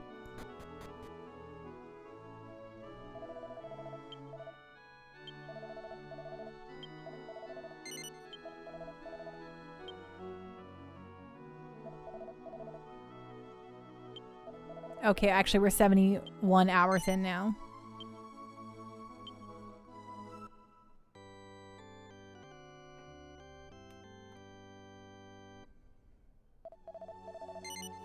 Okay, the grind time is over, folks. I'm going to quickly use the washroom. I'll be right back, and then we'll at least finish this island before I head out for tonight. So I'll be back in 2 shakes of Pika's tail. Don't go anywhere.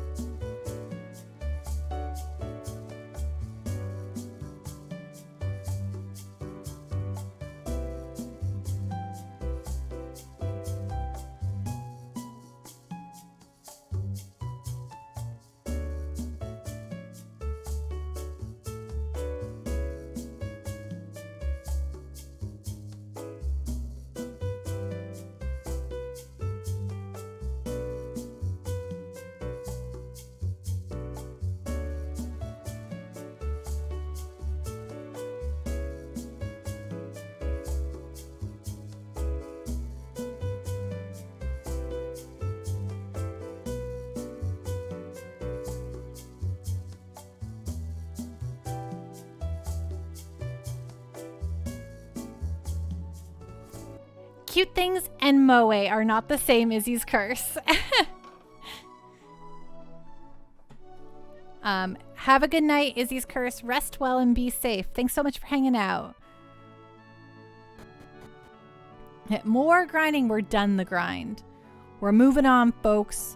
We're going to go see what's going on now. We're going to go save this town or whatever. Though, I'm probably going to step like a few steps. A fight's going to happen. Gabo and Ira are going to become their max levels, and I'm just going to turn around and go get them their new classes, and then we'll have to come back and do this all over again.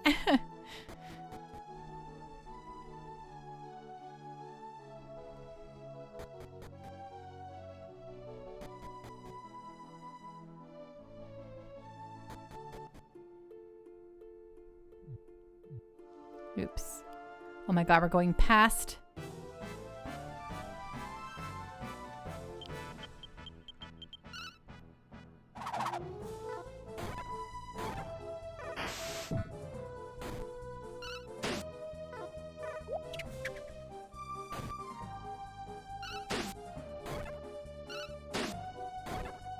Rando thought I had on that BRB screen. Do you still have the flying flamingo pillow? Oh yeah, absolutely. It's actually got a tear in it, and I've been considering that I have to buy a new pillow cover because that one, well, it's got a rip, but maybe I could sew it. I don't know.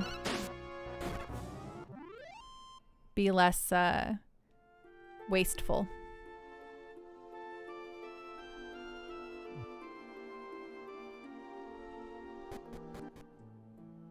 All right. Travelers are you? I'm afraid you picked the wrong time to come here.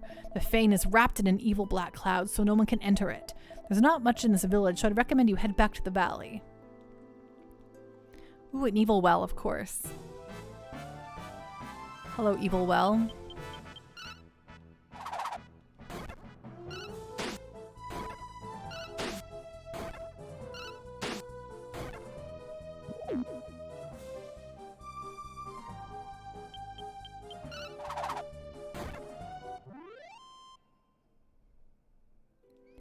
No, I just got squished around and squashed around.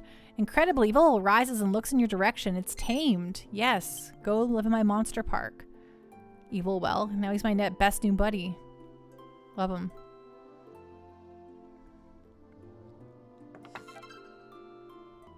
Okay, defense seed.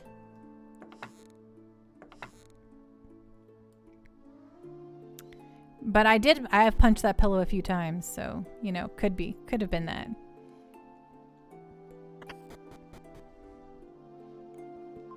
How much longer do we have to live like this? I wish that cloud would go away so we could return to Lefa Fane. Oops, I forgot to look around her place here to see if there were secrets. No. They like to hide things behind the walls.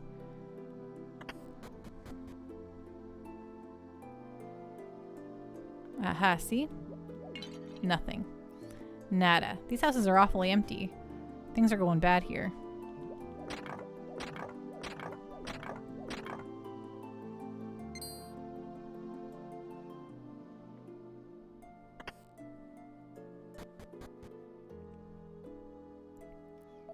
How was the Fane? Nothing's happening. The Fane is still smothered in darkness. How much longer must we wait? When will the valley send up some help? I'm afraid we shouldn't expect much. We're not made for battle. We've lived in this village ever since the Fane was attacked. It's been part of our history since the beginning of time. We can't just let it go. Oh, hello there. What brings you here?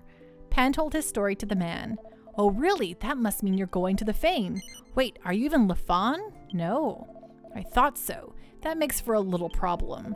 There's a door in the Fane that can be opened only by a full-blooded Lafon. You won't be able to get past it yourselves. That shouldn't be any problem. The altar which the Bliss Rock rests upon is in front of the Lafon door. They won't even have to open it. Aha, that's it. Listen to me, travelers. The Fane is engulfed in darkness and filled with horrible monsters. Please retrieve the Bliss Rock for us all, and be careful. Got it. You betcha, I'm on it. Actual question as well to chat. What is the worst rage you've done playing a game? Yeah, chat. Have you ever broke a TV with your controller? You just broke a controller in rage? Oh my gosh, I did not mean to go back into the town. Okay, here we go.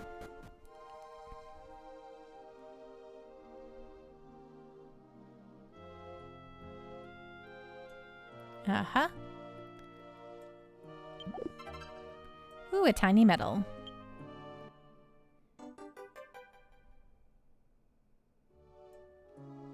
Controllers are friends, so never. Yes, I've also never broken a controller.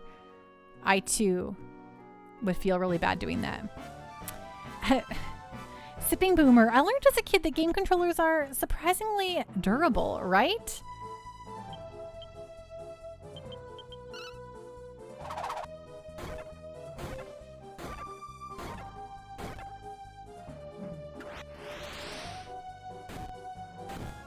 Ooh, this is dangerous. This is really bad.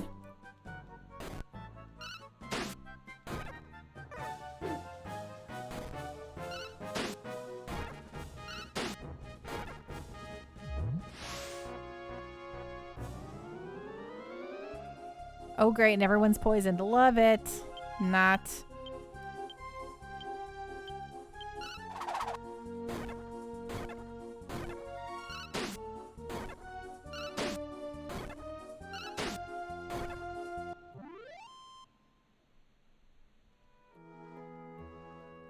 You mostly did the hop in place in the chair or bed suppressing angry words. Totally fair. Gabo antidote.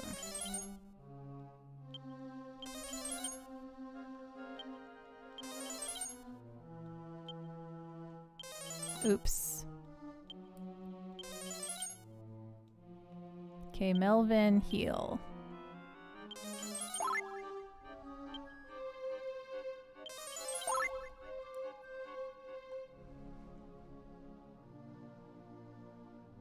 Okay, there's a door.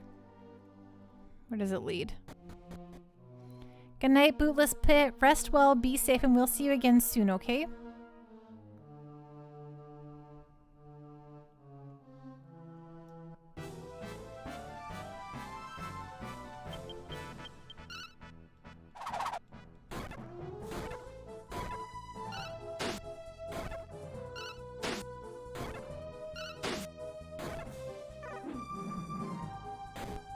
I have thrown a controller before, but it still worked. Did you put a dent in your wall, though?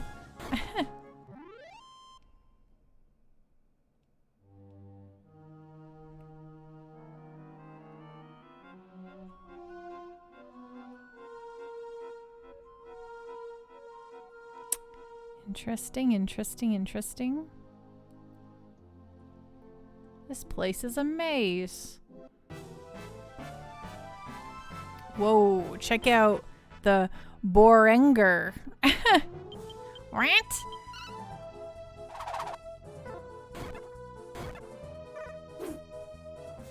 No dents in the walls, that's good.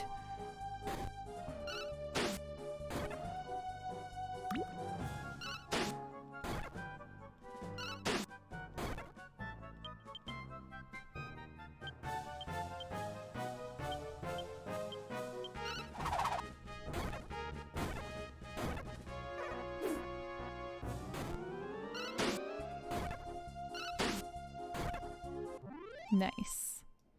I swung a controller around like a flail weapon, used it against random bystanders. Oh, Ira became a master. Okay, see, I told you this was gonna happen. Now we gotta turn around. Ira, you right info. Yes, okay, we gotta have her become a dragoon. We can't live our lives like this.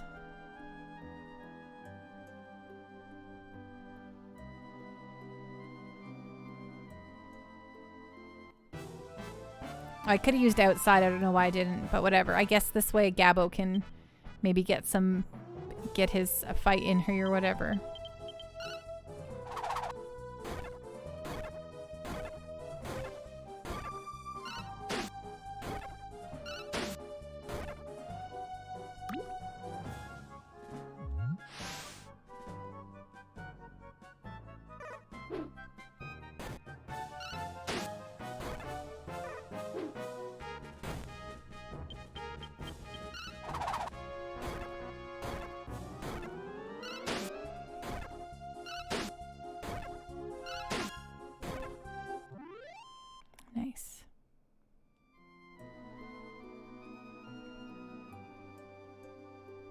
Oh, right. Poisoned cast. Gabo antidote on Pan. Antidote on Melvin.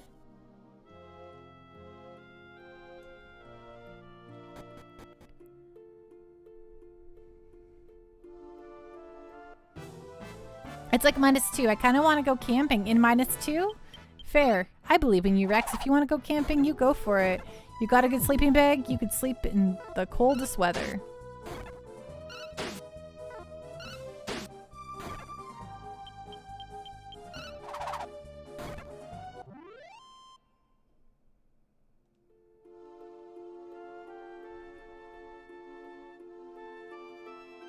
Yep, that's how I got banned.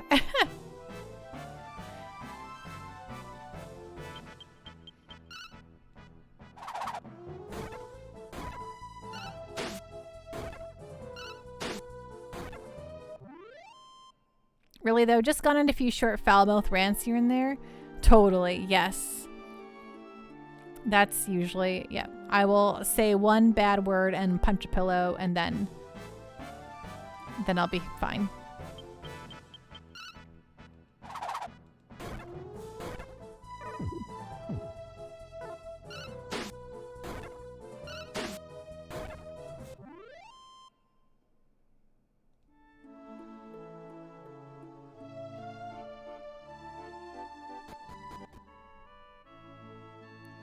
Just walking all the way back because Gabo's became his level or whatever.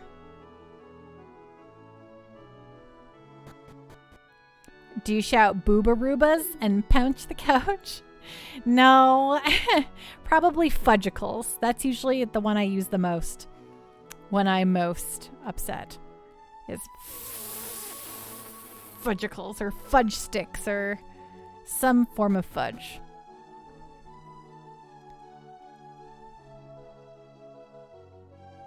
Yeah, chrysanthemums, yes, and that's there. Yeah, chrysanthemums. That's one of my favorite swears. Because it's not a swear at all. It's actually a nice flower. But it's such a fun word to say, chrysanthemums.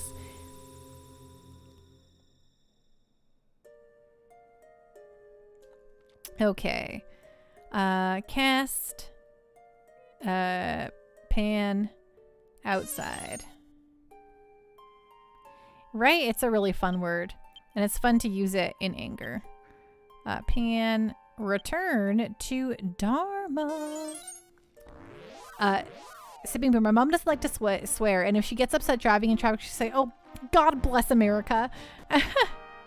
I too don't really like to swear. And I love to make up swears for myself. So, but that's cute. I like that.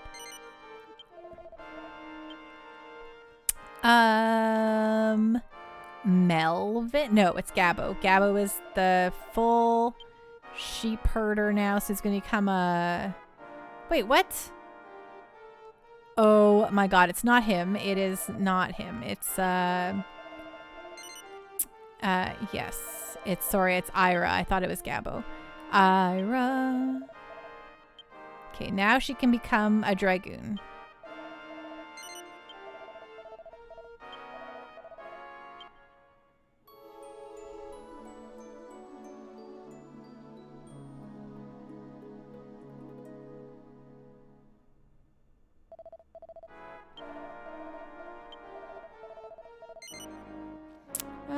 No, we're all good for now, although Gabo's probably going to hit his level cap here in 2 seconds, so whatever. Oh, wrong button every time.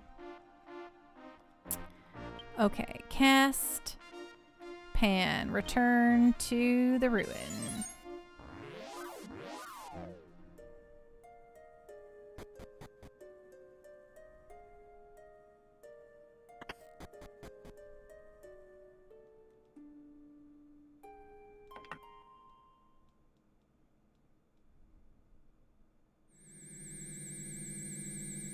Wow.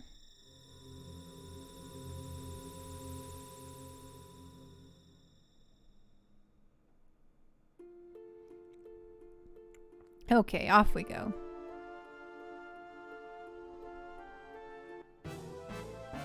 If Gabbo could level up right here, that would be nice. Because then I wouldn't have to walk very far, but I don't know how far he actually is away from learning his thing. Longer, remember the cartoon Recess and the made up swear word womp? You know, I was a little too old for Recess when that came out. I was already a teenager, so I did not watch any Recess. Sipping Boomer. By the way, I posted some hot and steamy stew pics in your Discord. Oh, heck yeah. Heck yeah. Can't wait to check those out. I'll check them out right after stream. What am I doing? We're going to cast Melvin Healmore.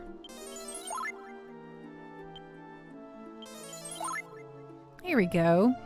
Sweet chili heat. Bow, bow, bow. Jake, so no more Elden Ring on Fridays? No. Elden Ring Saturday afternoons. Coming at ya hot.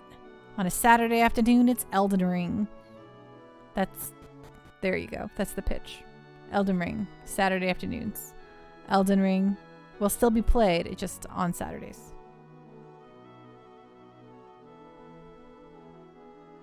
Like tomorrow at 2 p.m. Mountain Time. I'll be here playing Elden Ring. And we beat Godric, and I am feeling pretty good about that. So I'm excited. We finished our first major boss. I mean, Margit was harder than Godric, but still, we did it, and I'm once again feeling like a pro gamer, so kind of excited to play it again. Godfried save America, right?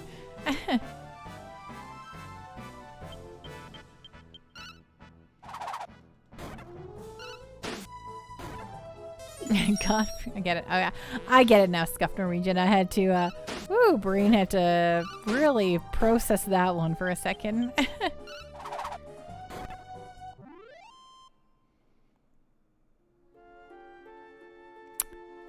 There it is. As a shepherd, Gabbo became the sheep lord. Oh my gosh, the sheep lord. I'm so glad.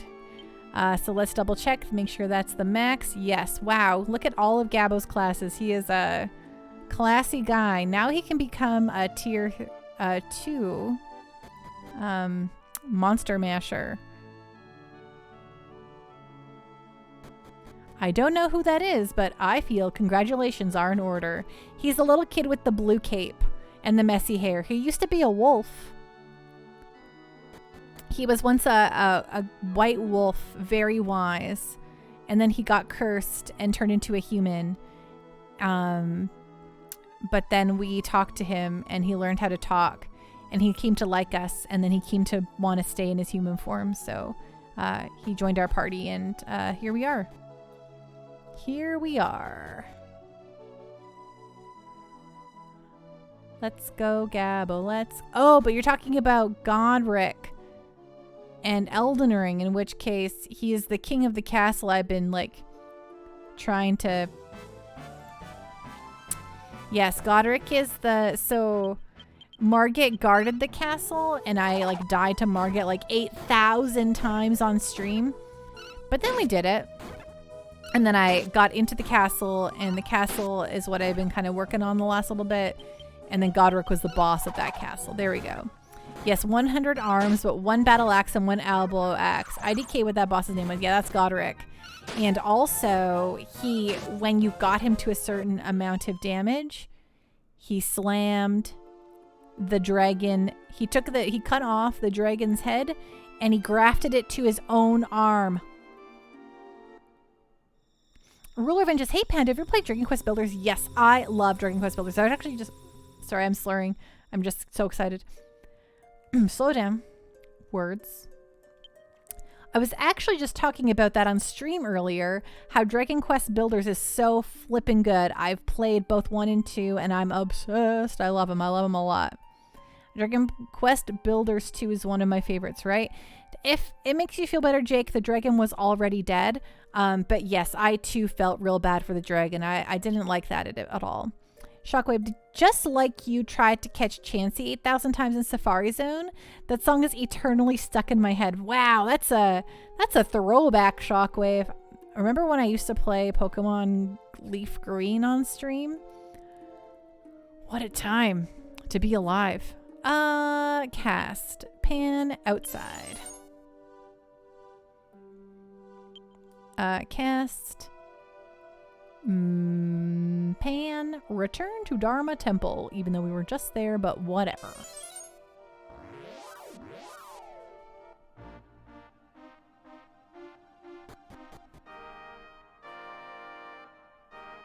Hello, sir. Yes, I would like to change my class. Thank you so much, Gabbo. The Sheep Lord would like to become the Tamer. I guess it's the Monster Masher? What? Eh? It's gotta be. Yeah. Okay. Yeah. Go for it.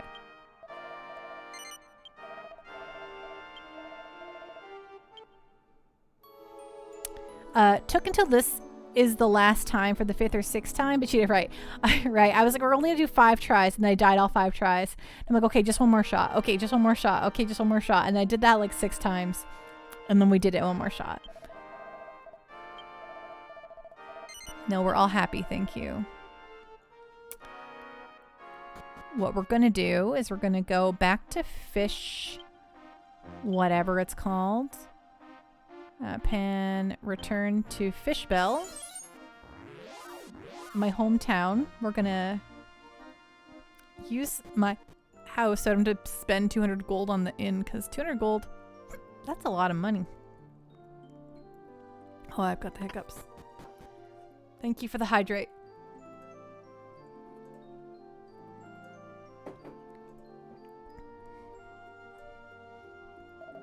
Ding. Oh. Even so, he's an adult. You can't just ignore him. Oh, we haven't seen this. His behavior is totally inappropriate for an adult. All he does is waste away. If you try to reach out and help him, he just snaps at your hand.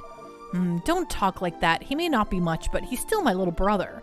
If nothing else, this is an excellent opportunity. By paying his debt, we can chastise Hondara. Yeah, so let's pay his debt so we can hold it over his head. Ah, Pan, you're back. Amit's condition seems to have improved it considerably. It's been decided that we suspend fishing for a while, however, to give him some time to relax. I figure this would be a good opportunity to take care of some business in the castle town of Vestard. If you all have time, feel free to go home and rest. Mum will be happy to see you, I'm sure. Let me just tell you this, Pan. Whatever you do when you grow up, don't ever be a constant burden upon others, all right? If you guys want to pay off my debt to hold it over my head, feel free, right? Yes, too will totally take that.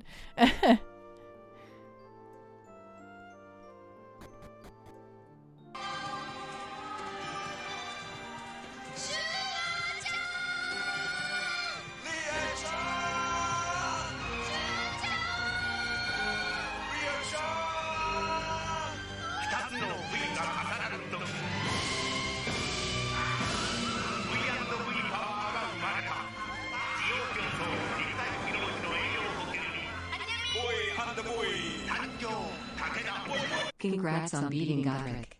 Let's celebrate with a random army clip. What? Thank you so much for that, Jake. I'm glad that was a good one. That was a good one. I really appreciate it. Those are so random, right? They are totally nuts. Psymaster, I have a bit redemption that will put up a random Arnold Japanese commercial or a random Nicolas Cage Japanese commercial. And they are absolutely bonkers, but it's super duper fun. So thank you so much, though, Jake. That's so kind of you. But that was a great freeze frame there. I loved it. I don't know why I'm sitting so far to the left of my screen tonight, by the way. I'm just living my life. Wait, I don't need to do this. I can cast, pan, return to the ruin.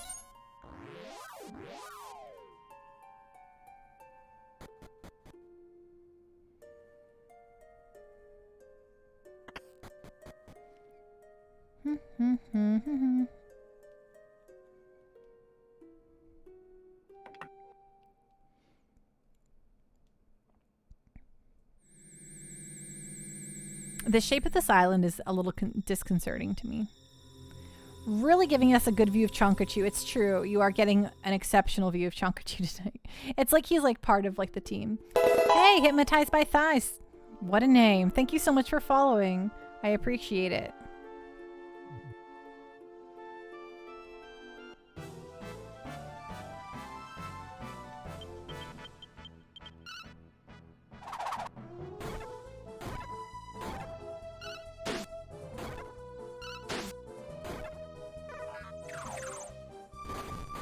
What?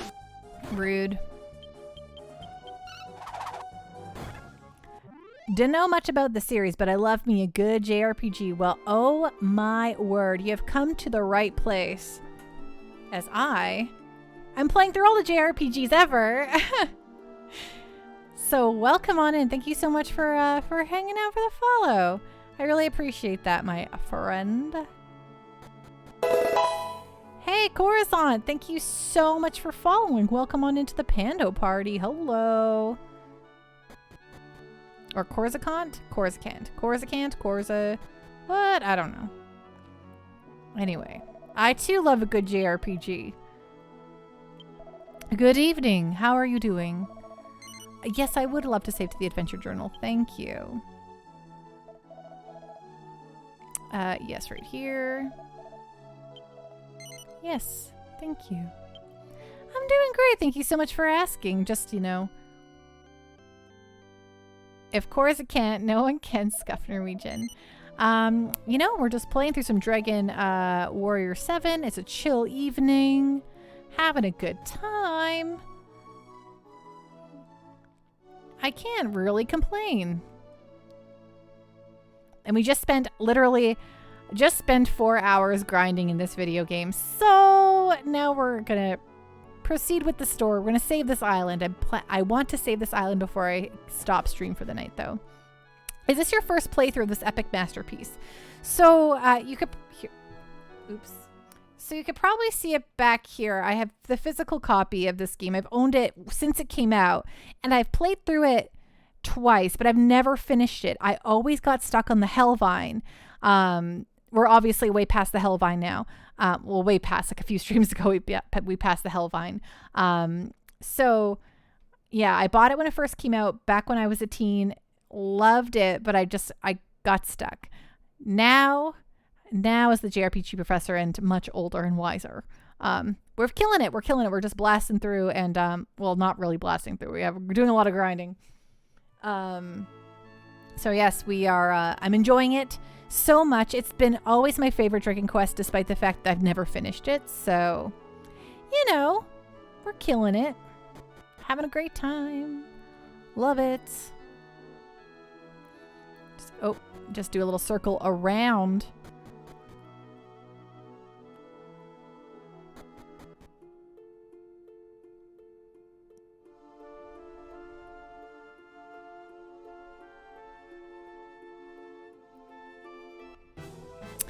Okay, well, straight up, this area stonewalled you for a while, so 4-hour grind seems quite timely. Yes, it, the problem that I have currently is that Pan grew out of his Dragoon, thing, and he already knew all the best other classes, so currently Pan's a cleric, which I'm not super into at the I'm glad I double-checked this. Which I'm not super loving because he's quite a bit weaker right now when he was just destroying fools before. But if I want to become a paladin, which I can then become a champion, I gotta take the hit for a little bit. So I'm hoping it doesn't hinder me too much for this part. But he's almost done learning his clericness, so, you know, hopefully it's all gravy. Oh, for the love of love. These stupid venom horks.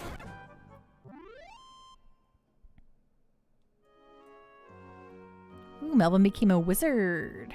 Good job, Melvin. I can't believe they took Maribel from us here too, by the way. Like, listen. Maribel had just become a sage and I was ready to rock it out, but no, apparently not. Heal more on... No, we don't want heals. We want antidote. Let's Gabbo. Right! It was so rude. I was like, oh my god, she literally just became a sage. I was so excited for multi-target heals, and nope. Nope-a-roop. Thanks, video game. Okay, dead end. Perfect. Now I can proceed with confidence. Oh man, this is gonna be stupid. Okay, fight the slime wings. Yes, those are the guys who will hurt us the most. And I want... Yeah, no, you just fight them. You know, whatever. Just live your best life.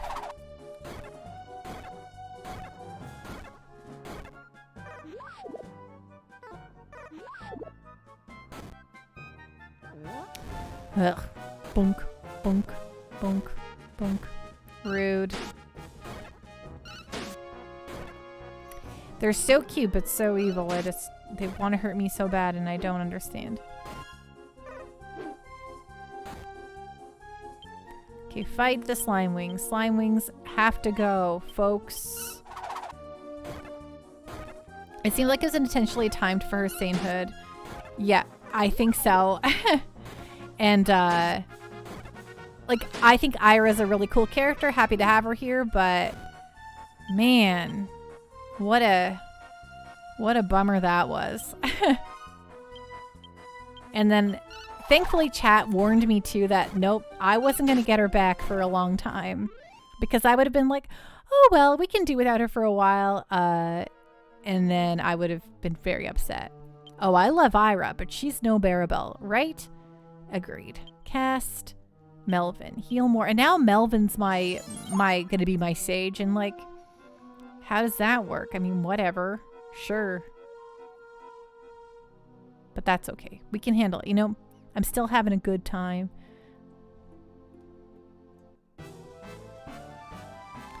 I hate these guys. Okay, well, this time I'm gonna be... Okay, Boringer.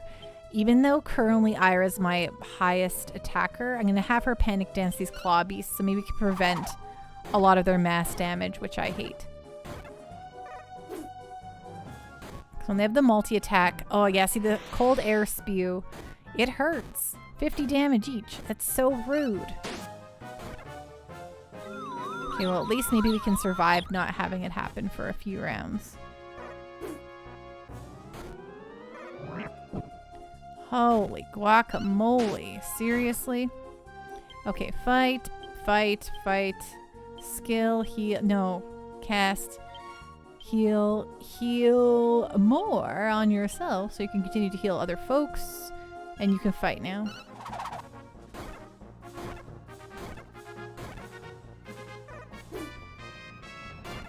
Yeah. Fight each... Oh, really? The one unconfused one. Ugh. What are the chances? Rude. Get rid of them. Yeah, fight each other.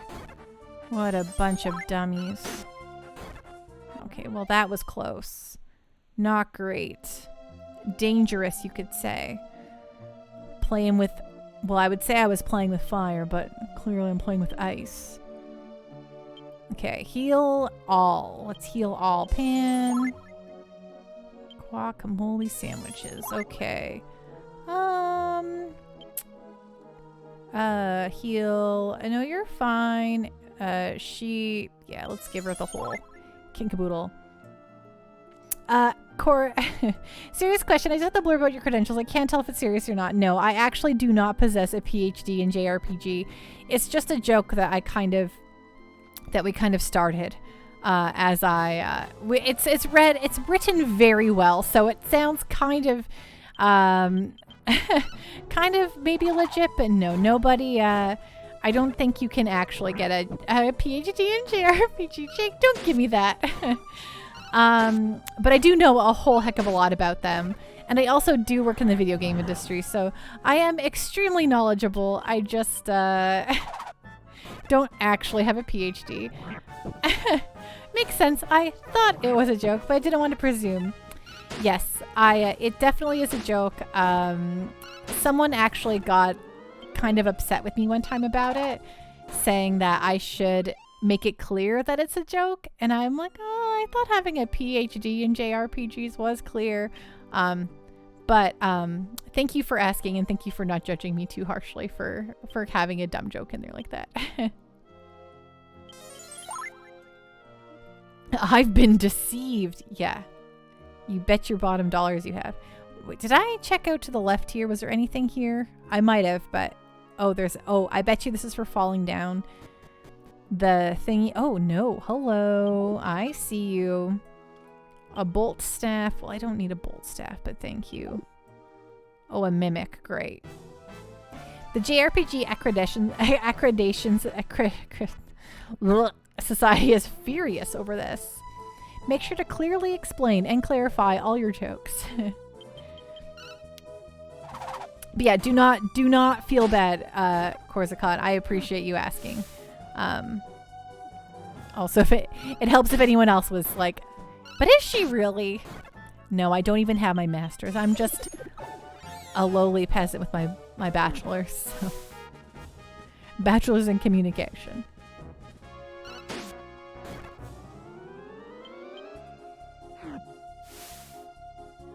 You need to write parody in brackets on Twitch. These days, you can't be too sure. It's true. You're not wrong. And that is so rude. I hate it. But, oh, and Ira's asleep. My one other person you can revive. It's nice that she can revive. Oops, like on Twitter. Totally.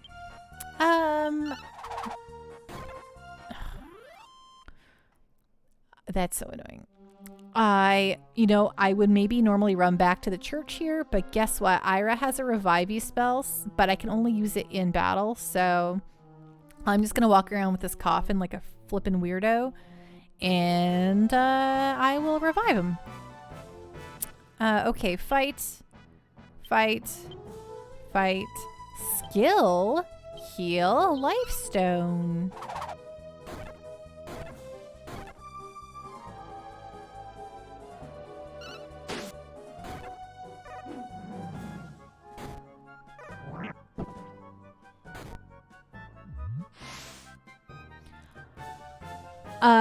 Sipping Boomer. I never use Twitter, so I accidentally say Twitch when I mean Twitter. Of course, I love Twitter, but I'm also a monster. It's also my job, so to deal with the social medias. Ooh, it worked. Melvin's back. That's so kind. Yay! Oh, I love that. I love that I don't have to spend $3 gajillion on reviving characters now. Dr. Pepper never even got his degree. I also have my suspicions about Dr. Dre. Sir Asgard. Well, Dr. Phil isn't a doctor, so I think you are okay, Pando. Thank you. Oh, wow. Thank you, everyone. Heal.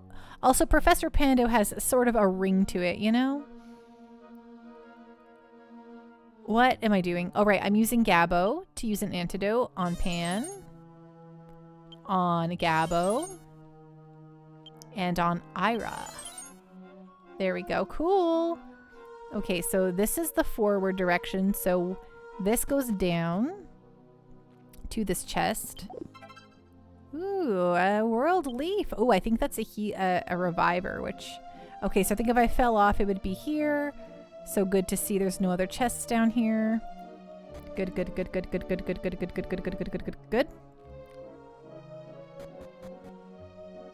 Oh my word. Okay, hello.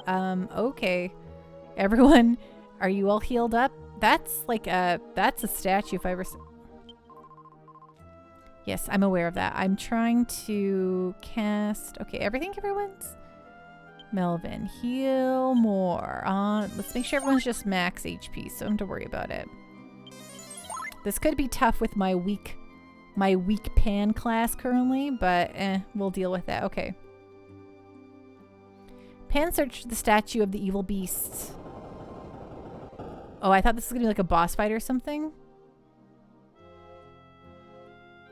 Well, what did that do? Okay, just go this way then. Oh, nope. Don't do that. Also, PhDs are a labor of love, so it's for Pando. Thanks, Sir Asgard. Why did that? Okay.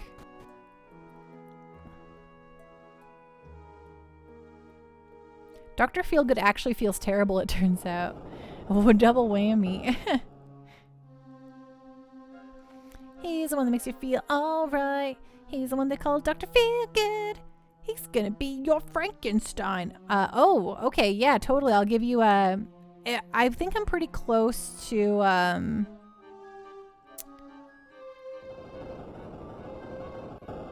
oh, hello. Okay, I'm pretty close to ending stream soonish, Scuffed Norwegian, so I'll read it when I flip over to the next, oh my word. Oh. To my next, when I'm close to ending here, so if that's okay with you. Mine took 6 years with terrible pay. Perfect. Love it. I love that for you, Sir Asgard. What sort of motley crew would write such a song, right? I kind of love these stupid statues. They're so cute.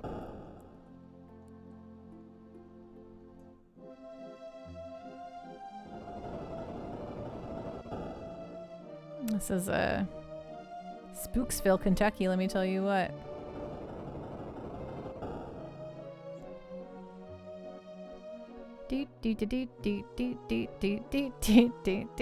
Oh my gosh. This is I'm real nerved, folks. Oh, I see the door. I see the door.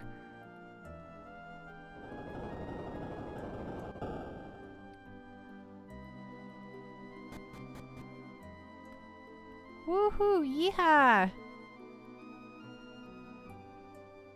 Wait, what's that door? Is this a stair? Oh, this is our boss. Okay. Okay, here we go. Heh heh heh, I must admit I'm surprised to find one foolish enough to enter the Shroud of Darkness. Unfortunately, you will proceed no further. Okay, we'll see how this goes. I hope I don't die a terrible death, but boss time, you got this. Thank you. Fight, cast, others, no, no, yes. Upper, cast that on Melvin. You're gonna fight. You're going to, oh wait, back it up, back it up. You don't need to do that. You can fight. You can fight. You can cast, an upper on yourself, and you can fight. Oh, I just remembered I have a cool skill I'm gonna try out.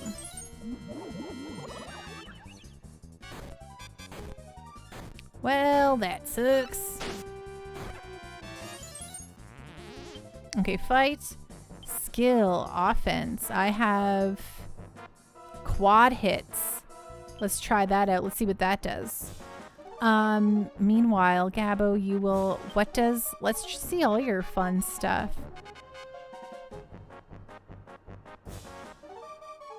Mad Sheep Attack. Let's see what that does. I'm just curious. Melvin cast heal more on yourself. Alright, you're, no, you have to stay alive because you're the healer. So cast heal more on yourself. I don't care. And then Ira, you will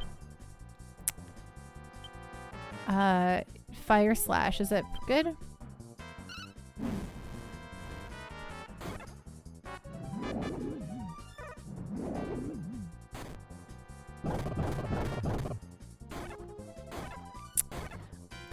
Okay, that wasn't particularly better. Then I think hitting was 2, 4, 6. Oh, 2, 4, 6, 8, and then yeah, I think that did more than just a regular attack, right? Let's do quad hits again. You fight. You use your heal. I mean, you cast heal all on. No, you heal more, Pan. And you fight. Oh, I should have had her do a flame slash, actually.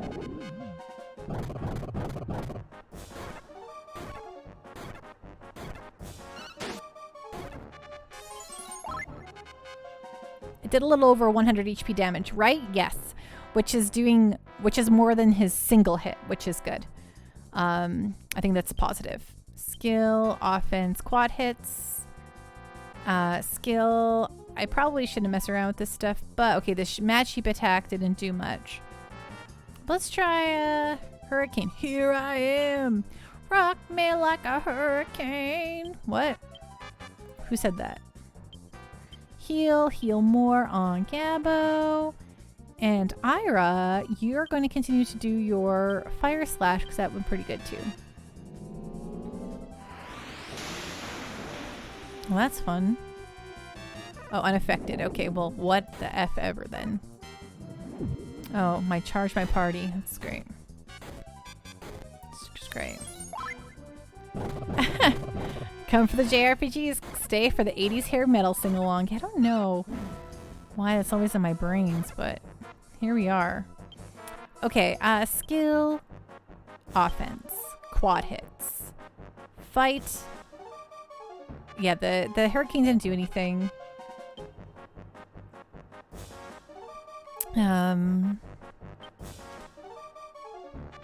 Yeah. Oh, I'm gonna try the wind beast. I wonder if he does a lot of damage.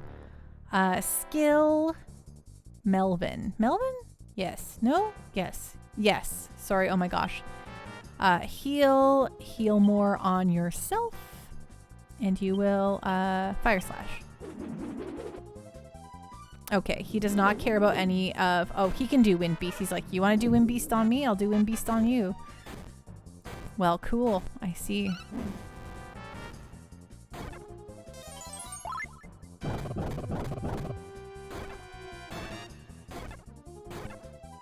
Okay, fight. Skill. Quad hits. Just keep quad hitting him. Gabbo. Just fight. You're not doing anything else. Skill, heal. No, gosh, for the love of God, I wish the skills and I get it. Skills don't cost MP, but still.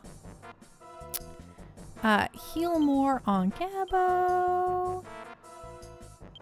Do you have any spells to raise Pan's attack? I might, but I don't want to miss out on doing a hit either. But I'll double check. Maybe Pan has one.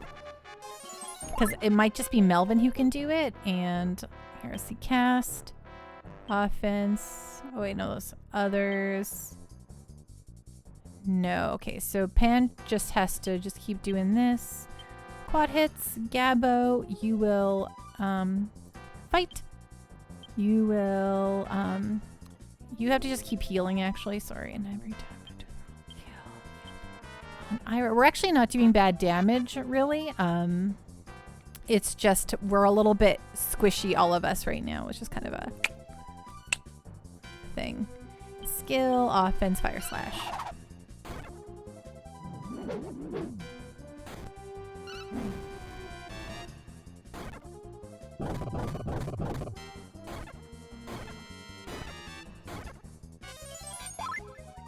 Okay. Fight. Skill, quad hits, fight, cast, heal more on Pan, skill, offense, fire slash.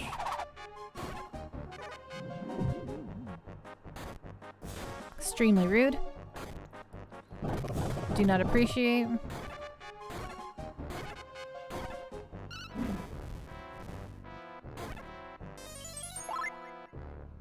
Fight, skill, quad hits, cast, no, fight, cast, heal more on Gabbo, and then you will fire slash.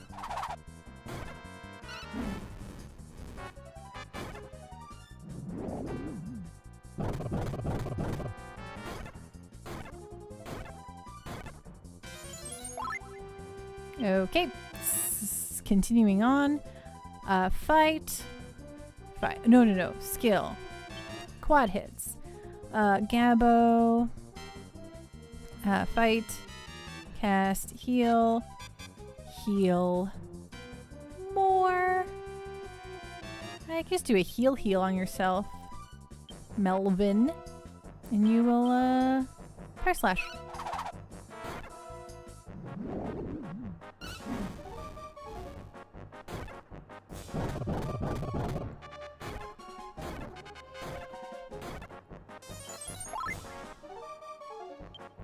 Okie dokie. We might have an opportunity here to raise some of Pan's attack if I think Melvin has one of those things. I don't know. So, squad hits, fight, cast. You don't have any other... No, you don't know any spells. That's fine. Whatever. This guy's pulling his punches 2 rounds in a row. He wasted his turn, right? I know. I am getting a little bit lucky here, I think.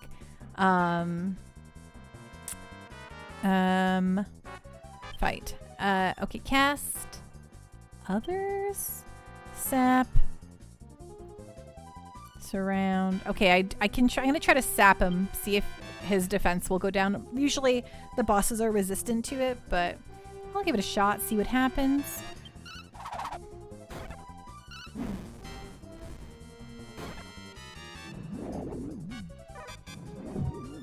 Oh, there we go. There's a hit.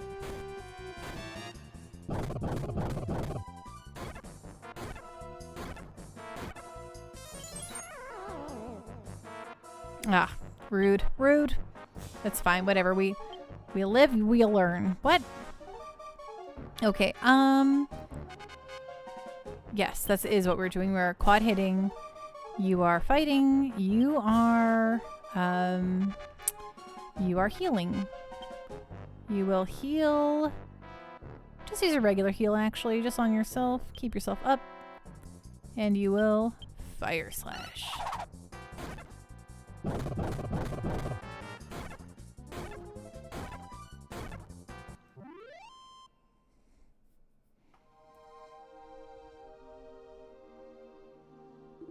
Oh, it can't be. How could I lose to such a group? If you think the dark cloud will be lifted now, you are terribly mistaken.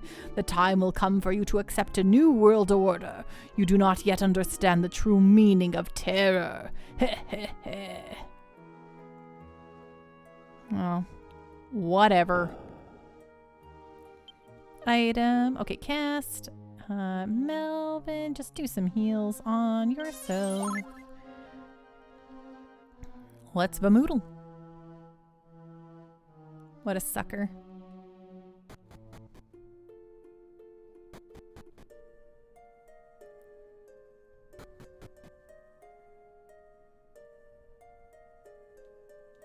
Is there a save point here for me? That'd be really nice.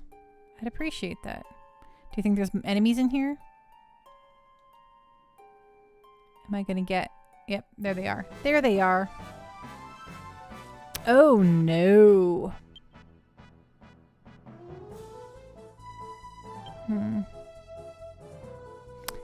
I bet you these guys are tough. I don't know, I'm getting that vibe. I could be totally wrong.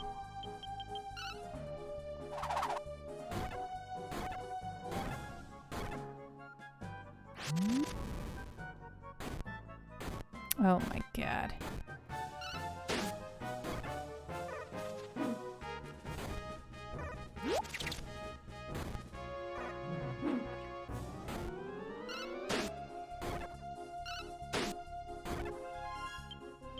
I'm going to go out on a limb here and say that I do not think there's going to be a save or a...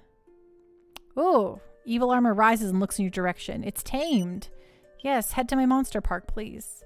That's nice. Have fun, evil armor. Cast. Melvin, heal. More. I'm gonna actually head back to the village here so that we can we can save. It's, I think, important. It's also midnight. Do you think if I hit outside here it'll bring me to the actual entrance, not the back half here? I'm gonna try it and see what happens. Woohoo! Sweet. Oops, that's not the way. Oh, turn the wrong corner. Wow, no enemies for that whole walk. Okie dokie. Down we go. Around we go. Down we go. Jump. Woo! That seems like an awfully dangerous jump, but hey. Physics don't matter. Dragon Warrior VII. Dook, dook, dook, dook, dook. Okay, let's use the inn. Yes, I would like to stay the night. Thank you.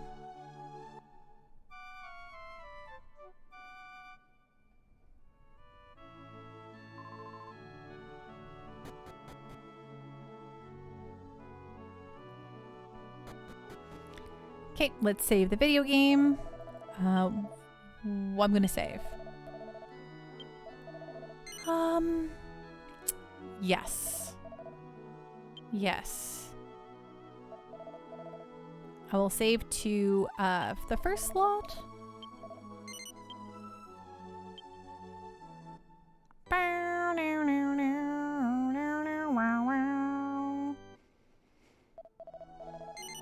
No, I think this is going to be where we quit tonight. Also, I owe Scuffed Norwegian, some Dragon Quest III words here in the textbook. So we're going to Professor Pando it here. So thank you for playing. Thank you. We'll go like this. Bing. And I'll put on my glasses, my fake glasses. I don't actually wear glasses, but professors wear glasses. I always have to tell everyone that. Okay, these look like a good matching for what I'm wearing. Oh, they're crooked. How do glasses work? I don't know. Okay, here we go. Bing! Cooler by the second, folks. Scuffed Norwegian. Perfect. I was about to say, are you here? Oh god. Oh god. Oh my god. I'm so sorry, everyone. Pikachu almost went flying. And then present perfect. Okay, yes. Everyone's here and accounted for. Okay, so you want a Dragon Quest III to learn about. So welcome class to a Professor Pando lecture. I will read from our textbook, The Guide to Japanese RPGs. And thank you for liking my glasses. I actually, I don't wear glasses, and I used to really want to wear glasses. Like, I was so jello of folks who wore glasses. And then I realized that it's not, I'm aging. I'm going to be 40 in so many years, right? Like, it's not a long time away. And so ultimately, as I age, I'm going to have to wear glasses. So I've decided to just embrace the glassesless life until my body says that it doesn't want to make my eyes work as well as they should anymore. I turned 40 last week. Don't worry, the water is fine. Yes, I actually am not concerned about aging. When I turned 30 8 years ago, I was kind of distressed. I was like, I am not ready to become older. And then I realized that it didn't really matter. In fact, being older is kind of cool and has a lot of perks. And I think I've been a cooler person in my 30s than I ever was in my 20s. So I'm having a great time. Who cares? Wow. I'm like staring at this book like, what am I doing?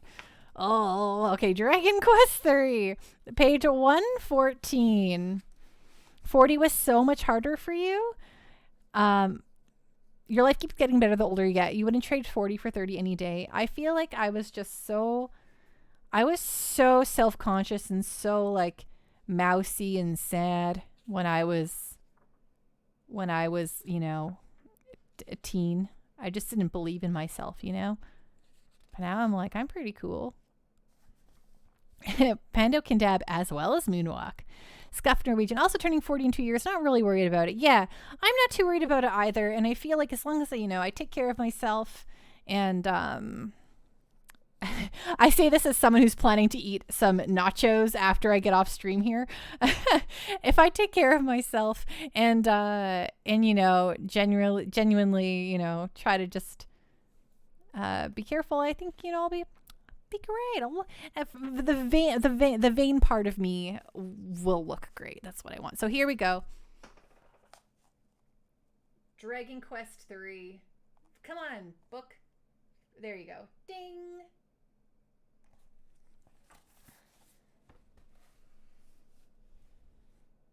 Bing.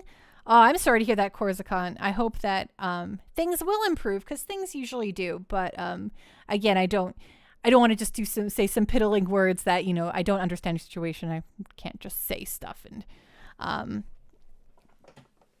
understand, you know, wave it all away with words. But you know what you know what I'm saying.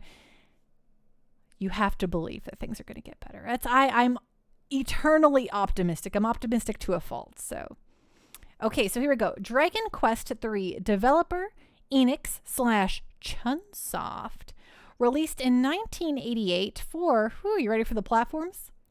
For the NES. Then it came up for the Super Famicom. They did a remake. The Game Boy Color, iOS, Android, PlayStation 4, and the Nintendo Switch. I'm very excited for Dragon Quest III to get its HD 2.5 remake. 2.5D HD remake. That's what they call it, right? That's what Square's calling their engine. But it has to come over here. They have to tell me it's coming. Anyway, the first two Dragon Quest games were very popular in Japan, but it's the third game that really cemented the series' reputation as a national phenomenon. Even in the United States gaming media, rumors circulated that lines to purchase the game were obscenely long, and Japan had passed a law mandating that the games could only be released on weekends, since folks were skipping both school and work to buy it. This was actually just a suggestion rather than an actual law. Dragon Quest III, Soshite Dentetsu and so Into the Legend, establishes many of the tropes for not only this series, but many other JRPGs. For every game that begins with the hero's mother waking them up from bed, or every game where the characters explore a ghost ship, you can point to Dragon Quest III. Oh, this is the game that started the JRPG bingo sheet, I see. The protagonist, male, point to Dragon Quest III. Oh my gosh, what the hell did I just say? The protagonist, male or female, there we go, has the hero character class and sets off to find out what happened to their warrior father, Ortega. However, you can create a whole roster of companions by visiting Patty/Ludia's bar. There are standard classes like the fighter and soldier, both physical warriors, the pilgrim/healer, and the wizard/mage. More unusual classes include the merchant dealer, who gets extra money after battles and appraises items, and the goof-off/jester, who is almost useless but has a high luck skill. There is also a powerful sage class, to which you can promote units, provided you've a shrine provided you found the right item. You can multi-class by visiting a shrine after reaching level 20. Characters restart at level 1 in the new class, but keep all of the skills they had in their previous class. Created characters can be male or female too. The guy Goof-Off is a clown, while the lady is a bunny girl. The number of player combatants also has expanded to 4. Day and night cycle as time passes, which affects events in town as well as the monsters you face. Seeds are items which can be given to any character to increase their strength, HP, or other statistics. One town has a monster arena where you can bet on the outcomes of fights. The world map is roughly based on Earth. The pyramids of Isis are located where Egypt would be, the town of Romilly is in Italy, Portoga is in Portugal, and Edinburgh is on an isle analogous to Great Britain. I know the word. I just don't know how to say it right now. And in contrast to Final Fantasy's airships, you control a gigantic bird to soar over the map. The biggest twist, though, is after you defeat the evil Baramos, purported to be the game's big bad, but instead of victory, you're tossed into the world of darkness, which is actually Elfgard from the first Dragon Quest. This reveals that the game is actually a prequel, and the protagonist is the Erdrick of legend, in whose footsteps the hero of the first game would tread. Later ports to the Super Famicom, Game Boy Color, and mobile platforms add plenty of enhancements, including a quiz to determine the stats of the hero and a new thief class. Most of these are released in English, except the Super Famicom port. The smartphone release gave the English subtitle The Seeds of Salvation. Yes, always warning, this book loves spoilers. Dragon Quest III is one of the most beloved RPGs in Japan, firmly establishing the formula for scores of other games. Well, there you go, folks. Thank you so much for hanging out with me tonight. Thank you so much. Oh, Ragnats, thank you for the raid. The pumpkin patch is rolling in. You're rolling in just as I'm rolling out, my friend. Ragnats, what were you streaming? Thank you, Jake. And thank you, Scuffed Norwegian, for requesting the lecture. I love doing those. Scuffed Norwegian, Ragnats, I'm tired and hungry. I need, yes, thank you for giving the shout out to Ragnats. If you do not follow Ragnats, please do. Super awesome and playing at 2 Point Campus, which I really want to play. Thank you, Sping Boomer. You are all rad news rhinos. I will be back tomorrow afternoon to play some Elden Ring, which is a little bit different than my normal JRPG fare. But I get angry and people like that, so I don't know. As for Dragon Warrior VII, I'll be back Monday with that to play it Monday, Wednesday, Friday. Provided I haven't posted a schedule in months, and not months, it's been a week actually, just one whole week, folks, but I still feel bad about it. I will post a schedule and you will all see it, what I plan to do next week. I promise I'll post a schedule, and now I have to stick to it. Oh gosh, okay. Whew. Thank you, Regnets. Thank you so much for that raid. It really means so much to me, and I apologize that I'm just bailing, but I'm hungry. I'm gonna make myself some nachos and try to see how far I can get into Trails of Zero before I go to sleep. But I'm tired. Okay, let's see what. Santa Claus was here. We're gonna raid King of APOC. He's currently playing he's doing a Black Friday retro pickup variety night. Who doesn't love that? I love to watch lots of random retro games. Thanks, Regnats. If you want to hang out with me otherwise, I'm always in the Discord. Sometimes I read messages and go, ha ha ha, I'll reply to that later, and then I don't. But that's just because I'm a jerk. No, I'm not actually a jerk. I just forget everything and my mind's going 12 ways to Tuesday. I have to stop stream. So let's raid King of APOC. I'll be in Discord. I'll see you all tomorrow for Elden Ring. Tomorrow afternoon at 2, my time, mountain time. Okay, bye. Thanks for everything. I like you all.